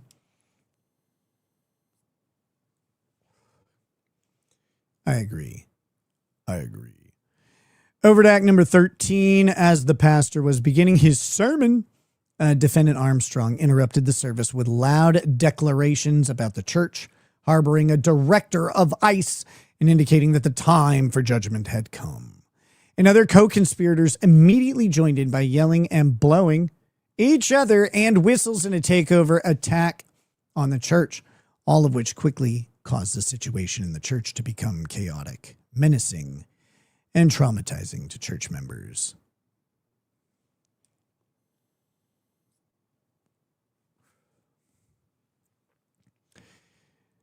Oh, the one that I was just reading the story in to start with. Oh, it's like deeper or something. I don't remember. I don't even remember what I did. Damn it. It was cool and I didn't know. Over to act number 14. While inside the church, defendants Armstrong, Allen, Kelly, Richardson, Lundy, Cruz, and Austin, and others led and or joined with their co-conspirators in various chants, including ice out, hands up, don't shoot, and stand up, fight back, while gesturing in an aggressive and hostile manner, while congregants and the pastor perceived as threats of violence, or which congregants and the pastor perceived as threats of violence and a potential prelude to a mass shooting. And you got to just, again, put yourself in the shoes of the congregants here. They're at church. They are safe. They go to church and they expect to worship the Lord. Maybe have a little prayer time. Perhaps take communion, depending on the church and the time, the Sunday or whatever that it is, and hear their pastor deliver a sermon. That's what they're there to do. They're not there to hear someone's fucking political regurgitation. That's not what their purpose is. And so to have it violated and to have it interrupted in such a jarring manner is traumatic and shocking and probably scary. Conroy Byrne says, member for 1 month, need a glarer, Auntie Deb, and racket stream soon. Any and every time. Oh my God. I need to have Auntie Deb on the channel for an interview because I haven't done that yet and I need to. Auntie Deb is great. Okay, here we go. Holy shit. Over to act number 15. While inside the church, defendants Armstrong, Allen, Kelly, Lemon, Richardson, Lundy, Cruz, Ford, and Austin oppressed, threatened, and intimidated the church's congregants and pastors by physically occupying most of the main aisle and rows of chairs near the front of the church, engaging in menacing and threatening behavior, for some chanting and yelling loudly at the pastor and congregants and or physically obstructing them as they attempted to exit and or move about within the church. Over to act number 16. While inside the church, defendant Austin stood with other agitators in and around the main aisles of the church to intimidate the church members and obstruct and interfere with their freedom of movement, approached the pastor and congregants in a menacing manner, and near the end of the operation, loudly berated the pastor with questions about Christian nationalism and Christians wanting to have their faith be the law of the land. So is this a Christian nationalist church? Is that what that is?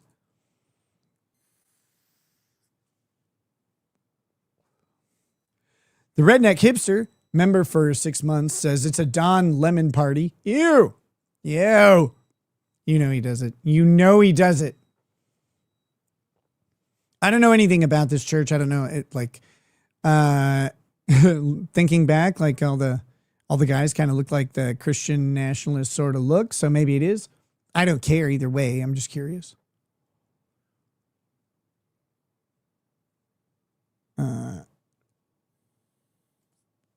My cat typed this as sodomite or not, he's a Satanist. Want him to actually say which church he belongs to. Wait, who's it? My cat typed this. I need this help. I need. Who's the Sodom? Is Don Lemon? Is that who you're talking about? Like, probably. I just don't know if that's who you're talking about. You know, when people say, when I'm talking about the sodomite, I assume automatically it's me, but I'm going to find the gayer person, I guess. Okay, here we go. Over to act number 17. While inside the church, defendant Lundy personally participated in the disruptive takeover operation with other defendants by standing in the main aisle with the others and contributing to the physical obstruction and intimidation of the congregants, participating loudly in some of the chants, e.g. one saying that the targeted ICE agent must be out, and punching his fist in the air. Fucking based. Right there. Boom. Air got its ass fucking kicked. Your split screen is blocking half of the Hackamania.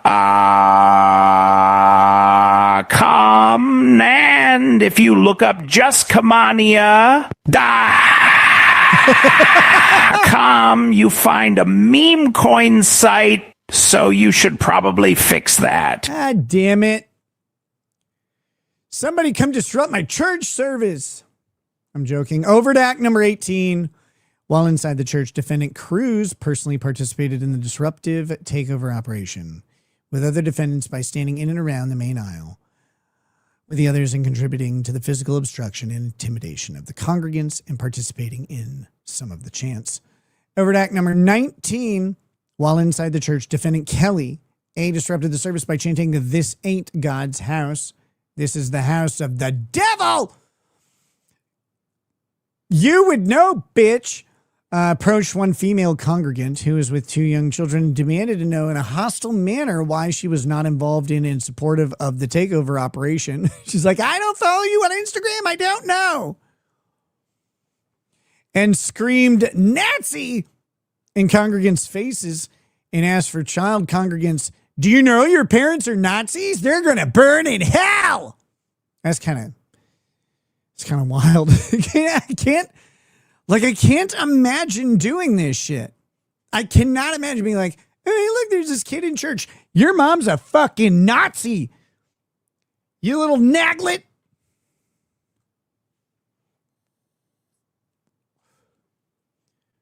It's wild when you think about it. Like, it's wild.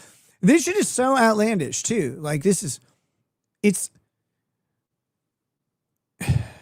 I hate to say it's terrifying, because it shouldn't be. It's people just like sitting around being stupid or whatever, but it's terrifying. There's 20 of them. Like, you don't know if it's a death cult or something. Overt act, or like maybe it's like a forced circumcision group. Overt act number 20.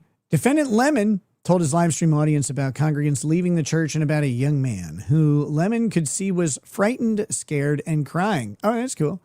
And Lemon observed that the congregants' reactions were understandable because the experience was traumatic and uncomfortable, which he said was the purpose. Fuck. Not great. Not great. His defense is going to be, of course, that he was describing that was their purpose.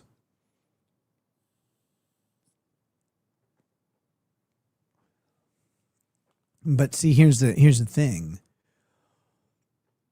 It wasn't just to intimidate and stuff like that. That wasn't the only purpose, making it traumatic and uncomfortable. And this is where I think an argument for Don Lemon exists. And if they didn't put this in the complaint, and maybe they didn't, but maybe they'll argue it based on the kind of a vague association from the complaint. But the purpose was also to live stream the message.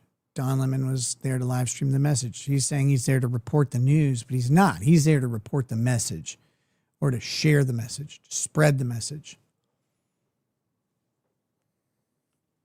As the operation continued, defendant Lemon acknowledged the nature of it by expressing surprise that the police hadn't yet arrived at the church, and admitted knowing that the whole point of the operation is to disrupt. While the takeover operation, and there you go, this is really important. That's the conspiracy's purpose specifically.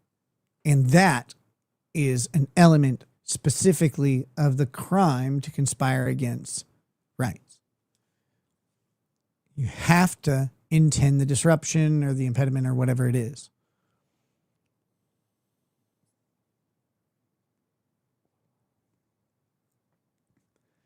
Here we go. Nakima is a practicing attorney, and she thought this was a good idea. Can you imagine? Again, do you think she's going to get disciplined? Or do you think the Minnesota Board of Ethics is going to go after her? You think so? I don't know. I doubt it, actually. I doubt they will. Okay. Overt act number 22. While the takeover operation was underway, defendant Lemon asked defendant Armstrong, "Who's the person that we should talk to? Is there a pastor or something?" And she pointed toward the front of the church, but noted the pastor might have run away. Overt Act 23. With other co-conspirators standing nearby, defendants Lemon, Richardson, and Fort approached the pastor and largely surrounded him to his front and both sides. Stood in close proximity to the pastor in an attempt to oppress and intimidate him, and physically obstructed his freedom of movement. Now, this is interesting. This one is actually interesting because there's a level of obstruction and restriction that becomes criminal, but up to that point, it's not.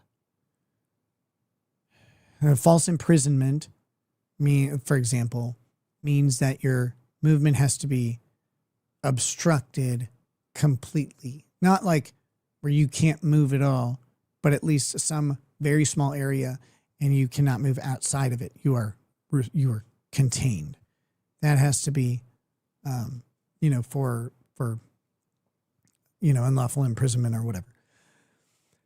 That's not everything. That's not the only way to do this. I'm just saying there's a level where obstruction occurs, and it'd be interesting to know what that is. It could have to do with where the door is or where someone's trying to go, if you step in front of them while they're already moving, etc.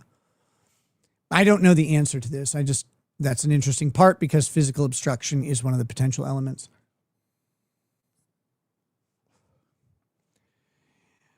Overt Act number 24. While talking with the pastor, defendant Lemon stood so close to the pastor that Lemon caused the pastor's right hand to graze Lemon. Oh, that's sexy.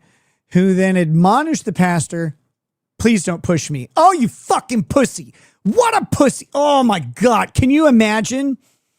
You're lucky that this guy doesn't fucking level you with a caduceus and then just sit there and teabag you while you're unconscious. If it was a Catholic church. Please don't push me. You're in my church, motherfucker. Ugh. Overt Act number 25. Although the pastor told defendant Lemon and the others to leave the church, defendant Lemon and the other defendants ignored the pastor's request, did not immediately leave the church. Another trespassing. Overt Act 26. After causing most of the congregants to flee, some of the defendants and other agitators engaged in a chant proclaiming, "Who shut this down? We shut this down." Overt number 27. As one congregant reported to responding police officers, you know they chant everything, right? They chant their Starbucks orders.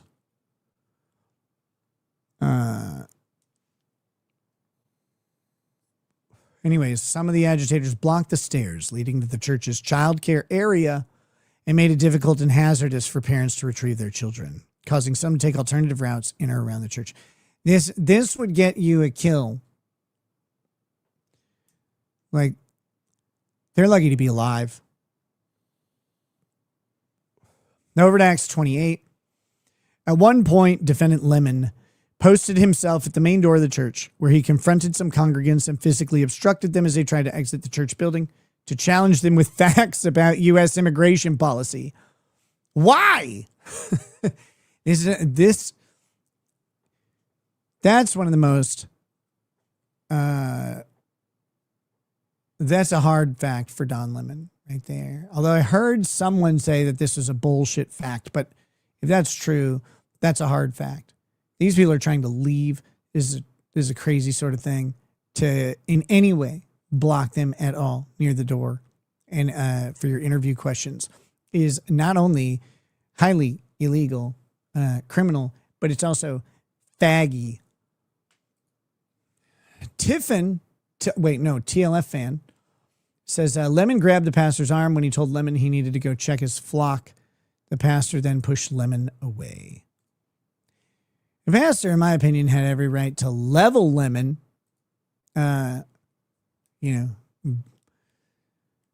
beat him with a heavy instrument.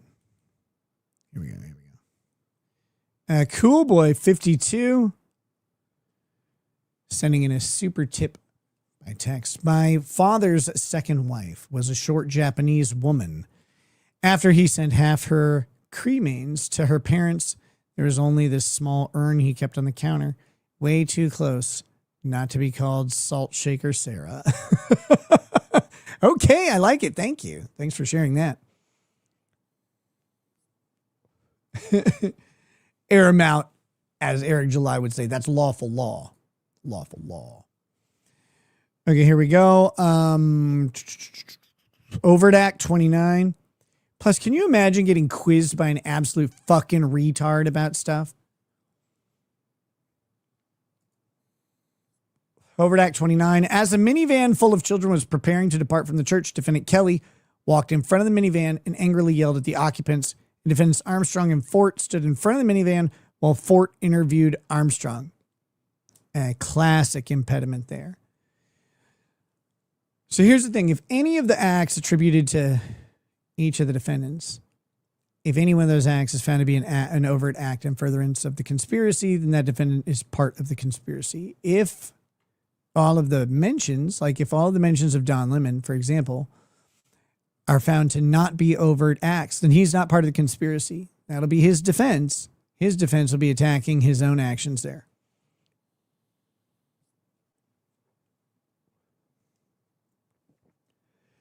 So there we go. Count 2. So that was count 1. 18 USC 248 A, 2B, and 2A. All defendants injure, intimidate, and interfere with exercise of right of religious freedom at place of worship.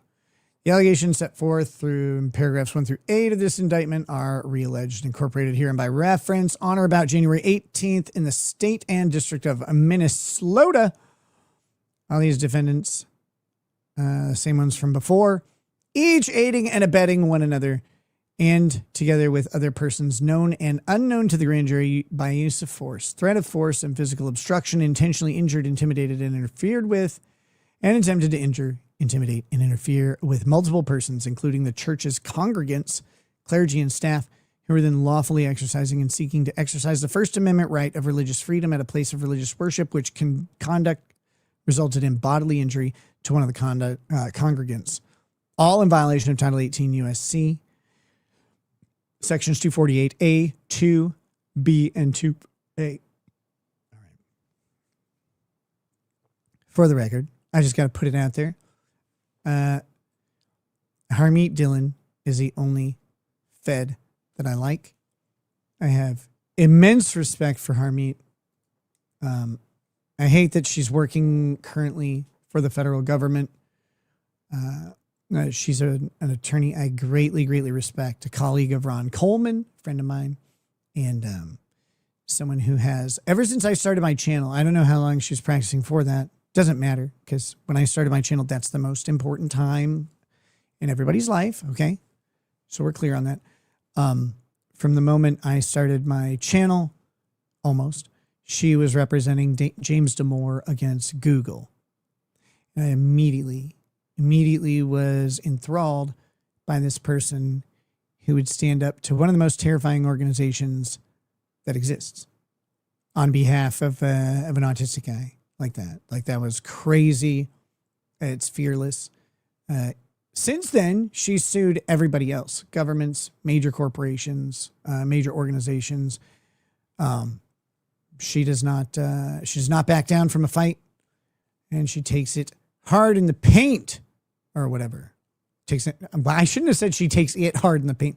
It sounded very disgusting. That wasn't what I meant. I meant she, she takes the ball, just one, Lance Armstrong, into the paint hard, so that she can, make the shot. That's what I was saying.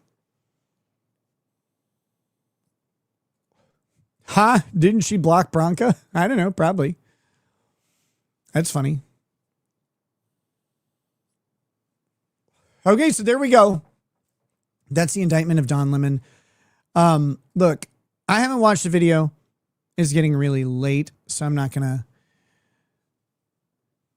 put us through the video tonight. But the indictment is done by grand jury. There's some drama around the issuance of the indictment and the arrest warrant for Don Lemon because the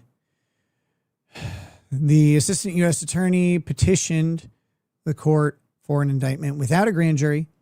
They rejected that indictment and said there's, you have other means to do this. And the answer was a grand jury. So they paneled a grand jury and got the indictment and that's why it took 2 weeks or whatever. They went after Don Lemon and arrested him. Okay. It was just a process to get there. Everybody wanted arrests right away, but this act happened and then was done happening.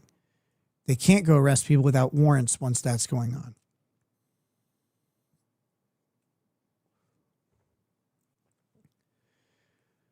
So that explains that. I've seen conflicting things about Don Lemon. I've seen conflicting thoughts about what they should do. Some people think they should, even though they acknowledge that he probably shouldn't have any sort of journalistic immunity for this, they should, and that he's guilty, that they should choose not to prosecute, some sort of magnanimous reaction or whatever to who he is, the appearance of political motivations, et cetera, et cetera, et cetera. You can think what you want about that. I kind of see it, but I also don't fucking see it. And here's why.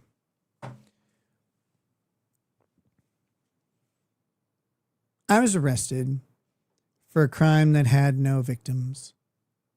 That's not me saying that. It's not my philosophical position. The county wrote a letter to the court and said there are no victims to this crime. This is a crime without victims. So I was arrested and held accountable for my actions through the legal process for a crime with 0 victims.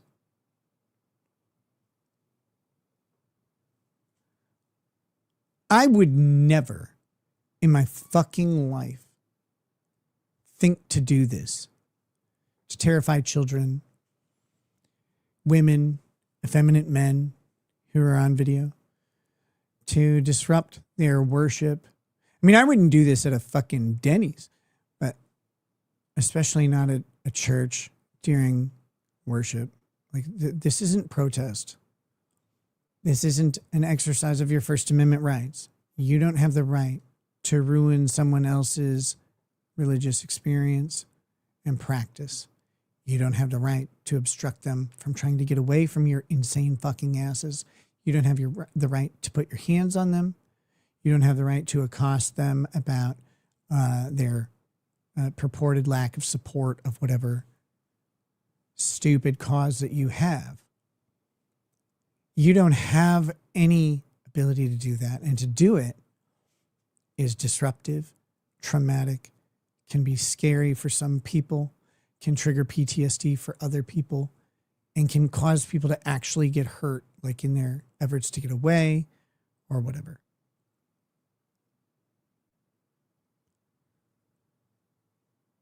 If we're going to continue prosecuting victimless crimes, not my words, again, the words of the county, if we're going to continue prosecuting victimless crimes, how in fuck can we justify not protecting victims by punishing those who make them?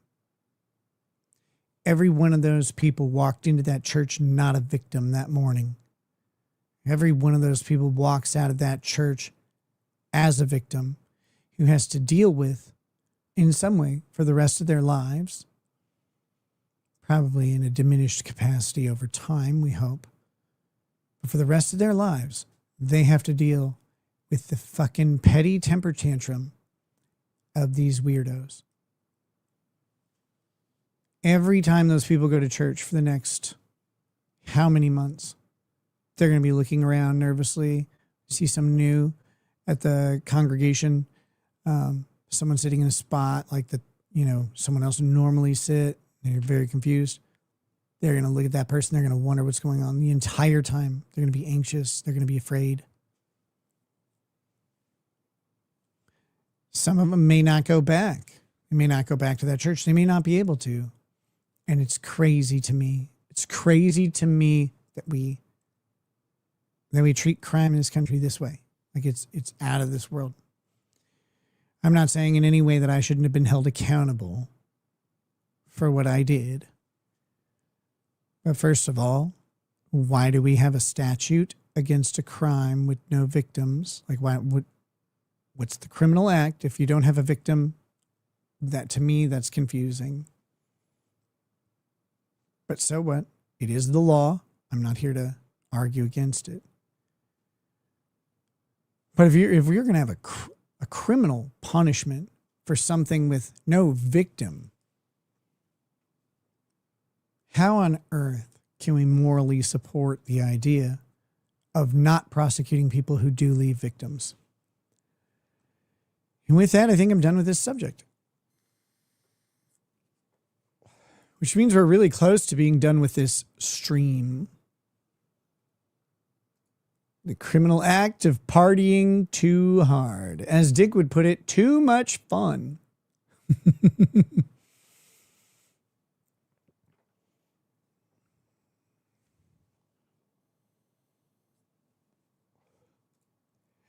Can the church sue those people who disrupted the church service like sue Don Lemon? There's probably a legal theory in which they could sue them. Sure. Icon of Sin says, and now you can say, hi, Icon. I can. Hi, Icon. How are you? Okay.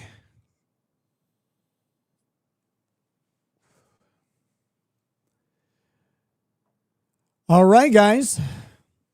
Well, I think Art had asked, he'd made this request.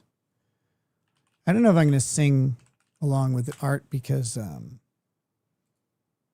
I've been wearing my voice kind of thin with it. Let me switch to this tab.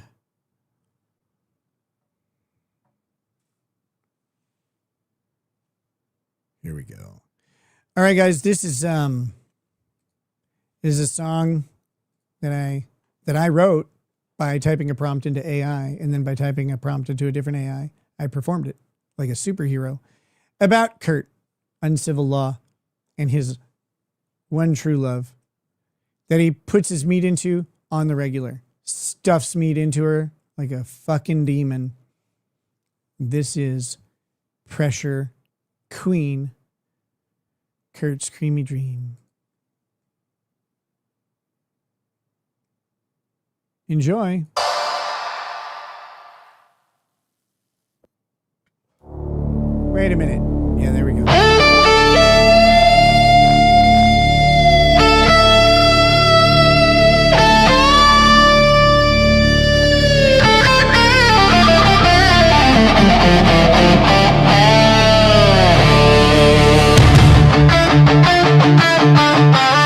It's cool every time. It's cool every fucking time.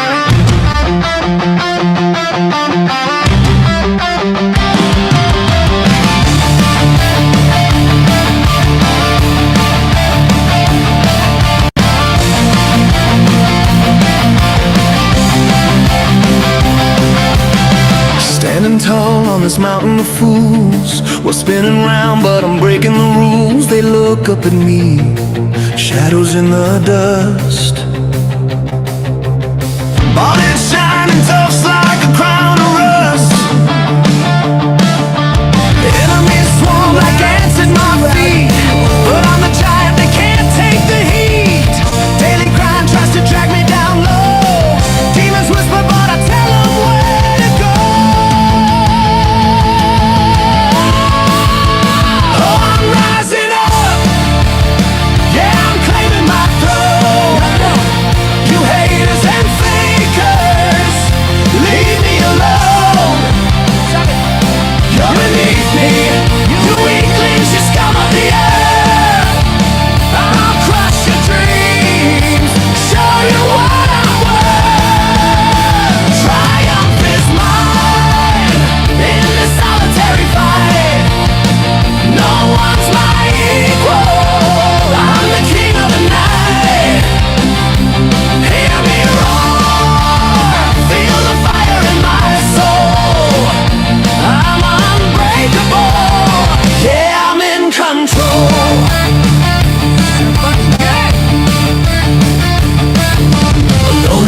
shadows, no one by my side. Fending off darkness with nothing to hide. Resent every sunrise, the battles I face.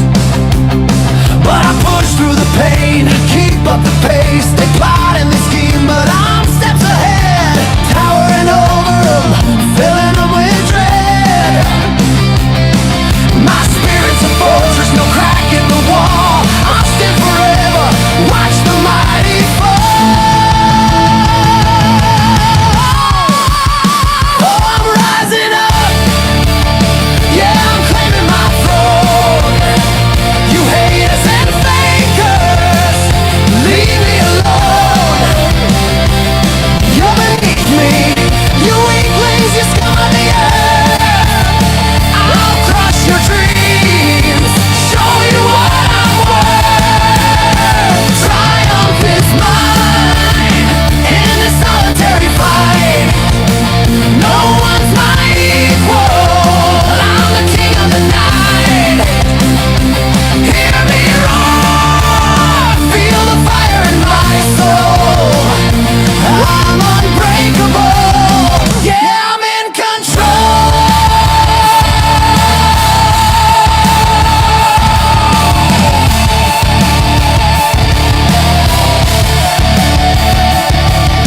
But in the quiet hours, when the world's far away, my faithful companion, you light up my day.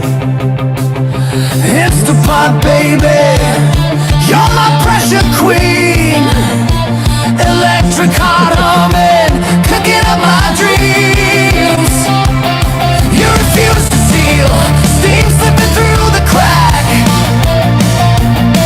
Frustrating my meals, but I keep coming back. You're the only one who gets me through thick and through thin. Together we'll boil over, let the victory begin. Oh, I'm rising up, yeah, I'm claiming my throne. You haters and fakers, leave me alone. You're beneath me, you weaklings, you scum of the earth. I'll crush your dreams, show you what I'm worth. Triumph is mine, in this solitary fight. No one's my equal, I'm the king of the night. Hear me roar, feel the fire in my soul. I'm unbreakable, yeah, I'm in control. Yeah, I'm in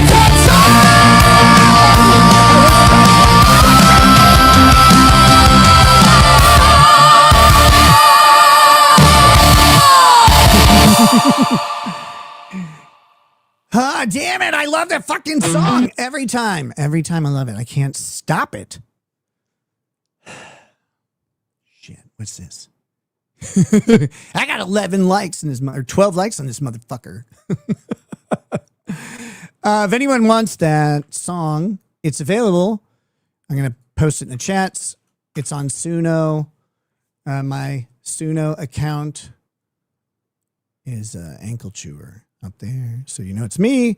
The links are in the chats. I don't know. Did it post it to Rumble? It posted it to YouTube. Let me post it to Rumble. Here we go. You guys are welcome to, enjoy that, share it around, whatever. Have fun with it. I don't know.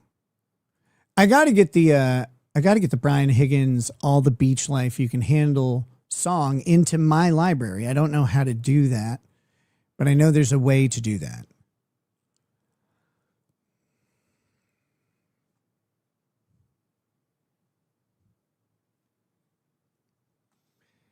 I got to say, it has been a while, man.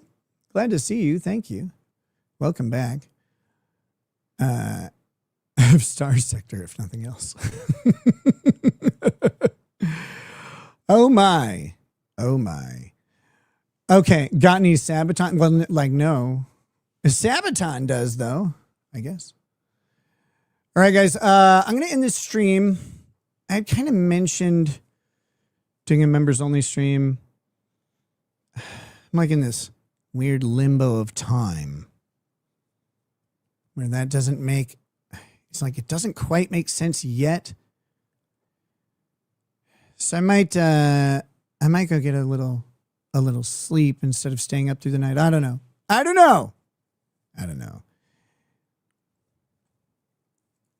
I know, haters and fakers is so absurd and awesome. That's the place. That's where AI is like the dingiest shine on the planet, because it's like that line doesn't go in a song ever. It's so stupid. And then it's like, you haters and fakers. It's like, oh my God. Whoa.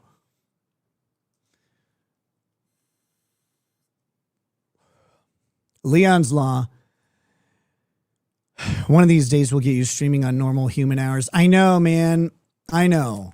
Believe me, like every day I wake up, I'm like, I'm going to get a fucking daytime stream. And I'm never going to. Like, come on. I'm going to have to once the trials start.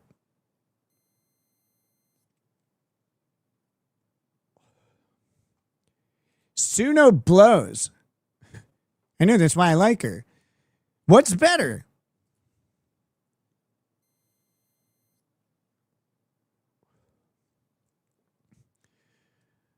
I don't know the other song making AIs. That's the thing. Like I know there's a bunch of different AIs and I'm so fucking lazy.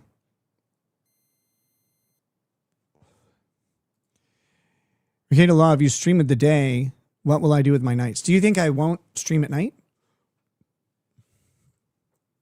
For me, streaming at wildly different times, you know, like a daytime stream around like noon, 1 somewhere. Noon, 1 in the afternoon, Central Time. Plus a late night stream like 11 o'clock. Those are additive to me. That does not, one does not detract from the other. Because of the spread of people's schedules. So developing a daytime stream complements the nighttime stream. So I trying to figure all this out, of course, and where I can do it. Streaming is also my entertainment. So like, I don't really care.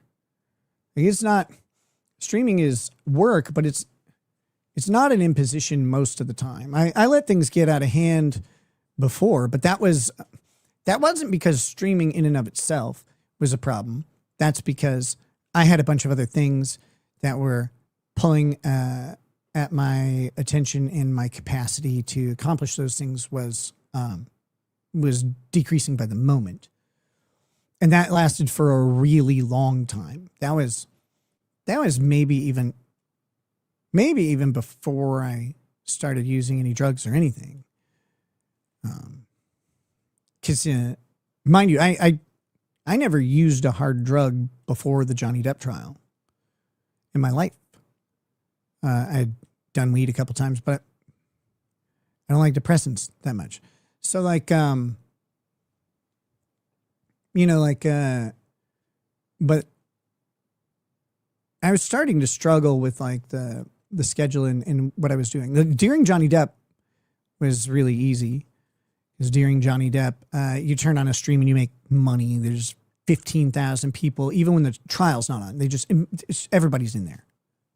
Okay, so like, it's really simple to turn on a stream, have 15,000 people watching, and make like $1,000 in an hour. It's crazy to think that that's how it works, but that's how it works. And so you go, okay, I have no problem streaming all day, and so like during Johnny Depp, as happily streaming for 12 to 15 hours a day.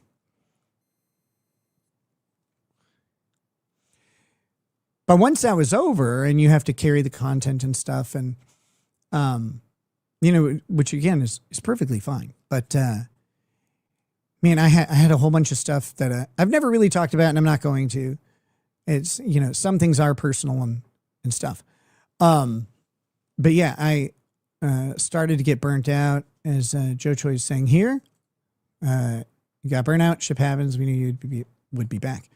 Yeah, I was starting to get burnt out a long time before it really started to manifest. And all I needed to do, honestly, is probably take a 2-month, 1 to 2 month break, or 1 month break here and then a 1 month break a little bit later, instead of trying to push through it and push and push and push. And I should have done that. That would have solved a lot of things. That would have changed a lot of things. Who knows what would have happened? It's impossible to know after that.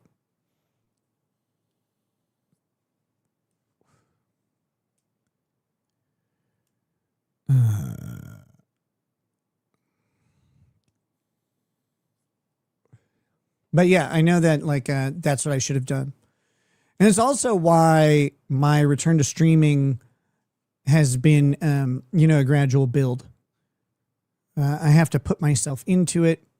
And I also have to recognize when I need to not do it, when I need to not do that stream that night or day or whatever it may be.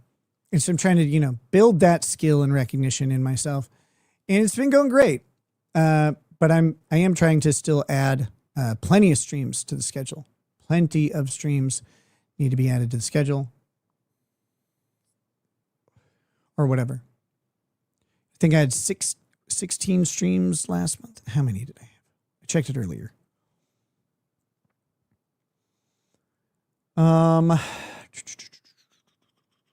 Where was it? Yeah, 16 streams in January. So,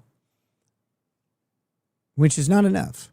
It's not enough. I want to have about 25 streams a month, roughly. That should be just fine. Because some day, that doesn't mean 25 days necessarily, although that's not that bad. But 25 streams can have, doubled up streams on the same day and stuff like that. So.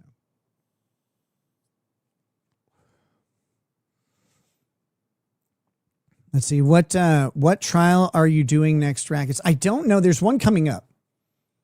There's one coming up that sounded interesting. I can't remember what it was at this point, of course. How does Kurt crush your dreams? Does he sit on them or send poorly written legal arguments? And he chews him up like a cow.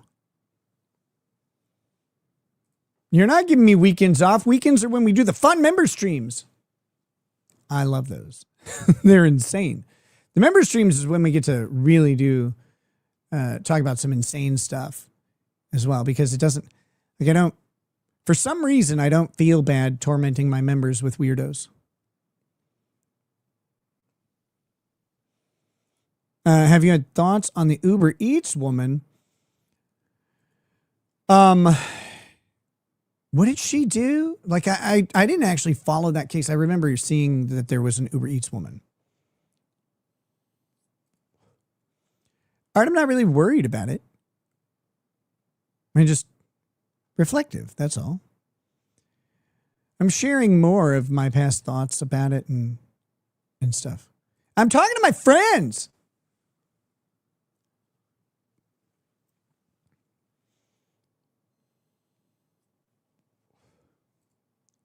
Your last member stream, you just cried and ate ice cream. You weren't supposed to see that one.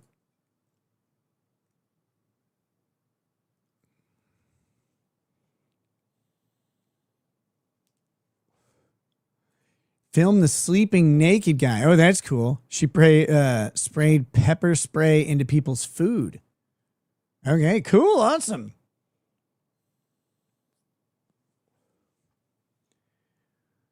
That's pretty good. Those sound like pretty helpful Uber Eats drivers. I mean, way better than anybody I've ever seen. So, let's see. I think that's about it, guys. You're amazing. As always, you've made this stream terrific and delightful, enjoyable, as you always do. Hopefully my contribution was satisfactory to that as well. We do have 62 members joining today, which is a fantastic amount. Thank you so much. And again, I really, really, really love the members gifting that people do, because when we do the member streams, and I mean, just even in the general chat, when people get those memberships, it's like this little boost in enthusiasm and excitement. I'm not saying it's changing their lives or anything. It is, but I'm not saying it. It's just this little thing, and it raises the energy in the chat, and it's really fucking great. So thank you for doing that. It's awesome. I'm going to keep asking people to consider that, because having more members is just it's this way to keep amping up the member streams and the regular streams. It just works together. All right.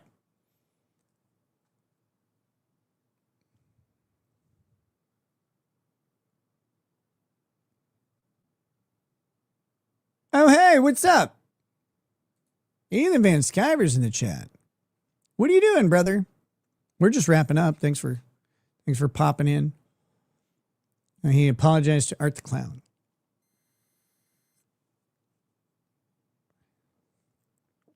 Vape is bad. You're right, but also there's a big list of other things that are probably worse, so we'll get around it eventually.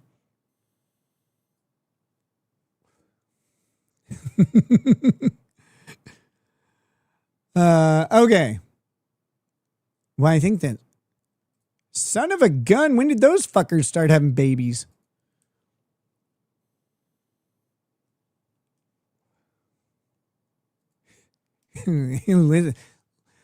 Fag. I'm just kidding. Thanks, brother. Hey, thanks for having me on the other day too. All right, guys. I'm going to close this one out. I'll see you soon or whatever. Art, you and Ethan can make out somewhere or whatever. I'm proud of you. Y'all have a good night. I'll see you tomorrow, hopefully. That's the plan. Until then, peace. Peace.